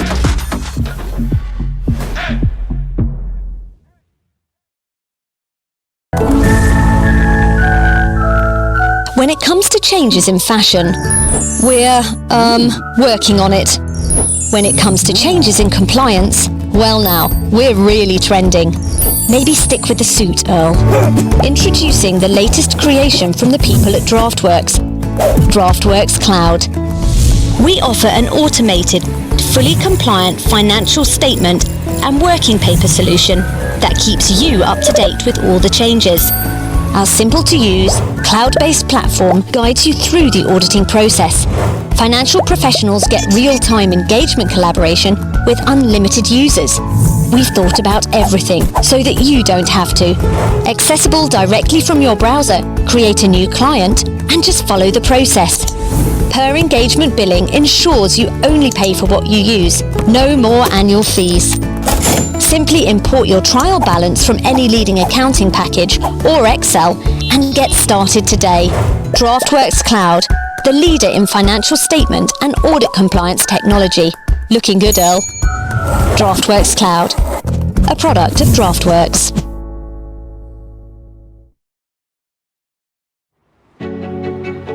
What do our defining moments look like? Just like this. Like this moment right now. They look like pride after achieving that long sought-after goal. All the small victories along the way that didn't feel momentous until we saw them in the rearview mirror.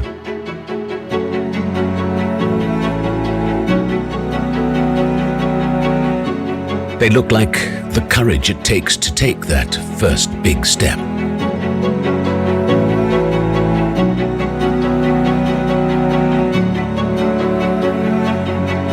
All the times we fail and rise again. And without even knowing it, cultivating an inner strength that is contagious along the way. They look like the inspiration that comes from knowing that we are not alone.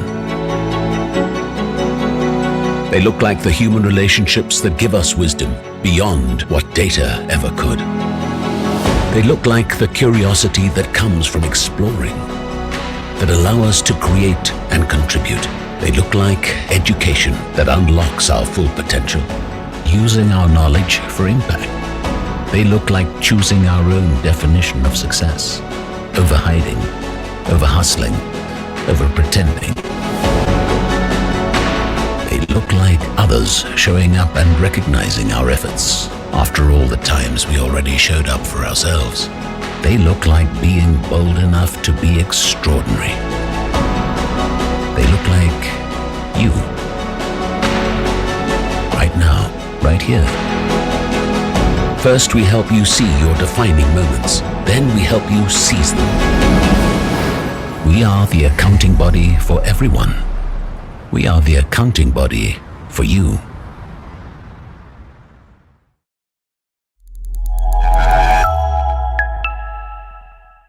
How CIBA qualified accountants are becoming chief value officers. Traditional accountants focus on historical numbers, but this is so 1980s. Society wants value reporting. Income, expenses, assets, liabilities, as reflected in financial statements, are important. But what about real value, such as community, sustainability, human capital, and reputation? We need a value statement. CIBA is developing accountants to become chief value officers that prepare value statements comparing SME performance to the United Nations Sustainable Development Goals. Chief value officers apply integrated thinking to show value for the SME, its owners, employees, suppliers, and society. The chief value officer starts this process when setting up the bookkeeping system and preparing financial statements. Each expense item is linked to a relevant sustainable development goal and reflected in a value statement as a checklist and progress report on core indicators such as tax contribution, reducing waste and energy, efficiency, buying and employing local, gender empowerment, and enhanced director accountability. To become a chief value officer that prepares value statements requires awareness, training, technology, and reporting software. CIBA retrains CIBA members as chief value officers and partners with DraftWorks to develop automated value statements to supplement traditional financial statements. Our partnership will minimize our own energy footprint and generate generational value as we automate value reporting.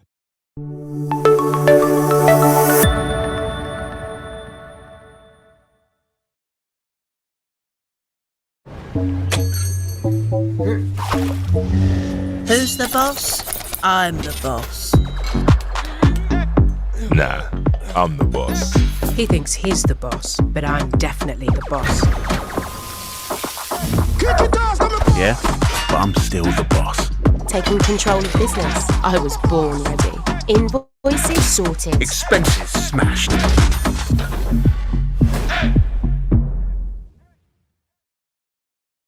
I have a dream where one day each school board, church committee, policing forum, sports club, community group, NGO, association and political party branch will have as its treasurer a CIBA designated accountant.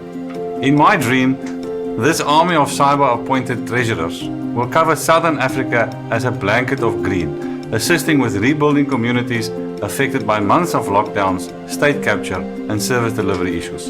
As treasurers, our army of volunteers will have a big task, motivating and encouraging communities to rebuild, as well as keeping the books, accounting for income and expenses, calculating projections and improving systems and management. But more importantly, if you sign up to our army, you will be able to make friends and influence people. Imagine 10,000 CIBA members servicing 100,000 committees and boards and the influencing power at our disposal. The books of Dale Carnegie, Jordan Peterson and Saul Alinsky will be our field manuals on how volunteer work can lead to dramatic changes in economic and social structures. Often it is these structures that prevent us from growing our firms or gaining employment, which restricts our ability to put food on the table and care for our families. In my dream, we can influence how these structures are made and used and co-build new ones that truly serve the needs of communities. The Practice Management Conference and Roadshow 2021 is the first step we have to take to follow our shared dream. We have to know how to manage effective firms, as this is essential to living our dream. Listen, learn and network with the presenters and experts, then join us on the National Roadshow as we meet with municipal and business leaders in our hometown, sharing our dream with them and deploying an army of influencers. Let's go forth and multiply.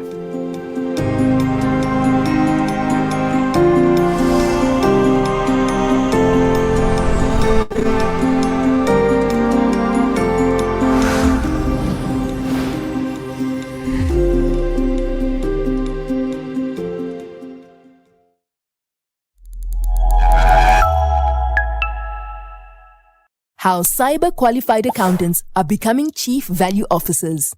Traditional accountants focus on historical numbers, but this is so 1980s. Society wants value reporting. Income, expenses, assets, liabilities, as reflected in financial statements are important. But what about real value, such as community, sustainability, human capital, and reputation? We need a value statement. CIBA is developing accountants to become chief value officers that prepare value statements comparing SME performance to the United Nations Sustainable Development Goals. Chief value officers apply integrated thinking to show value for the SME, its owners, employees, suppliers, and society. The chief value officer starts this process when setting up the bookkeeping system and preparing financial statements. Each expense item is linked to a relevant sustainable development goal and reflected in a value statement as a checklist and progress report on core indicators such as tax contribution, reducing waste and energy, efficiency, buying and employing local, gender empowerment, and enhanced director accountability. To become a Chief Value Officer that prepares value statements requires awareness, training, technology, and reporting software. CIBA retrains CIBA members as Chief Value Officers and partners with DraftWorks to develop automated value statements to supplement traditional financial statements. Our partnership will minimize our own energy footprint and generate generational value as we automate value reporting.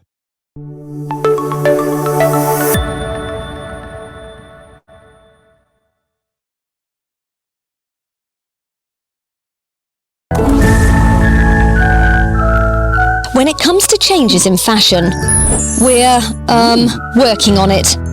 When it comes to changes in compliance, well now, we're really trending. Maybe stick with the suit, Earl. Introducing the latest creation from the people at DraftWorks. DraftWorks Cloud. We offer an automated, fully compliant financial statement and working paper solution that keeps you up to date with all the changes. Our simple-to-use, cloud-based platform guides you through the auditing process. Financial professionals get real-time engagement collaboration with unlimited users. We've thought about everything so that you don't have to. Accessible directly from your browser, create a new client, and just follow the process. Per engagement billing ensures you only pay for what you use, no more annual fees. Simply import your trial balance from any leading accounting package or Excel and get started today. DraftWorks Cloud, the leader in financial statement and audit compliance technology. Looking good, Earl. DraftWorks Cloud, a product of DraftWorks.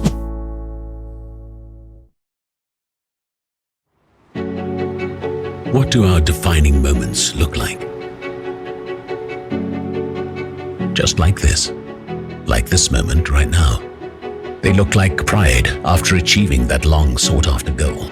All the small victories along the way that didn't feel momentous until we saw them in the rearview mirror.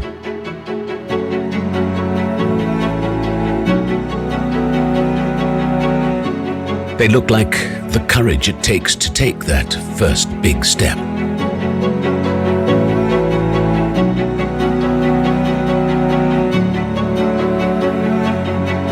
All the times we fail and rise again. And without even knowing it, cultivating an inner strength that is contagious along the way. They look like the inspiration that comes from knowing that we are not alone. They look like the human relationships that give us wisdom beyond what data ever could. They look like the curiosity that comes from exploring, that allow us to create and contribute. They look like education that unlocks our full potential, using our knowledge for impact. They look like choosing our own definition of success, over hiding, over hustling, over pretending. They look like others showing up and recognizing our efforts after all the times we already showed up for ourselves. They look like being bold enough to be extraordinary. They look like you. Right now, right here. First, we help you see your defining moments. Then we help you seize them. We are the accounting body for everyone. We are the accounting body for you.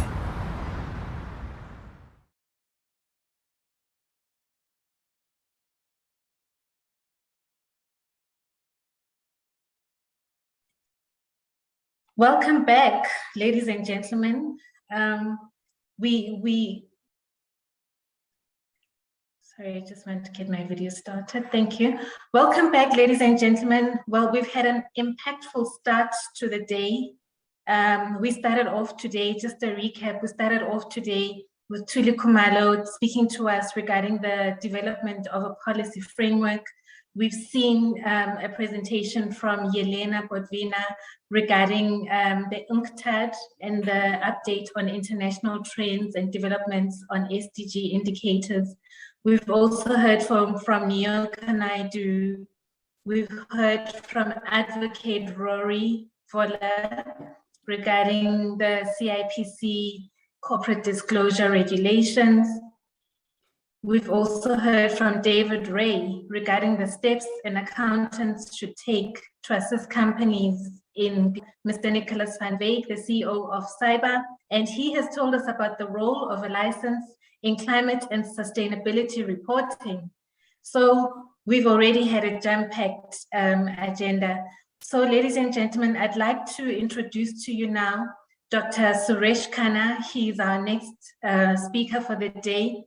He is from the IFRS Foundation, where he serves as a trustee of the IFRS Foundation.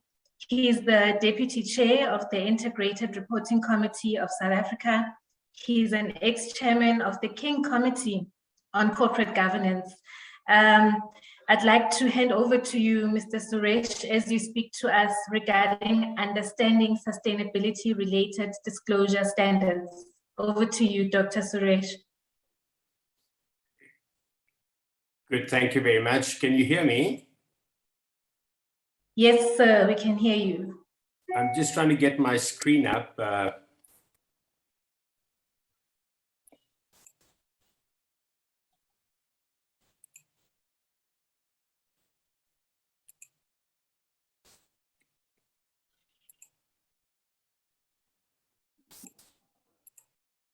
Right, can you see my screen? Hello? Yes, Dr. Suresh, so we can't see your presentation yet. I don't know, it's on my screen here, so I don't know what's happening. Can I get the organizers, they've got the presentation as well, if they can load it on then from their side? Can someone from CIBA give me one help second. us with sharing? I'll load this now. Okay, thank you.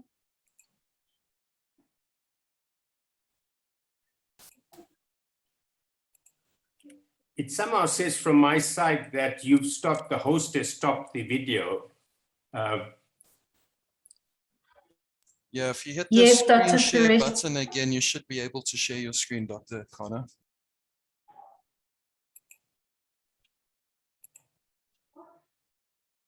Can you share the screen? I cannot, it doesn't seem to come up.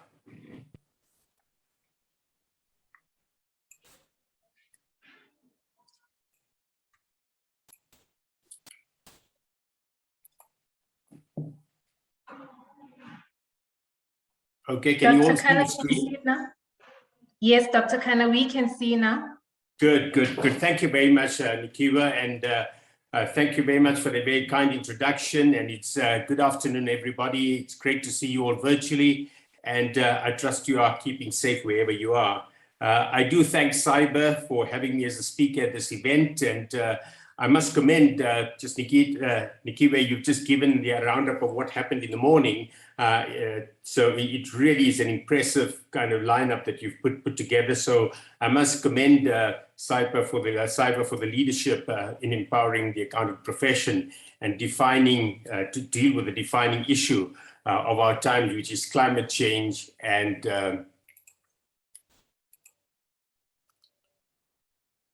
sustainability. Can you hear me? We hear you clearly, Dr. Khanna. Thank you. Okay, that's fine. Sorry, somehow I'm getting some noises on this side.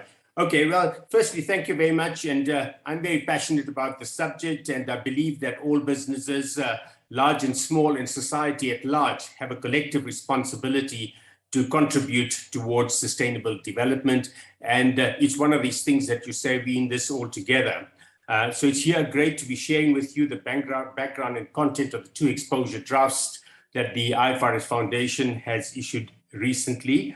So firstly, just some background as to how we got here. And I'm sure you're all aware over time that we've been working on frameworks. Can you move to the next slide, please?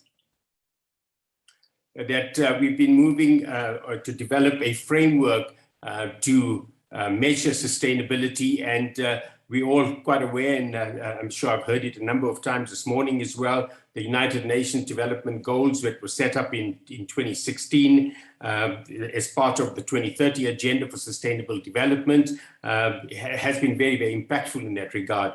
And many companies use these goals to craft their strategies. but also what's been happening in other parts of development. If I can go to the next slide, please. The framework, there's been a number of framework providers that have also developed frameworks as to how to measure and report on sustainability.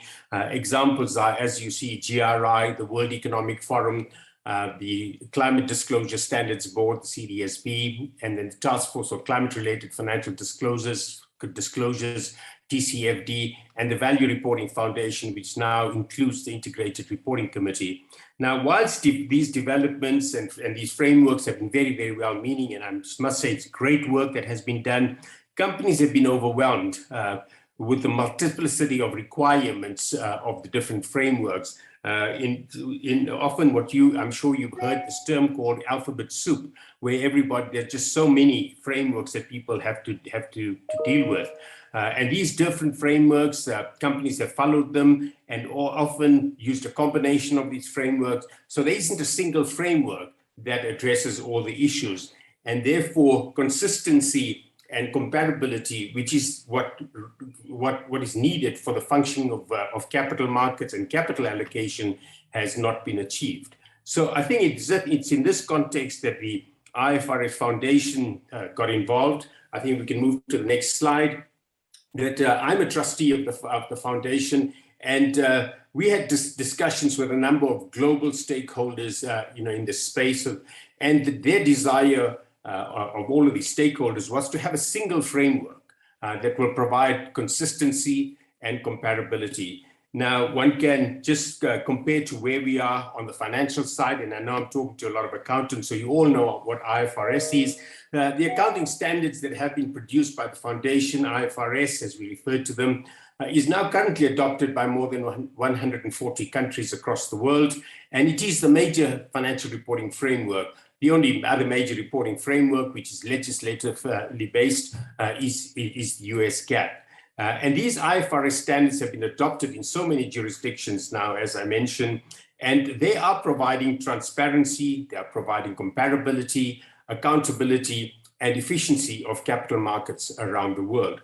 So having had a framework on the financial side that has been quite effective in terms of how financial markets operate, we considered as part of our strategy review in September 2020 that should we be involved in the field of sustainability.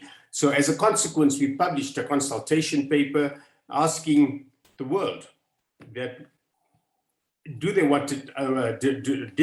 want us to be involved with sustainability matters? So we were very clear that there were other players in the space, and it's not a question that we were looking for place. We were just saying, can we make a difference in this space to have a uniform framework? And so we issued this, as I say, this consultation paper. We had over 600 comment letters around this. And in summary, I think we got 4 key messages. Firstly, the message was, do it, develop this single framework, do it quickly, do climate first, and don't do it on your own. Leverage on the existing work that was done by other framework providers. And this whole concept of should the IFRS Foundation be involved in this then became supported by the G20 finance ministers as well. So at COP26, which was at the end of early December last year, in late November, we made 3 very, very important announcements. Firstly, that we agreed to form the International Sustainability Standards Board.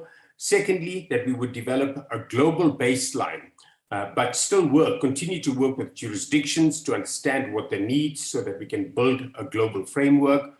And in this regard, we also, to build this framework, global framework, we published 2 prototypes at the same time at COP26. And to get to that prototype, we used all the framework providers that were involved at that stage. So that and we put them into what we call a technical readiness working group, and they prepared these prototypes for us, which was issued at the time of COP.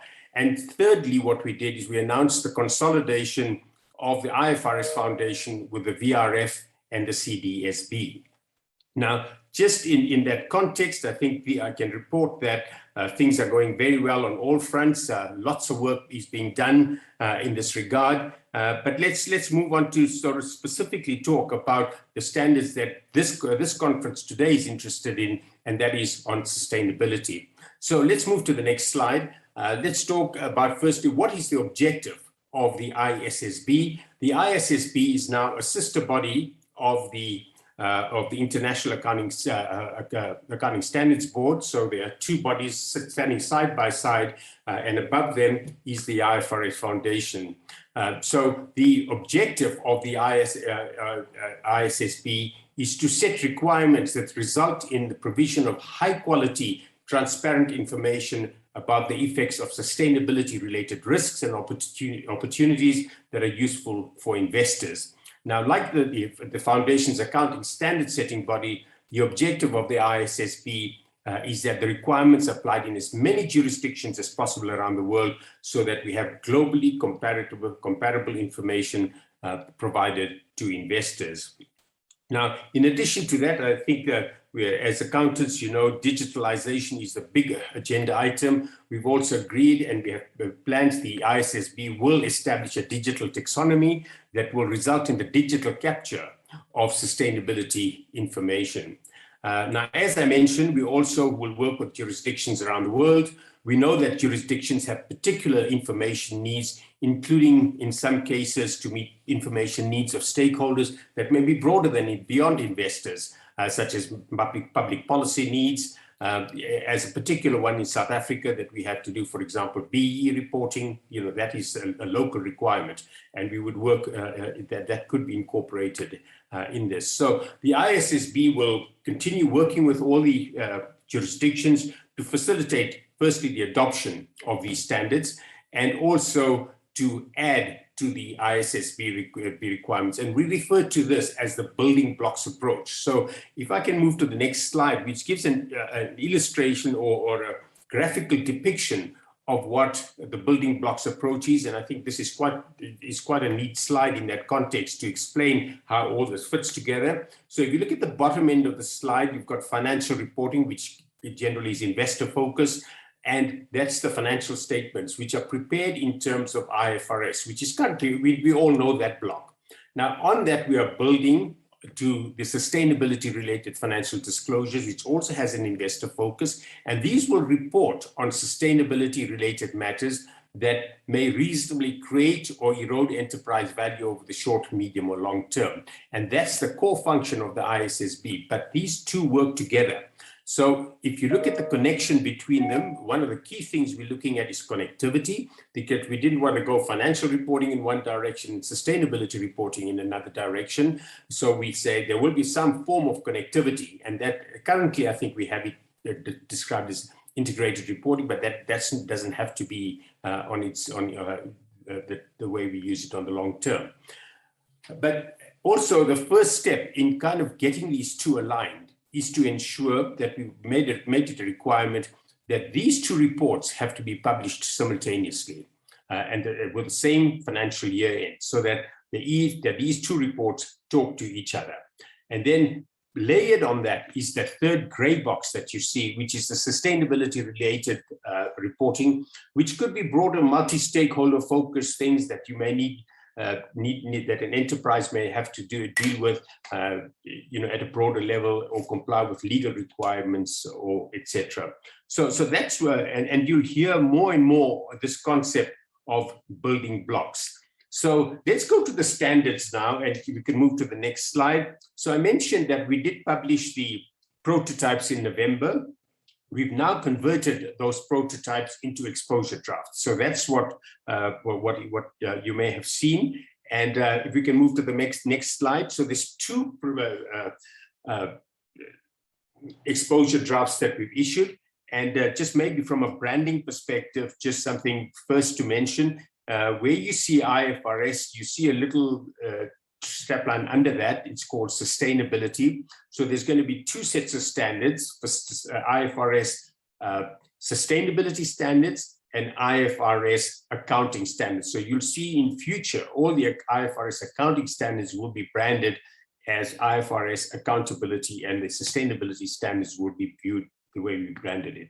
So as I mentioned, we issued 2 exposure drafts, which is a general requirements, which you can call as an overall framework for disclosure, a general requirements exposure draft, and true to what we had promised and what we had heard from all our stakeholders, that they wanted us to work on climate first. So we've worked on climate together with us. So we published these 2 exposure drafts, one on the general requirements, and a sub-element of that is the climate exposure draft. So let's move to the next slide, where I can just explain a bit of what the standards, and this is in a way how you will see future standards. All future standards will be based on this diagram that you see in front of us. Firstly, it will be around governance. It's kind of working on the governance, and that's the kind of principles. And for those that know what the TCFD framework is, it's the core elements of the TCFD framework. It's what is the governance, what strategy, what's risk management, and metrics and targets. I'll go through that just now in a little more detail. That's the TCFD framework, and that's the framework that is being used across the standards. We then have the general requirements standard, and what the general requirements standard deals with, it talks about all the sustainability related risks and opportunities that are material to that entity have to be disclosed. And with that, you will have on the left, the red box you see is what we call thematic or cross-industry requirements. Now, climate is a thematic as an example. And so for thematics, you will then develop industry-based requirements, because the challenge is that every one of these items affects every industry differently. For example, think about climate. Climate affects a mining company quite different to what it affects a retailer. So we're going to be developing industry-based requirements when it comes to thematic. Thematic, as I say, one is climate. We could have more, for example, biodiversity, water, etc. So that's the examples that you can have. Let's just move on to the next slide. And I'll just cover the general requirements very quickly.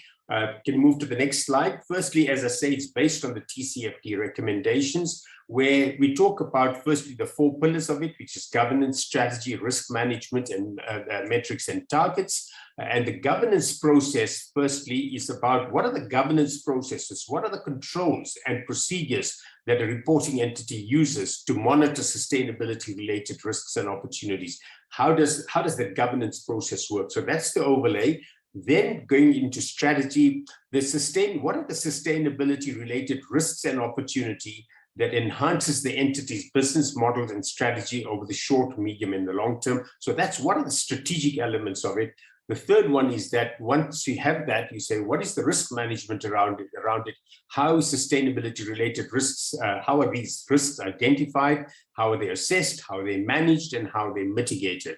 And most importantly is what the market will see this whole process. But importantly, what it results in is metrics and targets. That what is the information that the entity is going to use to manage and monitor the entity's performance in relation to the sustainability risks and opportunities over time.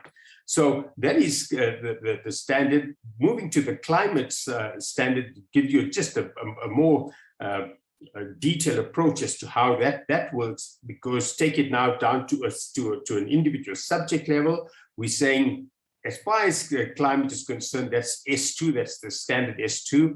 And what it is, it has requirements for the disclosure of material information about significant climate-related risks and opportunities.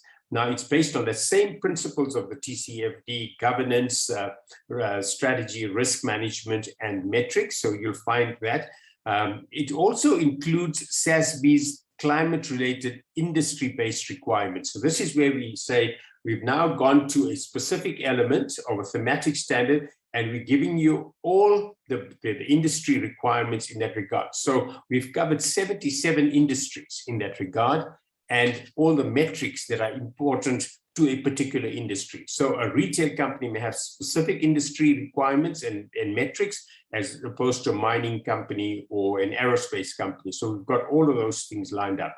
So it starts getting consistency of disclosure. And once these are disclosed, companies and organizations and markets and fund managers can compare information and say, is the organization true to its sustainability commitments? It also requires, the climate disclosure requires disclosure to determine, as I say, the risks and opportunities on the company's enterprise value, to understand the response and the strategy to managing its climate-related risks and opportunities, and the ability of how it plans and manages its business model to the risks and opportunities that it faces. So I think that's a quick canter. The key features around this, which is the next slide, what it enables is that the key features are around transition planning. All of us are in this together. All organizations are some way affected with climate or sustainability matters.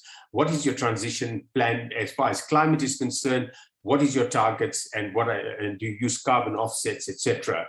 What is your resilience strategy, your business strategy around it, and also the disclosure requirements of the greenhouse gas emissions of scope 1, 2, and 3. So those are kind of the broad requirements that are there. So just what is the IFRS Foundation calling for at this point in time? As I mentioned, you can move to the next slide. We're saying continue to apply the existing standards and frameworks. We will be finalizing our standards. The comment period closes on the 29th of July, so we've allowed a 120-day comment period from the time it was released.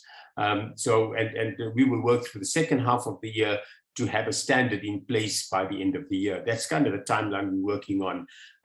So therefore, we ask you please to give your comments. This is a worldwide process. And if you have comments that can enhance the global baseline, it will be very good. And again, as South Africans and whatever our local requirements are, let's put them into the pot. And if that may be accepted even at the global level, and it becomes the new global baseline. Because I think sustainability is always about pushing on the edge. You've got to kind of push people to the next level. So I think it's important. We may have certain issues, other countries may not, but we can push others to also start disclosing certain of the information. We will be engaging with we are engaging with the jurisdictions. I mean, this is just one platform where we're doing it. I'm doing it on many, many other platforms. And also we say, sign up for our alerts, ifrs.org/dashboard, and that will be, we keep you up to date, on what's happening. So how do you comment on our proposals? It's the next slide. You can write, as we call it, the Shakespearean letter, long letter, and give us all your comments and how what you think about it, and give us your specific comments. But we've also made the whole process a lot more simpler, because we put the areas that we're concerned about in the form of a survey, so that you can complete just a survey and give us your comments that way.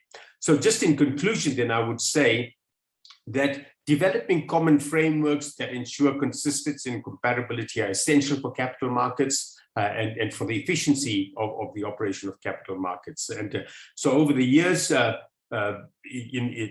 we've done a lot of work in this space. So over the next few years, you're going to see great transformation in sustainability reporting. I'm not aware of a business that is not affected by this area. So every business is reassessing the value creation models and strategies, for the short, medium, and the long term. So as accounting professionals, I think you have a critical role in this transition. This is one time we can say accountants can help save the world. Accountants have some very, very important skills, such as governance skills, business skills, strategy skills, risk management skills, and a deep understanding of analytical processes. They also provide and have deep assurance skills, because that's the other important area, is that who's going to audit this or provide assurance on this information, because we want it to be credible. So my advice is then keep up to date with the developments. It is exciting times, and it's exciting, and there's abundant opportunities for everyone in this, and particularly accountants can make a huge contribution in this regard. So with that, thank you very much. I'll be open for any questions.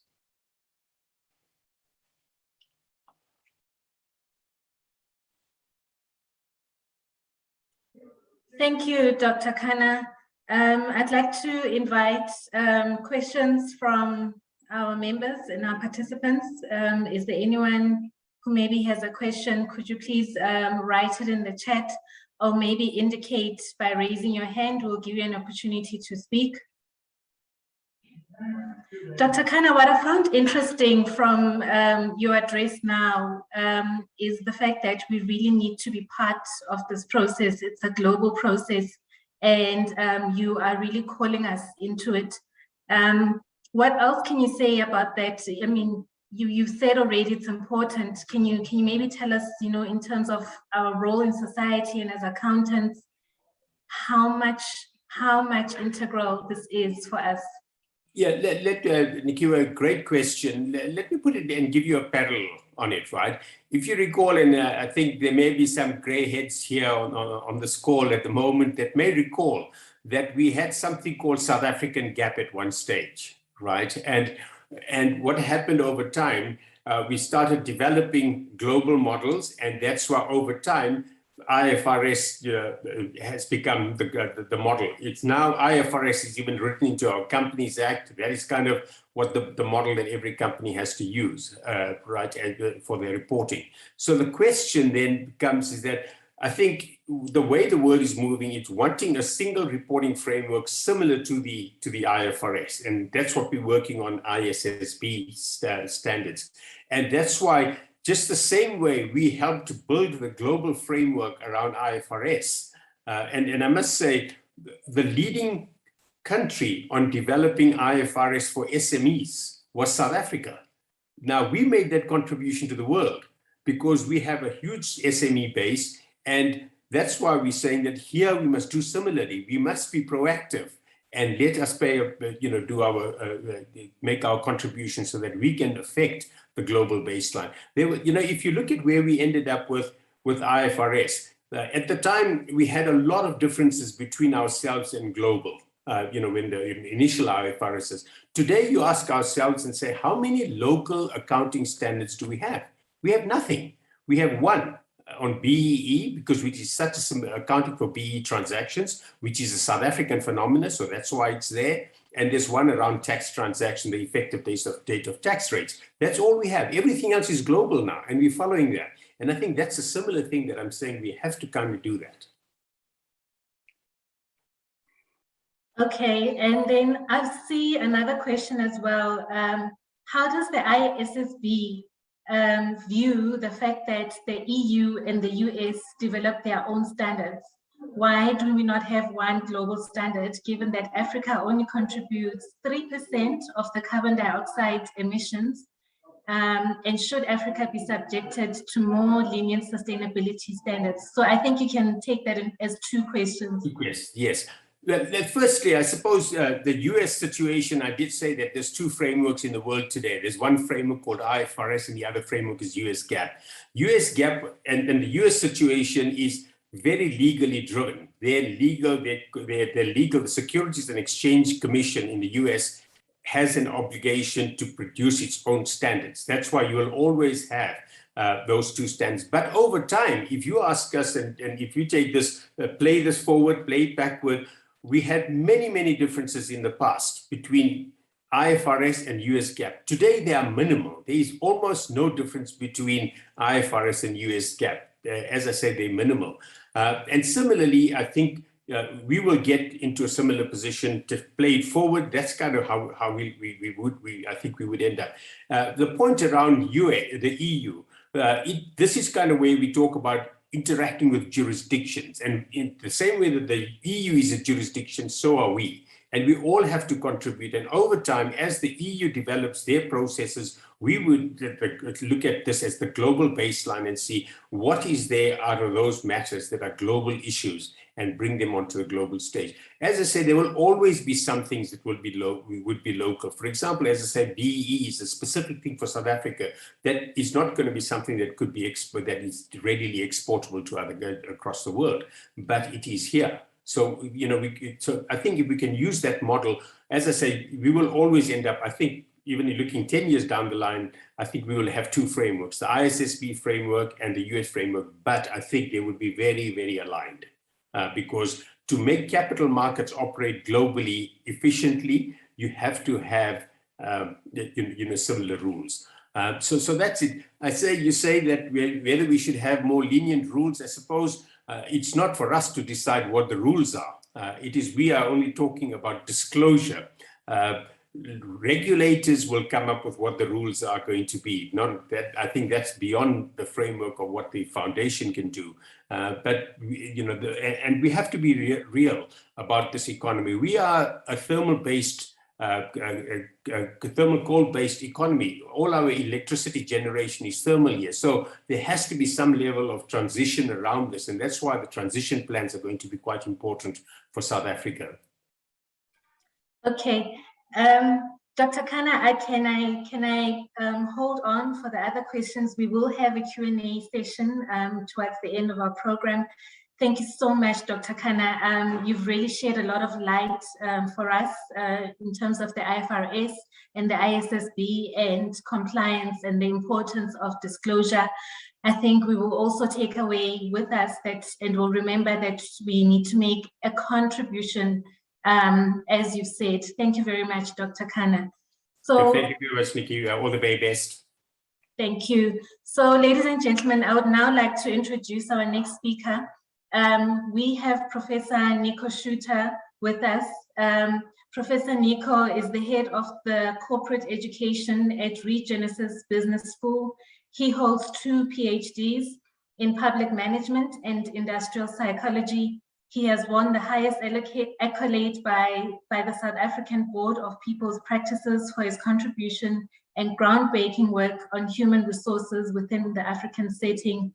I'd like to hand over to you, Dr. Nico, as you speak to us regarding the integration of ESG and accounting education. Over you, Professor Nico.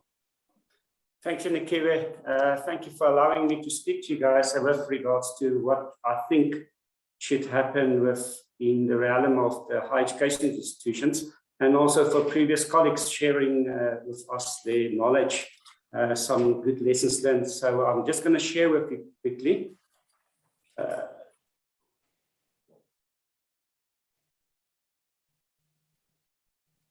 Is this visible? Yes, Professor, we can see it. Fantastic. So, Nikiwe, I'm just going to talk about a few ideas about ESG, what we talk about the whole morning, environmental, social governance, and with relations to higher education institutions. So, if we think about it, since the Brundtland report in 1987 already, the notion of sustainability first gains traction. And I think we can even go further back. If you go into public administration or public management, and we think about management development studies, sustainability is something that we discuss in universities, and we teach the subject about poverty alleviation, planet, saving the planet, green peace. All these things come hand in hand with what we're talking about today. And if you think about what are the sustainability development goals, the global goals that have been set by the United Nations, we will also see that they talk about already in 2030 that we need to achieve certain goals. And these are the things that we ask ourselves, how will we achieve these goals if we do not teach people about these goals? And if people do not understand what are we talking about when we talk about sustainability, and in this instance, what do we talk about, environmental sustainable goals, or as the goal number 7 in the report, United Nations report, specifically alluded to the environment. How do we protect our environment? But how not only protect it, but how do we keep it sustainable? So this was a very important traction that we start getting in 1987. Then we see over 90% of CEOs in corporates believe that sustainability will be critical to their company's future success. And this is critical for us to understand, that it now becomes a very important key pivotal role for CEOs to say, whoa, we need to think about sustainability. We need to think about sustainability for our businesses. And majority see a direct link between sustainability and business value. And that also makes important, note to say, it becomes pivotal for organizations to think about how do we think differently about sustainability? How do we differently think about our environment because it adds value? And this was tabled by the United Nations in 2019 already. So if we talk about integrating sustainability into higher education, we think about university accounting departments around the world are gradually, so they are busy, slowly integrating sustainability accounting and environmental social governance. So that is what we talk about, the ESG, into their classrooms to keep up with real world activities. So it was always in universities where there's two strands, where the accounting departments talk about money, and we have the public administration people, and especially the developmental people, developmental management talk about sustainability, poverty alleviation, but the two never get together and say, how do we talk together? How do we teach our people in order to make sure that we as accountants also understand how the other side, and the public administration people also say we understand the money side. So it is critical that we continue to prepare students for environmentally conscious world. So more and more we find that employers are looking for graduates who can think about sustainability. This is important, that sustainability is something on the compliance, and as we said, colleague just before I said, it's a tick box and there's a standard for it, and it's okay, it's a tick box, we comply with it. Are we really thinking about it? Are we really educating our students about it? So since accountants' role is to deliver information to management, so it's all about management information systems, and one of the deliverables is to say through our accountants, they make the decisions, and management must be aware of concerns that poses risk to company. What are the risks? What is the sustainability risk? What is our environmental risk? And this has been talked to this whole morning about, well, how do we care? How do we cater? How do we prepare? How do we mitigate these risks in companies and organizations? So sustainability accounting aids in the identification of these challenges and hazards, as well as the assessment of an organization's environmental impact. And these are the things that we really want to push through our curricula, that students understand it's not only about finances, but also about sustainability accounting. How do we think about the risk mitigation impact? What will it entail in order to make sure that we mitigate these risks for the future? All about environmental, social, and we talk about ESG and governance. Is about more than just, and I've just said, it's more than compliance, just ticking boxes. It's all about making a difference. We want to make a difference. I mean, if we think about the 2015 adoption of the global goals by United Nations, this is what they really want to think about and say, and they put a target date for us, say we should make an impact by 2030, and we're already in 2022. The question is, did we make an impact? How did we make an impact? So it's all about making a difference, both for companies and for our planet. Creating long-term results that provide value and fuel growth. And that is important. We want to fuel growth. I think all of us, if you think about global, I think about the colleagues that just talked about, this is not only a South African or African thing. This is about a global phenomenon that we all take hands and say, how can we fuel growth while we're also bolstering the environments and the society, while we're also taking care of our environment and our societies. But it's not just a South African thing. It's not only a South African society or student thing. It's something that we need to tackle globally and say, how do we infuse this into our curricula so that students and that academics all around the world start talking about this, start writing about this, and we take hands in educating our students for the future. So ESG is more just than a good idea. Yeah. I know colleagues just say, yeah, it will never happen, just a good idea. So what it's all about is producing a concrete, actionable plan that gets results. So we really want to think about it and say, how do we push our students through their assignments, through their thinking, through their strategies, to come up with actionable plans that get results? So we talked about this morning, and colleagues talked about climate change, diversity, and transparency are not enough to ensure success. Educating our students to understand, and this is important, we have to educate our students to understand that it's all about incorporating these concepts as well as other throughout an organization, from investment to long-term innovation.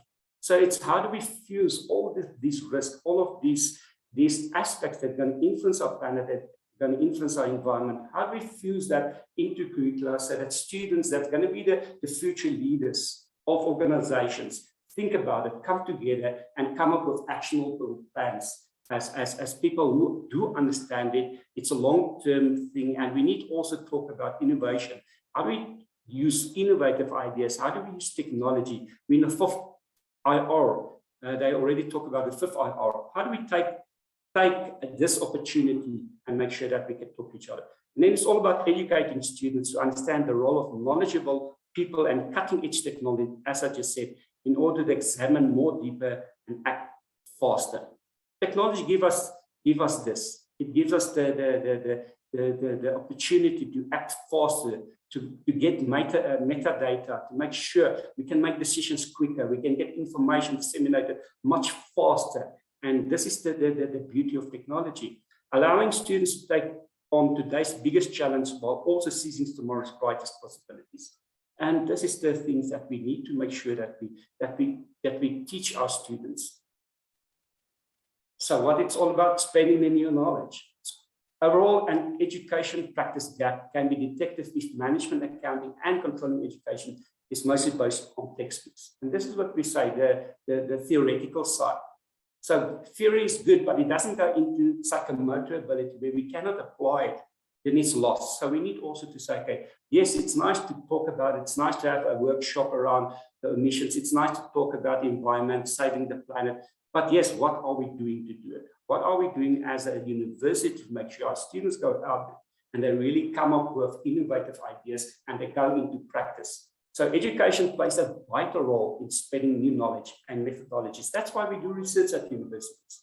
So, you know what, let's tackle this as a research partner, an academic partner, and let's come up with new knowledge, how we can tackle ideas.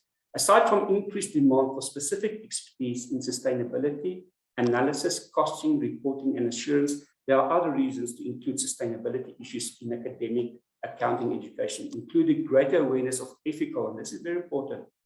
Think about our planet, think about South Africa, a greater awareness of ethical and moral considerations among students and future accountants, as well as the development of critical transdisciplinary skills. And this is what universities now more and more come to realize. We are in silos. We should come together and say, you know what, it's multidisciplinary.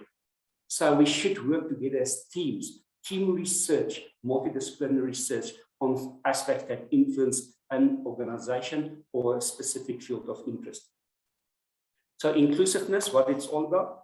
So overall, what we're talking about, the future version of management accounting and controlling textbooks should attempt to bridge the gap between theory and practice ESG. So how do we make sure that we're not only talking about it and we just a module or modular approach and say, yeah, we've done a tick box. We teach our people to understand what it is about, the theory about it. How do we actually take our students into practice and make sure they're doing internships, whatever it is, come up with real life situations? As a result, future generations of management accounts will be able to become effective business partners for management when it comes to sustainable issues. That means that we just talk about management information, so they can give those data to organizations. They can make sure they can not only cost stuff, but they can also make sure they understand the bigger data around how we make a sustainable environmental decision. It will also allow future management accounts to get more active in company sustainability management and offer relevant data. When they talk about it in the boardrooms, how do we talk all on the same level to understand really when it comes to management development, when it comes to development sustainability, do we all have the same taxonomy when we talk about sustainability, when we talk about the planet, when we talk about ESG in a whole, do everybody have the same definitions? Do we all have the same idea? Do we all push it from the same level? So those are the things that we need to understand. So activities, students can also undertake comparison activities by reading the management discussions and analysis, parts of business financial findings, and compare them to sustainable reports, find similar and distinct measures and risk focuses. So do we do more research?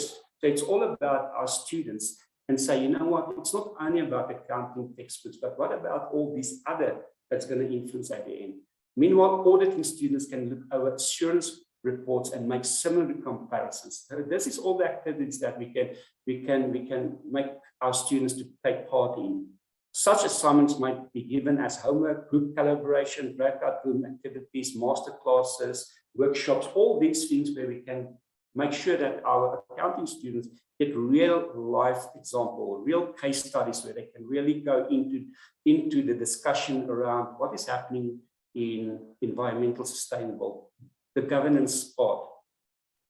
So future of ESG, many courses, including financial accounting management, accounting, auditing, and business ethics can incorporate ESG and sustainable accounting, and students can explore anything from corporate governance and accountability to internal reporting and controls. Sustainability reporting, on the other hand, criteria will have huge influence. So what is the criteria that we set? Executives will be better able to consider sustainability challenges when formulating strategy and allocating cash. Okay? This will help assure the sustainability of business financial performance, particularly over the long term. And that's all. Thank you. I hope it was in 15 minutes. Great stuff, Nikke. I think I've done 15 minutes. Okay. Thank you so much, Professor Nico Schutter from Regenesis. That was very insightful. I think we can't take away from the need of education and evolution in education. So I see a comment regarding ESG saying it's been a part of the undergraduate and postgraduate syllabus in UNISA's accounting degrees. So any comment from you? I just wanted to say, yes, I know, and I've been also part of some of these curriculum revising committees and stuff. The part that I wanted to talk about, and I like this colleague, and it's lovely to see that the university is starting taking it seriously. It's just more from a more integrated, more from a knowledge to more application side. To say, okay, what do we do? And not only to teach people about it, but become more active participants as students. So that's the other part that I would love us as universities to look into. And that's why I love to work with partners like CIBA. Say, okay, if students, and we have this fraternity, how do we get our students also to come up with action steps in taking the curriculum more to a psychomotor level where they get active, involved, you know, so I'm excited about UNISA's role. Okay, thank you very much, Professor Nico, and thank you for your time. I would now like to introduce our next speaker, ladies and gentlemen. Ladies and gentlemen, we are now joined by Dr. Ria Nonyana Mukabane. She is the Chief Director, Legislative Drafting Unit of the DTIC. Dr. Maria Monyana Mugabane serves as a member of the Access to Justice program with the South African Human Rights Commission. She is a judge of the Africa Regional Moot Court on Space Law. She's also the representative of the DTIC in the Intergovernmental Working Group and at the United Nations Human Rights Council on transnational corporations and other business entities. Dr. Ria, I'd like to hand over to you as you speak to us. Okay. Thank you. Distinguished guests, ladies and gentlemen, good day. Let me set the tone for my presentation by saying that the requirement for South Africa, business included, to report towards the SDG 2030 is closely aligned to our National Development Plan 2030, as well as the African Union Agenda 2063, meaning we use the SDGs as a yardstick to measure our progress locally and globally. I believe Ms. Helen Potvina has already gave a front to what I'm about to share, but allow me to say that in terms of South Africa's involvement in an area of having enterprise report towards the SDGs, South Africa is one of the 4 beneficiary countries nominated with Kenya, with Brazil and Colombia to implement the United Nations Conference on Trade and Development account project, which is entitled Enabling Policy Frameworks for Enterprise Sustainability and Sustainable Development Goals, which reports in Africa and Latin America. The project, which we call a technical project, commenced with a kickoff meeting, which was held with the Department of Trade, Industry and Competition and role players sometime in 2019. The kickoff marked the beginning of the activities of the project at national level. The meeting introduced the project. We introduced its objectives, role players, national and regional activities, and also the tools to be developed in implementing the project. In terms of project implementation, an accounting development tool was produced. The tool was distributed to stakeholders for assessment following the kickoff meeting. And what was important during this phase is that we did not simply leverage on data that was readily available for reporting. Like you would have the voluntary national reviews process that our countries currently engage with, where information is voluntarily provided as an act of fair business. In our case, and in the case of the project, information was gathered, information was assessed to find the flaws. And what we did later on, we addressed the flaws or the shortcomings, and at the same time, we found ways of improving the tool. However, there was also a downside in terms of the tool that we used. During the process of gathering information, we faced a few challenges, such as when stakeholders interacted with the tool, some thought the tool used was too complex and did not fit directly into their work. And at the same time, others felt their work was too complex to be accommodated using the tool. Other stakeholders viewed the questionnaires that we used in the tool as too long, and obviously they felt they were compelled or suppressed to incorporate information. As a result, we had some inaccuracies in the information we received from some stakeholders in other areas. But there are key learning aspects and also feedback in using the ADT tool.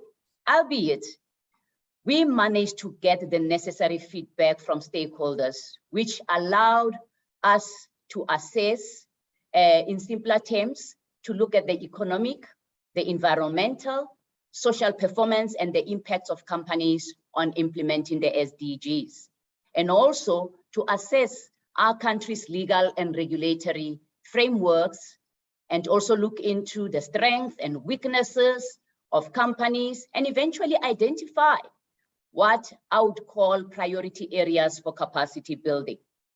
Thus, it is actually safe to say that the ADT, or the tool, provided a quantitative benchmark of our country's position and progress towards implementing the SDGs.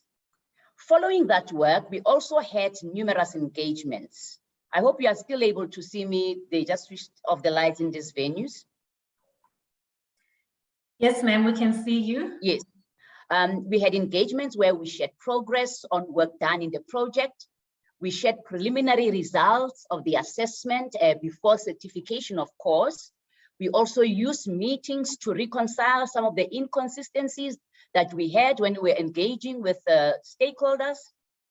And also we fed back in order to make sure that information that we receive is actually practically available. And also we gathered information that best reflect the work in our entities.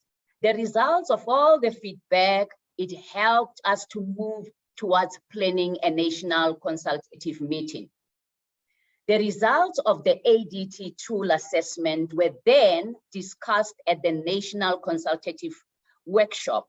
Among others, or other activities at the workshop, what we did was to reflect on the inclusion of the ESG, that is a sustainability reporting component in the ADT, or the tool.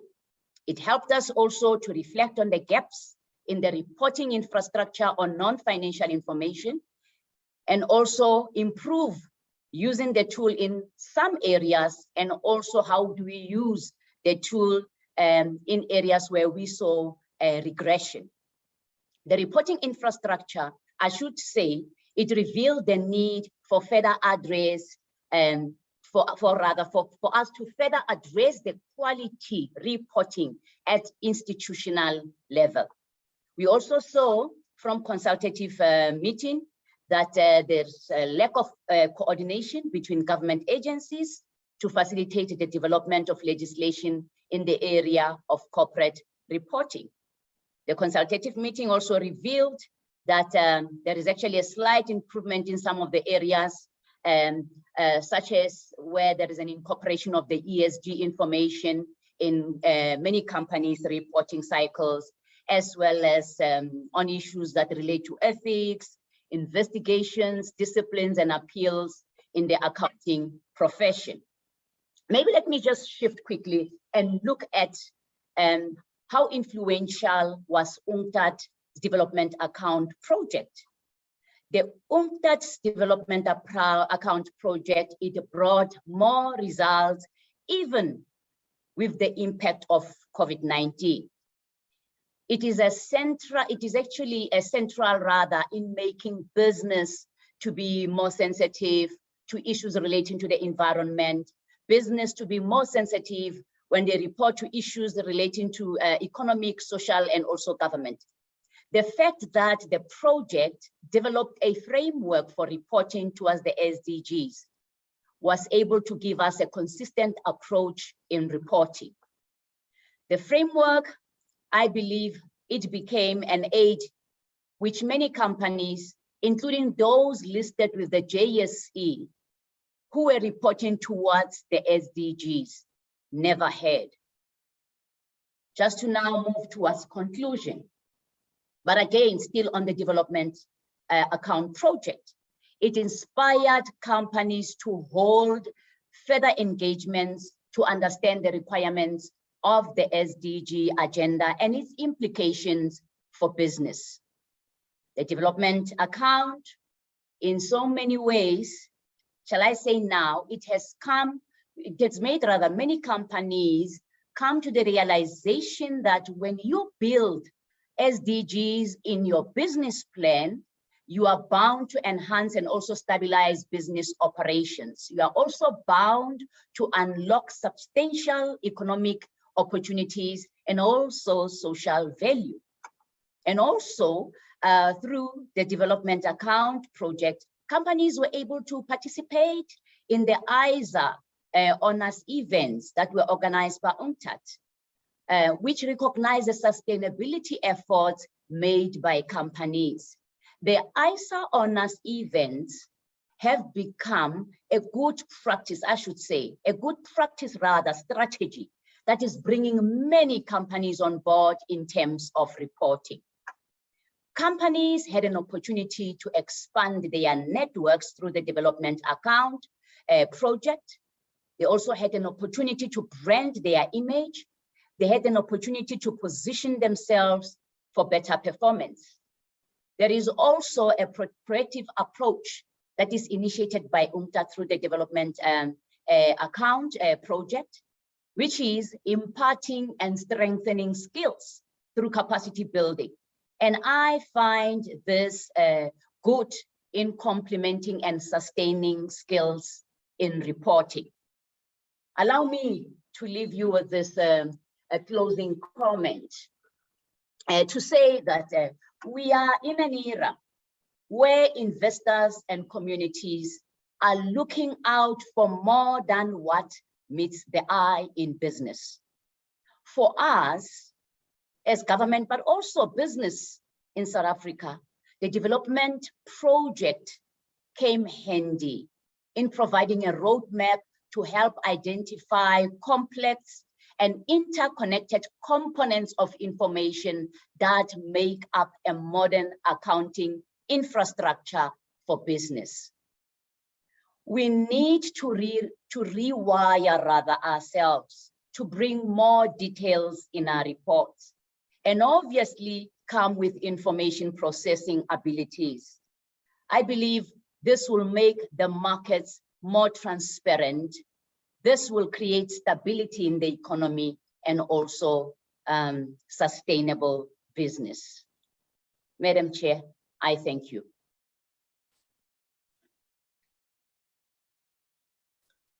Thank you very much, Dr. Maria.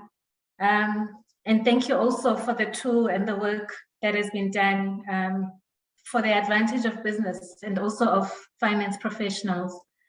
I think it's also important to note that, as you've stated, that there is so much interconnectedness between business and between communities and society.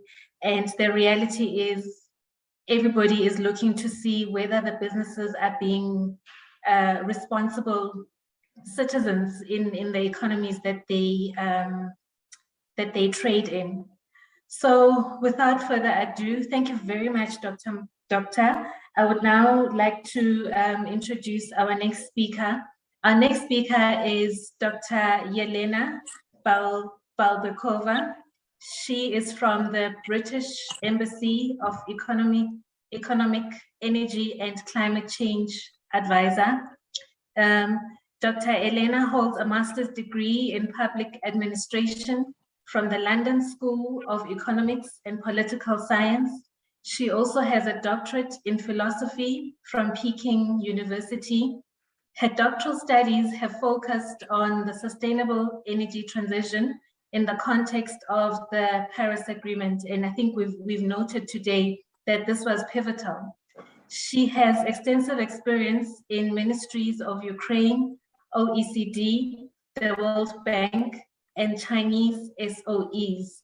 Dr. Yelena, I'd like to hand over to you as you talk to us regarding the decarbonization efforts and global climate change architecture. Over to you, Dr. Yelena. Thank you very much. Thank you, Madam Chairman. And thank you very much to CIBA and to Nicholas in particular for the invitation.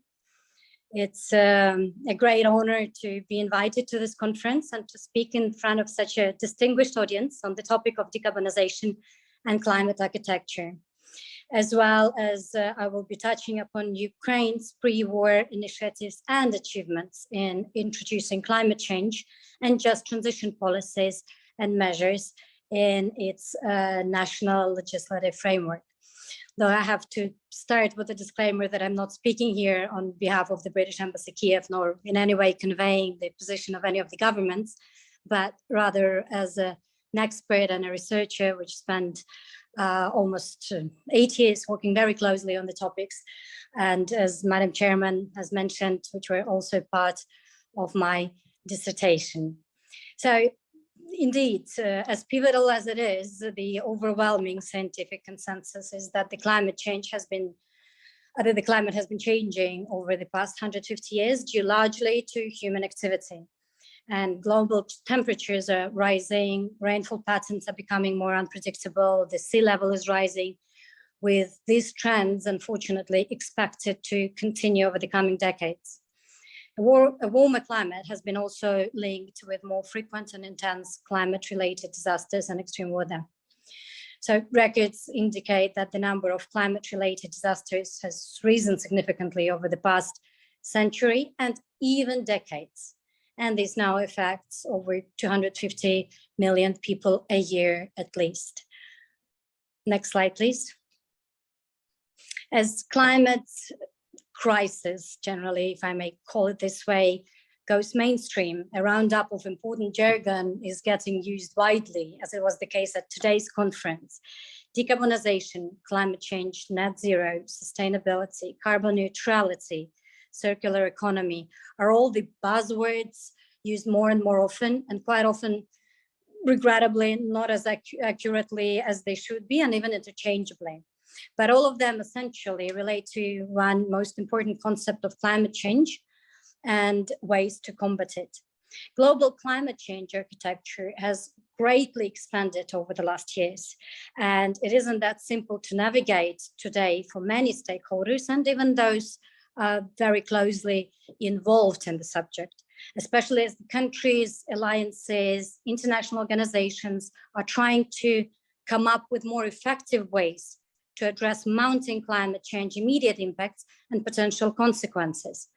The architecture, you can see it on the right-hand side, consists of institutions, regulatory norms, but also states and non-state actors who are integral part of this architecture and all have their very important and crucial role to play, and their participation shouldn't be overlooked. And that's quite an important message that's being voiced out at all and various climate change international forum. Next slide, please. And one of those, and key to this global architecture today and since 2015 is actually the Climate Paris Agreement, which sets an ambition to limit global warming to well below 2 degrees Celsius above pre-industrial levels and pursue efforts to limit it even lower to 1.5 degrees, in part by pursuing net carbon neutrality by 2050. The substantial reduction of global greenhouse gas emissions, including CO2, which is just one of the gases, will limit the increase of global temperature. Essentially, in practice, getting to zero net emissions requires shifting from fossil fuels to alternative carbon energy resources. But I'll speak about it a little bit later.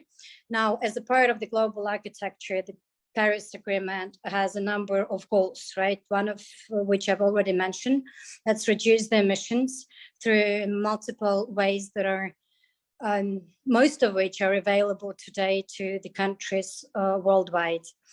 As well, what we have to do is to adapt and build resilience and mobilize finance. So these are the major pillars that you can now see on the slide. Nationally determined contributions as a voluntary pledge of the countries is a key part to reaching the Paris goals, as well along with the long-term, some call them low carbon strategies. That all is possible and achievable through building the international consensus, and such fora as, for example, Conference of the Parties that is happening annually is very important to it. There's a number of campaigns that are part to it as well, and some of them are mentioned here, and those campaigns are about the adaptation and resilience of the countries and sectors, energy, finance, nature, and transport. Next slide, please. So the Conference of the Parties, as one of the main forums to the Paris Agreement, and pivotal to making actually a change, or finally making a change. The 4 goals were identified.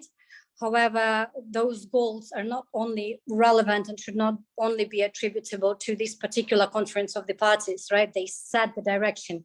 They are foundational to what the countries should be aiming to achieving. And they can be set as pivotal, as crucial in the country's strategies and most important regulatory documents. Decarbonization has become a global imperative and a priority for governments, companies, and society at large, because it plays a very important role in achieving those 4 goals and limiting global warming. And already many countries, many states, many companies, and even non-state actors across the globe, across all of the industries, have publicly declared their intention to become carbon neutral.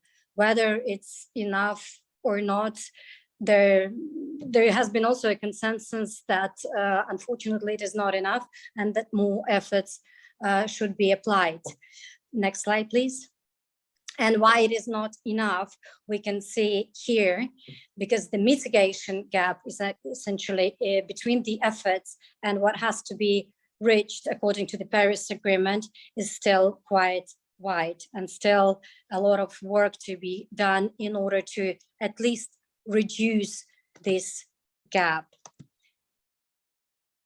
The COP26 International Climate Conference, as a part of this global architecture that I briefly described to you, took place in Glasgow last year from 31st October to 12th November. And while talking about net zero, right, it aimed to reduce the total emissions that are equal to or less than the emissions removed from the environment. So that's also quite important when we are talking about either net zero or carbon neutrality, not to confuse those two. Major goals at COP26 and globally are the ones that are addressing both mitigation, adaptation, mobilizing finance, and of course, collaborating on all of those issues, trying to achieve the consensus and getting there through the alliances, through building partnerships, and through setting ambitious yet achievable goals. Next slide, please. So the Paris Agreement, the COP26, had quite a few ambitious goals, some of them which I've already mentioned. And apart from those, 4 other goals included accelerating the phase out of coal, mobilizing at least $100 billion of US dollars in climate finance per year, as well as other initiatives that I will mention. And after 13 days of intensive negotiations between nearly 200 countries, the Glasgow Climate Pact was signed and the Paris Agreement rule book was completed. These are 2 headline outcomes from COP26, and they seem to be quite important and claimed as the achievements of the conference. The Paris rule book gives the guidelines on how the Paris Agreement should be delivered. And after 6 years of intense negotiations, that seems to be as quite an important achievement. A focus of COP26 was to secure agreement between all the Paris signatories on how they would set out their nationally determined contributions to reduce emissions. And that consensus was something that all the parties were trying to achieve since 2015, since the date and the day and the year when the Paris Agreement was signed. The finalized rulebook includes agreements on an enhanced transparency framework for reporting emissions, common timeframes for emission reduction targets, which is really crucial for the globe to move ahead to mechanism standards for international carbon markets, the part that has been long overdue and has finally been almost agreed upon. Commitments in a range of other areas, such as forests, methane, car emissions, and private finance were also made. These, for instance, included a commitment from 137 countries to halt and reverse forest loss and land degradation by 2030. Next slide, please.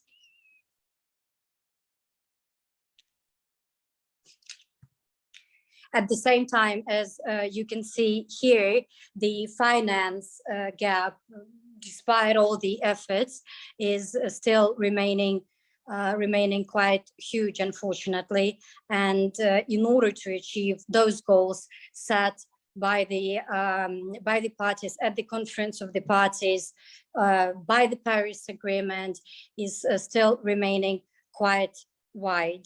And all the countries essentially involved in setting their ambitions, involved in developing all the policy measures, etc., are now actively negotiating the financial mechanisms, are actually trying to embed the possible instruments and mechanisms into their legislation, into the norms that they are developing, and into the low carbon strategies, which is quite important for those strategies to be implementable. Next slide, please.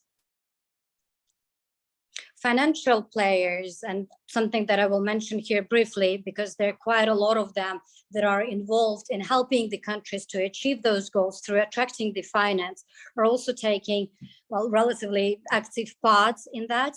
And here you can see pre-COVID commitments of multilateral development banks throughout the globe, and the support that is being granted by various institutions, by various international financial institutions and MDBs to different countries globally.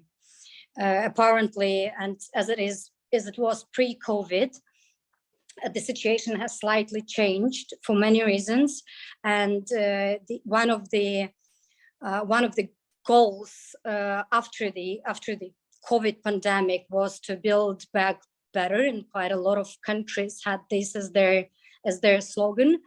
Well, hopefully it's something that still is going to be achieved. Next slide, please. Other important institutional and regulatory parts of this architecture set up under the Paris Agreement, and actually those that were supposed and are still serve as such, that are supposed to achieve the Paris Agreement and COP26 goals are yeah, apologies. Could we skip to the next slide, because I'm already a bit further down. Yeah, next one.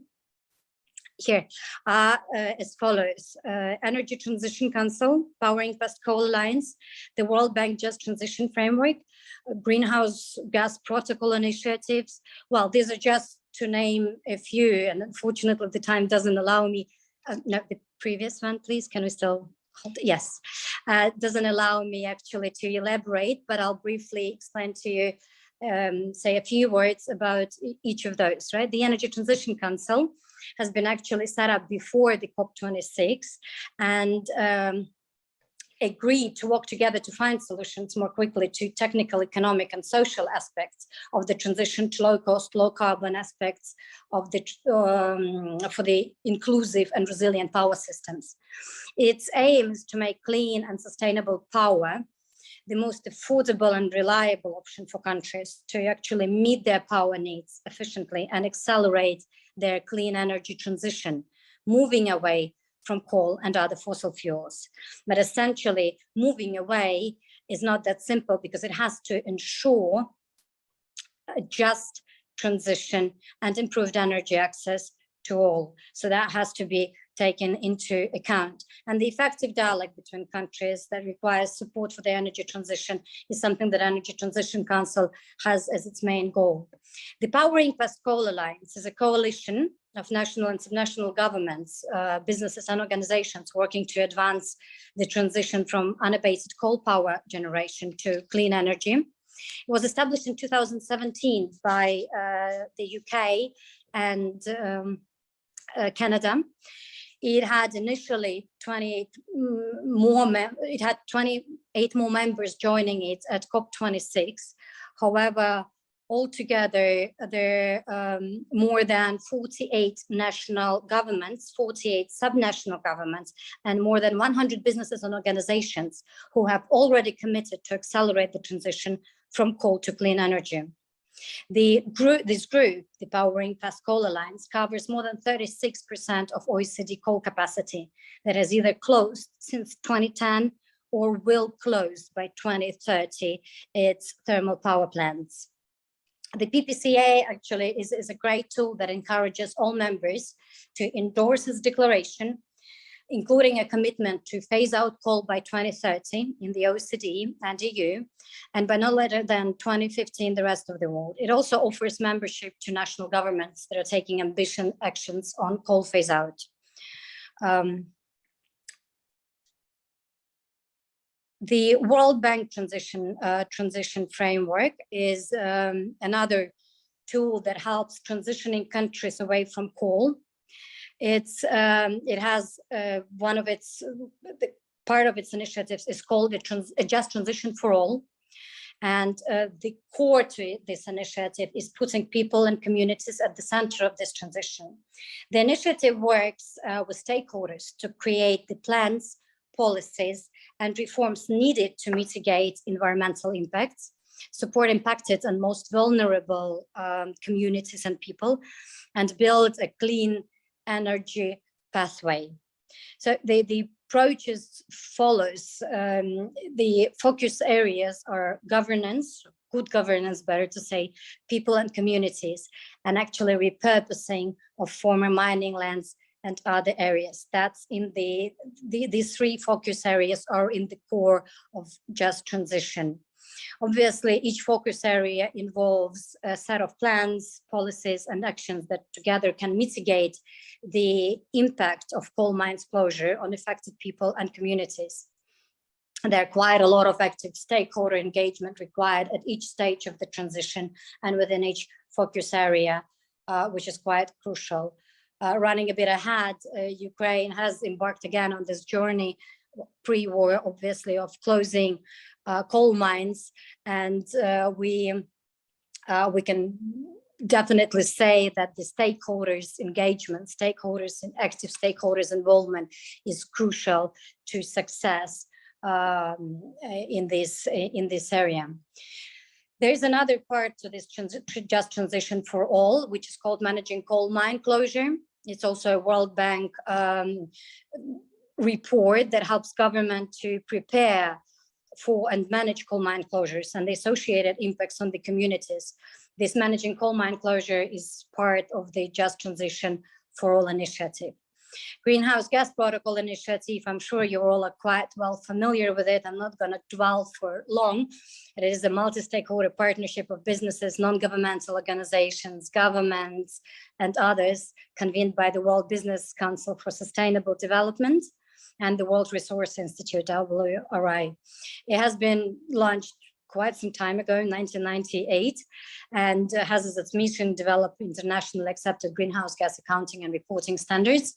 So I would definitely say that it is an important part to the climate change combating efforts, especially because much of the onus for this dramatic decarbonization efforts and climate change fight will rest with business. Government climate change policy obviously is setting the broad parameters for the move to a very low carbon economy, but it is companies that will have to devise and implement many of the carbon reduction plans. Next slide, please. Therefore, decarbonizing industry and for business to decarbonize will not be easy, especially among 4 sectors that contribute 45% of its carbon dioxide emissions: cement, steel, ammonia, and ethylene. The process demands, this whole decarbonization process, right, demands reimagining production, rebuilding production processes from scratch and redesigning actually the existing sites with quite often costly rebuilds or retrofits. Furthermore, companies will have to adopt low carbon production processes, and while adopting those low carbon production processes, strategies, and policies, they will see a short to mid-term increase in costs still, ultimately placing them, or some of them, at economic disadvantaged position in quite competitive global commodities market. But the more companies are joining their forces, the easier it is to turn this economic disadvantage actually in a competitive global in advantage, so to say, right? To turn it to convert it from a disadvantage to an advantage. Next slide, please. So here, as part of my presentation, I was asked to speak briefly about Ukraine's road to decarbonization and efforts. Ukraine obviously is an emerging economy, and pre-war, it had set very ambitious plans according to Ukraine, and ambitious plans still according to many other international stakeholders, while combating the climate change impacts. Ukraine is already experiencing a climate change, and here you can see on this slide a summary of the report that has been supported by the UK government and delivered by the UK Met Office, where it looked at the consequences and the impacts of the climate change that the Ukraine is already experiencing, and addressing those sectors, those areas of economy as well as social areas that will be and are already most impacted by it. For instance, 2020 was Europe's and Ukraine's hottest year on record, and each of the last 20 years in Ukraine were warmer than the long-term average. So Ukraine, the country in the middle of Europe, is actually experiencing the climate change impacts for quite some time already. The wide range of climate-related impacts, such as severe droughts, extensive flooding, devastating fires, they're all resulting in loss of lives and livelihoods and negatively impacting the country's GDP. So quite a few measures and policies were implemented, were devised and developed in order to address it. Ukraine's primary exports are agricultural goods, especially wheat, as well as iron ore and steel. And it is also a very important transit country for the Eastern Europe energy markets, as well as being one of the region's largest hydrocarbon producer. So the key socioeconomic sectors were identified as such that are currently exposed to climate-related extreme events, heat events, fires, all of those that I've mentioned, right? And that are vulnerable to expected future changes in climate. At the same time, all this information, improved information and knowledge that Ukraine has been as well receiving with the help of international partners and domestic institutions was helping and was supposed to help Ukraine to find opportunities to adapt, enhancing agricultural productivity instead of living through all those negative impacts and transforming the energy sector with improved outcomes. Ukraine actually, as well as South Africa, is one of the most carbon-intensive economies in the world. That happened due to the Soviet era legacy, which has left the country with extremely poor energy efficiency, high emissions from heavy industry, and dependence on employment in coal mines. It was ranked as the 5th in the world for energy intensity, and it used to be Europe's largest energy consumer due to its inefficient energy infrastructure and historically low energy prices, as well as quite large agricultural energy sector demands. With the nuclear and coal dominating energy supply, Ukraine's energy system was quite inflexible and was struggling to respond to supply shocks. Both of those are quite inflexible, but coal provides the limited flexibility that does exist. However, the government, having decided to embark on this decarbonization path, the government realized all the future setbacks that the coal industry will bring to the country, including the stranded assets and not being aligned with the global efforts and trends. So there has been a decision made a year ago about closing quite a few coal mines. The power network could become even more unstable as renewable increase and as a share of the energy mix, because of this, there's supply fluctuations cannot be stored easily. So there were quite a few issues that the government was facing when making those decisions. However, understanding that introducing flexible capacities, which are alternatives to coal and nuclear, investing in battery storage for renewable energy, and developing alternative energy sources could still be a more advantageous way in the future. So Ukraine's ambitions were set as follows. It was about improving energy efficiency, and it was this issue was at the top of government's agenda. Diversifying energy sources, reducing pollution and improving waste management, reducing greenhouse gas emission, and adapting to the impacts of global climate change. As part of Ukraine's desire to move closer to Europe and European standards, Ukraine has committed to aligning with the European Green Deal and tackling climate change in partnership with the EU. And therefore, even more ambitious measures and policies had to be developed and implemented. So eventually, before the COP26, Ukraine has stepped up its climate action, and in the last couple of years before the war, overcoming some internal opposition to agree a second nationally determined contribution target of reducing greenhouse gas emissions by 65% in 2030 compared to 1990 levels. This target was also consistent with reaching net zero by no later than 2060, although this has not been clearly yet underpinned by other policies or legislations.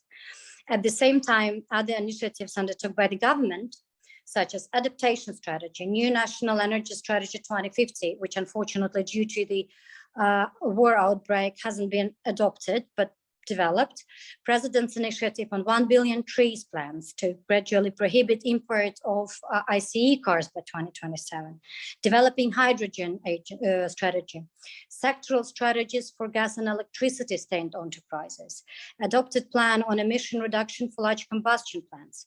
All of those initiatives actively being developed and adopted were showing the political will to be in the global mainstream. Under COP26, Ukraine has also joined a number of important international initiatives and declarations, including Global Methane Pledge Initiative, Alliance to Stop Using Coal in Electricity Generation, which is something that I've mentioned to you before, which is powering Past Coal Alliance, Glasgow Leaders Declaration on Sustainable Forest and Land Use, Glasgow Breakthrough. Under chairmanship of our Deputy Prime Minister for European and Euro-Atlantic integration, consultations also were held on Ukraine's accession to the International Initiative Leadership Group for Industrial Transition. Extensive negotiations on access to finance were also very important to Ukraine, obviously for the reasons that I've mentioned before. So Ukraine has been a part of those negotiations as well. And very vocal about adopting Article 6.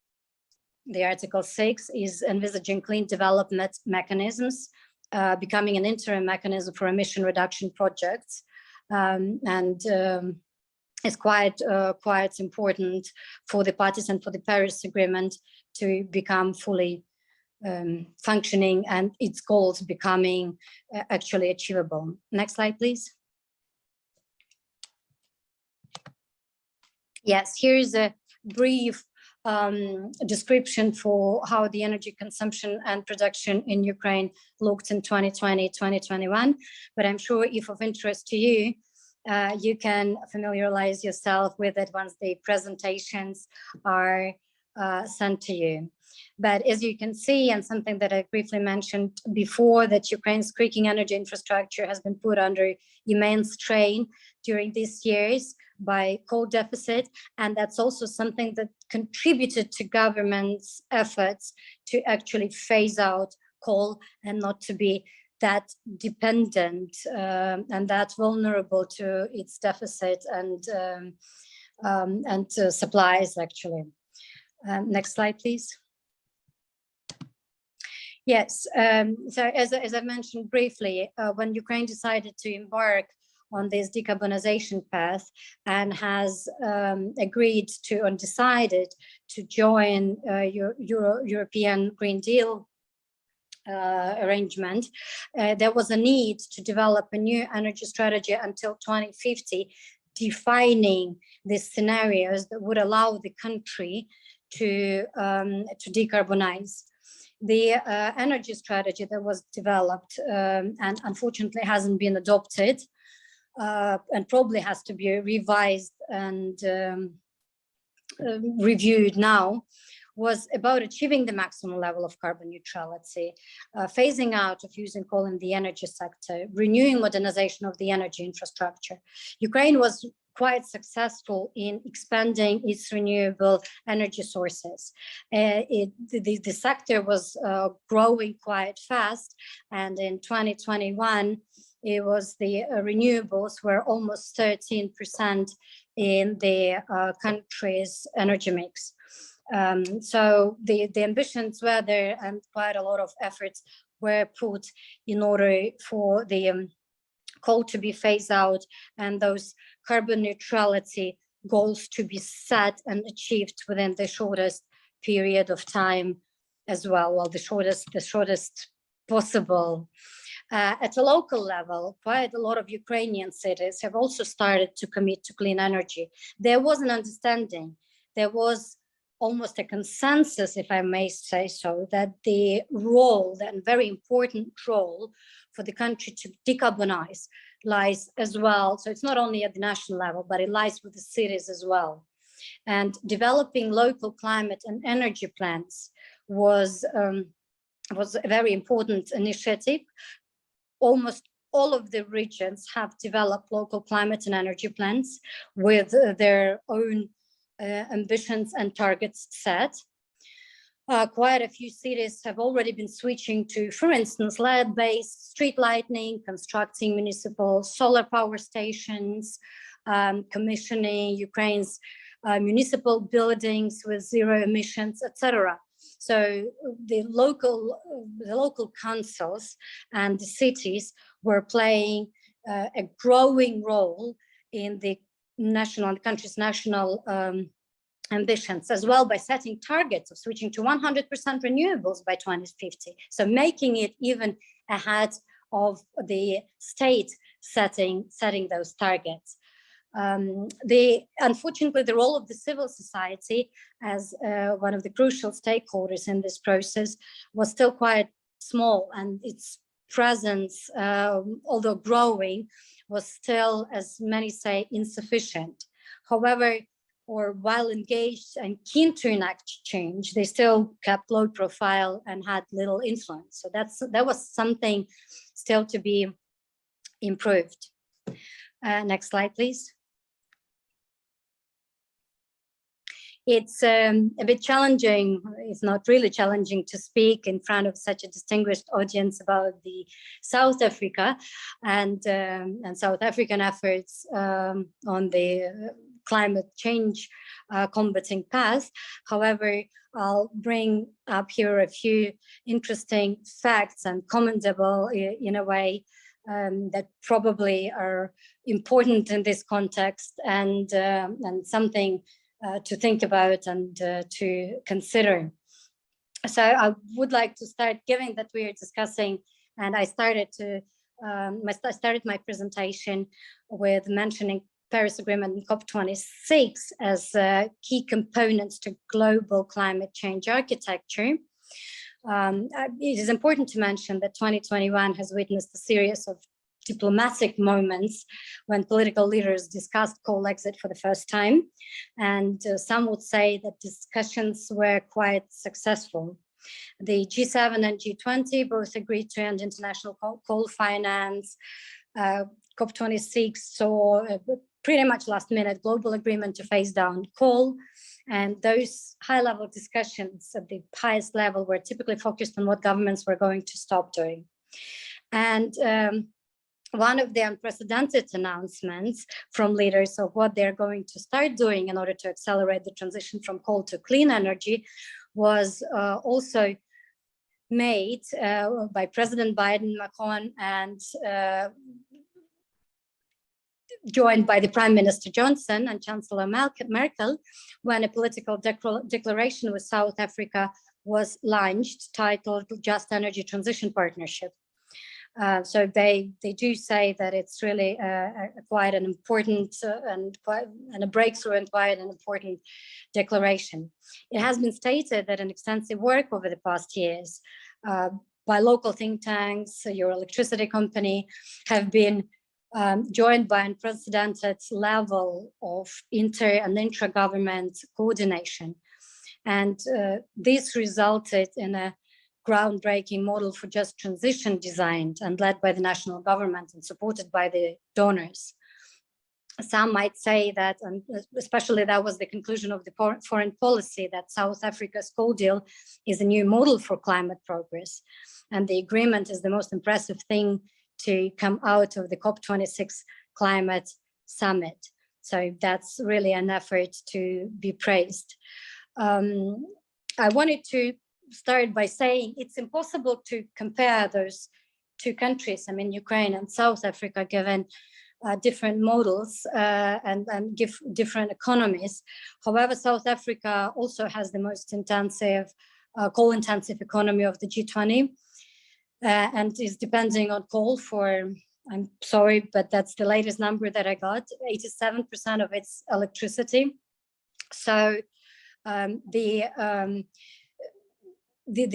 declaration and the Just Energy Transition Partnership that was launched had recognized it, and as an initial $8.5 billion US dollars of support to South Africa, right, was aiming to help and to support these just transition interventions, power sector decarbonization, and economic diversification into the future energy sectors, including electric vehicles and green hydrogen.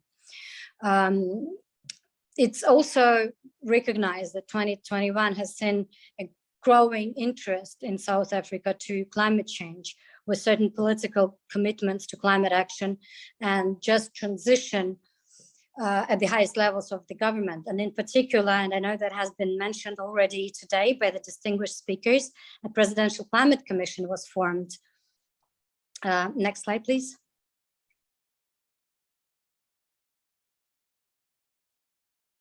And the NDC updated, including the absolute emission reduction over the next decade and 1.5 degrees Celsius aligned lower range goal for 2030. Next slide, please.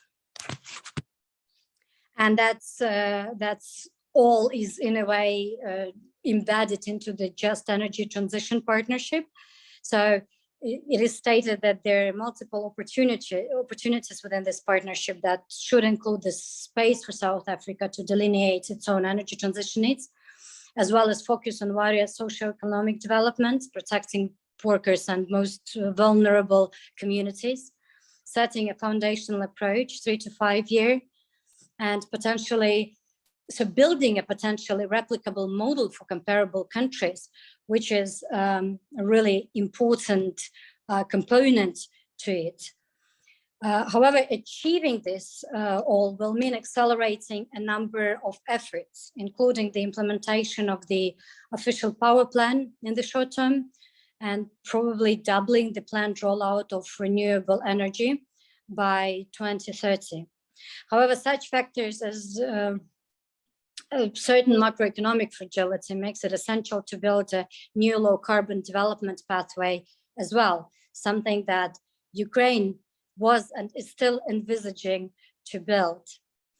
So the partnership, as they say, right, is not simply a coal closure deal, and none can be just focused on it. It's not only, it's about just transition, it's about low carbon development, it's about involving business, it's about involving non-state actors. So these all are keys to transformation and to energy transition. Next slide, please. Despite being quite ambitious and making a huge step ahead, the target range set by the South Africa in terms of the emissions reduction is still apparently not sufficient or insufficient within the overall global efforts. Although the new target represents a significant change compared to the previous target, right, providing a good example. So the updated target, according to Climate Action Tracker, is still not yet Paris Agreement compatible. It is noted that the government introduced several support programs, emergency funds in direct response to the immediate COVID crisis with green low carbon recovery measures, however, them representing a relatively small share of total spending. And that's partially the reason why the Climate Action Tracker is also considering the policies and measures as inconsistent. So this is something to take into account. So it is stated that South Africa's response overall stands in contrast to domestic and international calls for a green and low carbon economic recovery. and more efforts, more policies and measures are to be done and implemented. Certain analysis by South African research institutions confirm once more that investments in renewable energy coupled with storage and peak technologies present the cost optimal and reliable energy supply choices. Well, something similar to Ukraine and something similar to look at and develop. Obviously, those technologies and investments should enable substantial opportunities for green stimulus, for making this transition more advantageous for business, for value chain localization, for additional job creation, and supporting vulnerable coal mining regions in their just transition efforts. Next slide, please.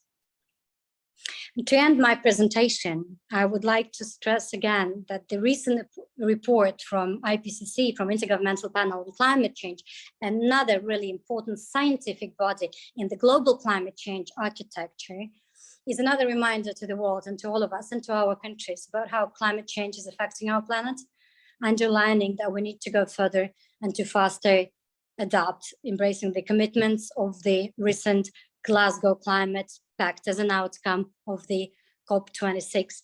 Unfortunately, the IPCC conclusions are deeply concerning, showing that all over the world, climate change is already having tragic and irreversible effects on lives and livelihoods. And therefore, the importance of limiting global warming to 1.5 above pre-industrial levels is quite important, right? So I wanted to end my presentation by stressing the importance of the efforts and ensuring that all of those parts and components of the global architecture are well used, that the countries are joining them, that the countries are active participants, that there is global growing consensus on what has to be done and how it has to be done, that the dialogue should continue, and that the transition shall be just in the first place. Next slide, please. And to confirm that, here are a few quotes by the global leaders saying that, yeah, unfortunately, there will be no time to relax, no matter how good the interim and how encouraging the interim outputs are. So the outcomes are still have to be more ambitious and more impactful. Thank you very much for your attention. That will be all from me.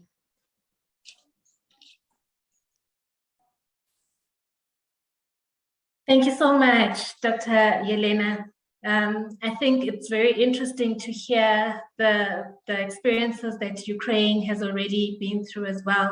And you've also really painted the picture so well for us in terms of the decarbonization and the architecture that we have available to work towards reporting linked to the SDGs.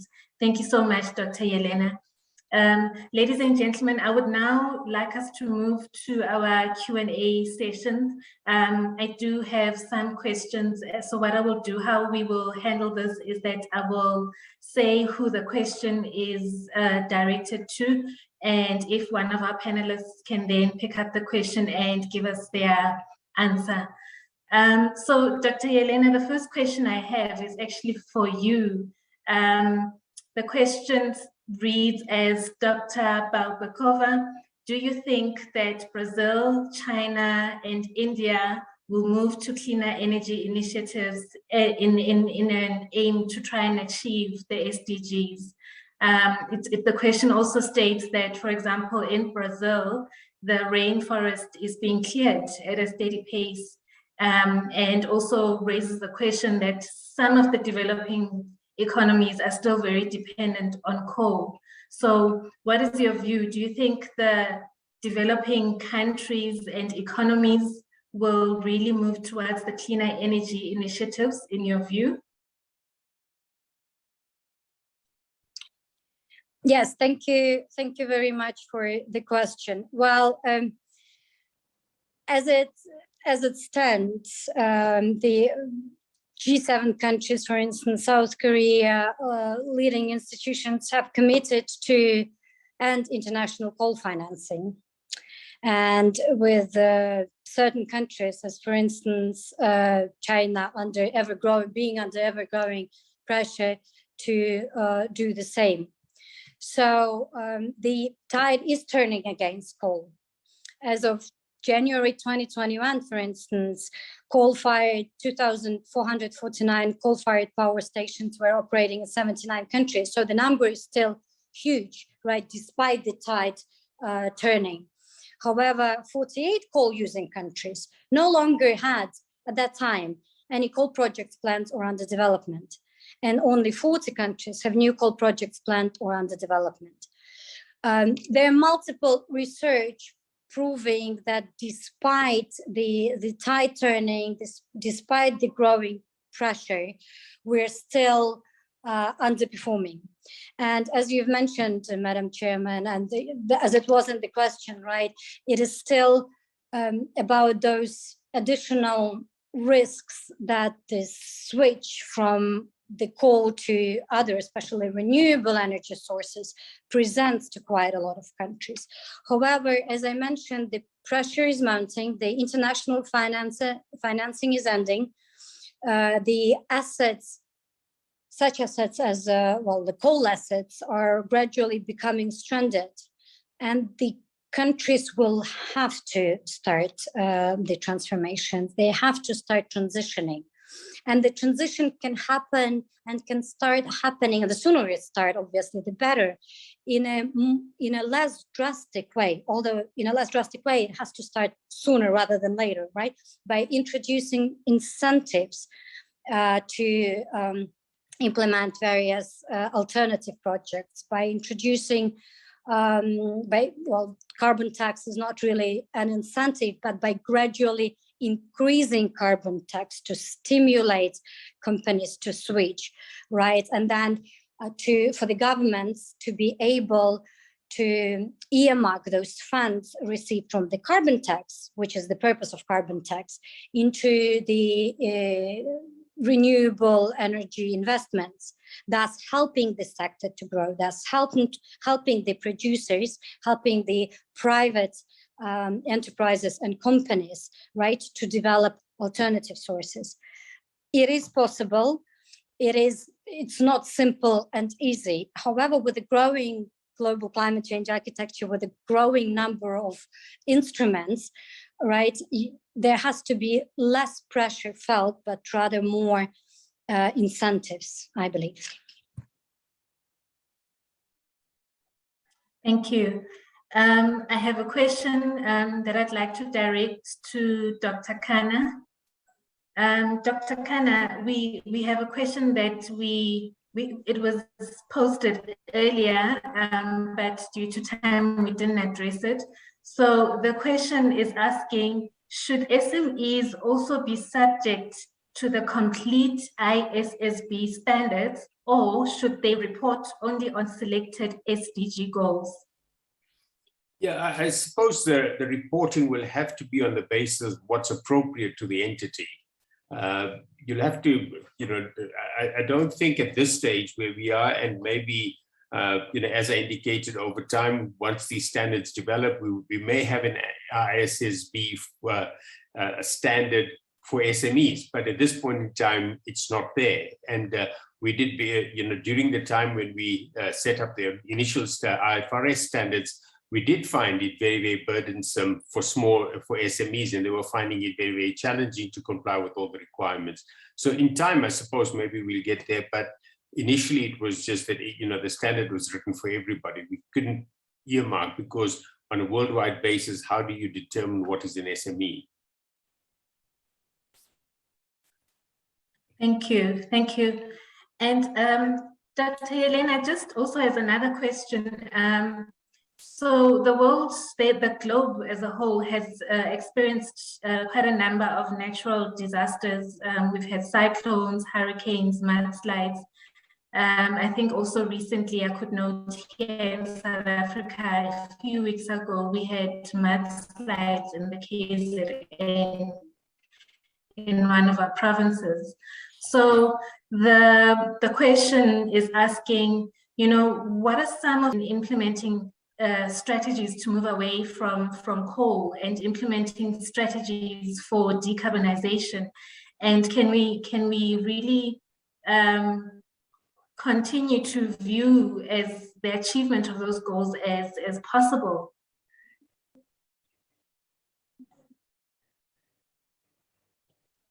Wow, that's really a huge question. I mean, that's yeah, the question is quite how can I put it? It's enough for another dissertation to write, I guess.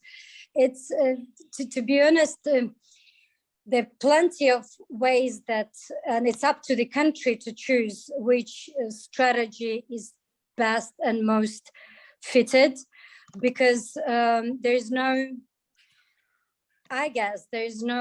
unified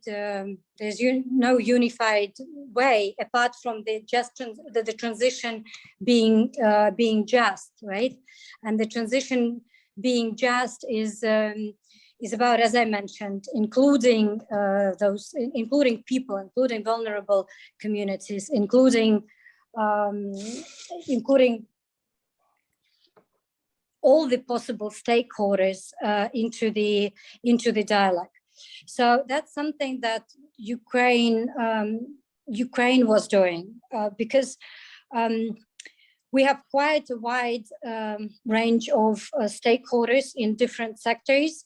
Not like, obviously there is the state. Obviously there are state-owned enterprises which play quite an important role in the energy sector. The private sector enterprises, and the largest amount of those enterprises is actually in the renewables, and the state-owned enterprises are operating in coal sector and gas and oil. So quite a lot of risks in transition were lying with the state. So the strategy that was developed was really looking at all of those areas and sectors, right? It was about energy balance. It was about analyzing the political, economic, environmental, and social context of the energy sector and of the transition. That's how we started, that's how we approached it. Then we looked at developing a methodology, governance principles, and communication plan, because what is quite often missing, especially if the government is so actively involved, is a proper communication to all stakeholders about both the national, regional, and local plans for the transition to take place.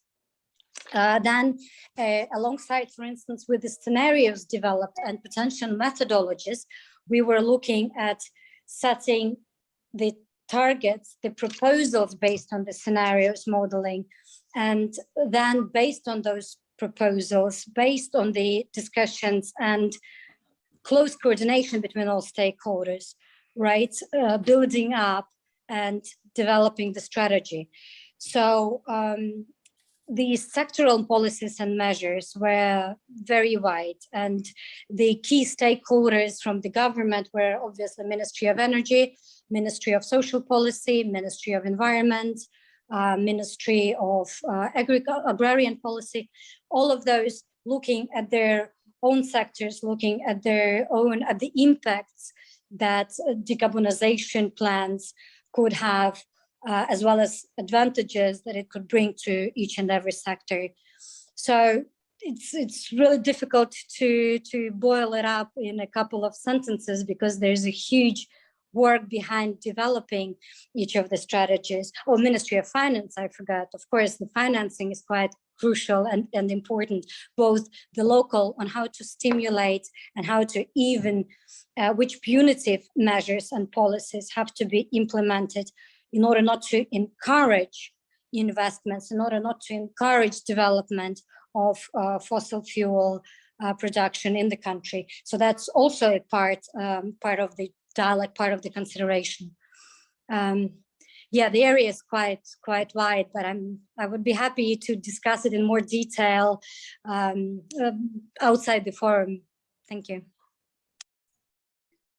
Okay, thank you very much, Dr. Elena, for that answer.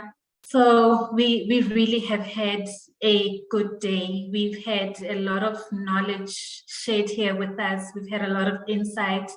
We've also heard about tools that will be made available to make our work easier, when it comes to ESG reporting. Thank you so much to all of our dignitaries. Thank you so much for giving us your time today and, really helping us to be equipped. I think I saw Nicholas had said something about this would be nourishment that will nourish it to be a seed. Today would be a seed and it would grow into a very big tree. And I do feel we really have started to work towards achieving that today. So it's quite clear that there's a lot of work ahead of us. There's also quite a bit of learning to do for some of us.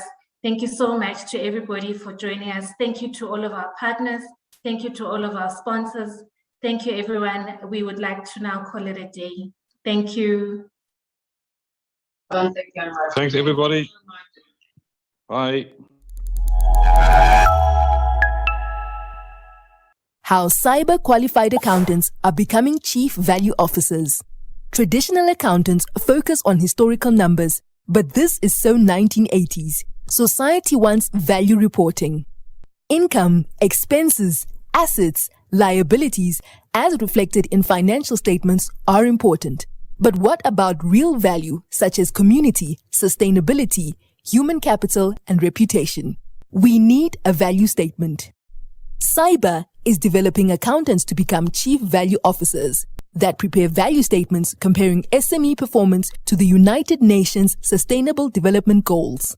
Chief value officers apply integrated thinking to show value for the SME, its owners, employees, suppliers, and society. The chief value officer starts this process when setting up the bookkeeping system and preparing financial statements.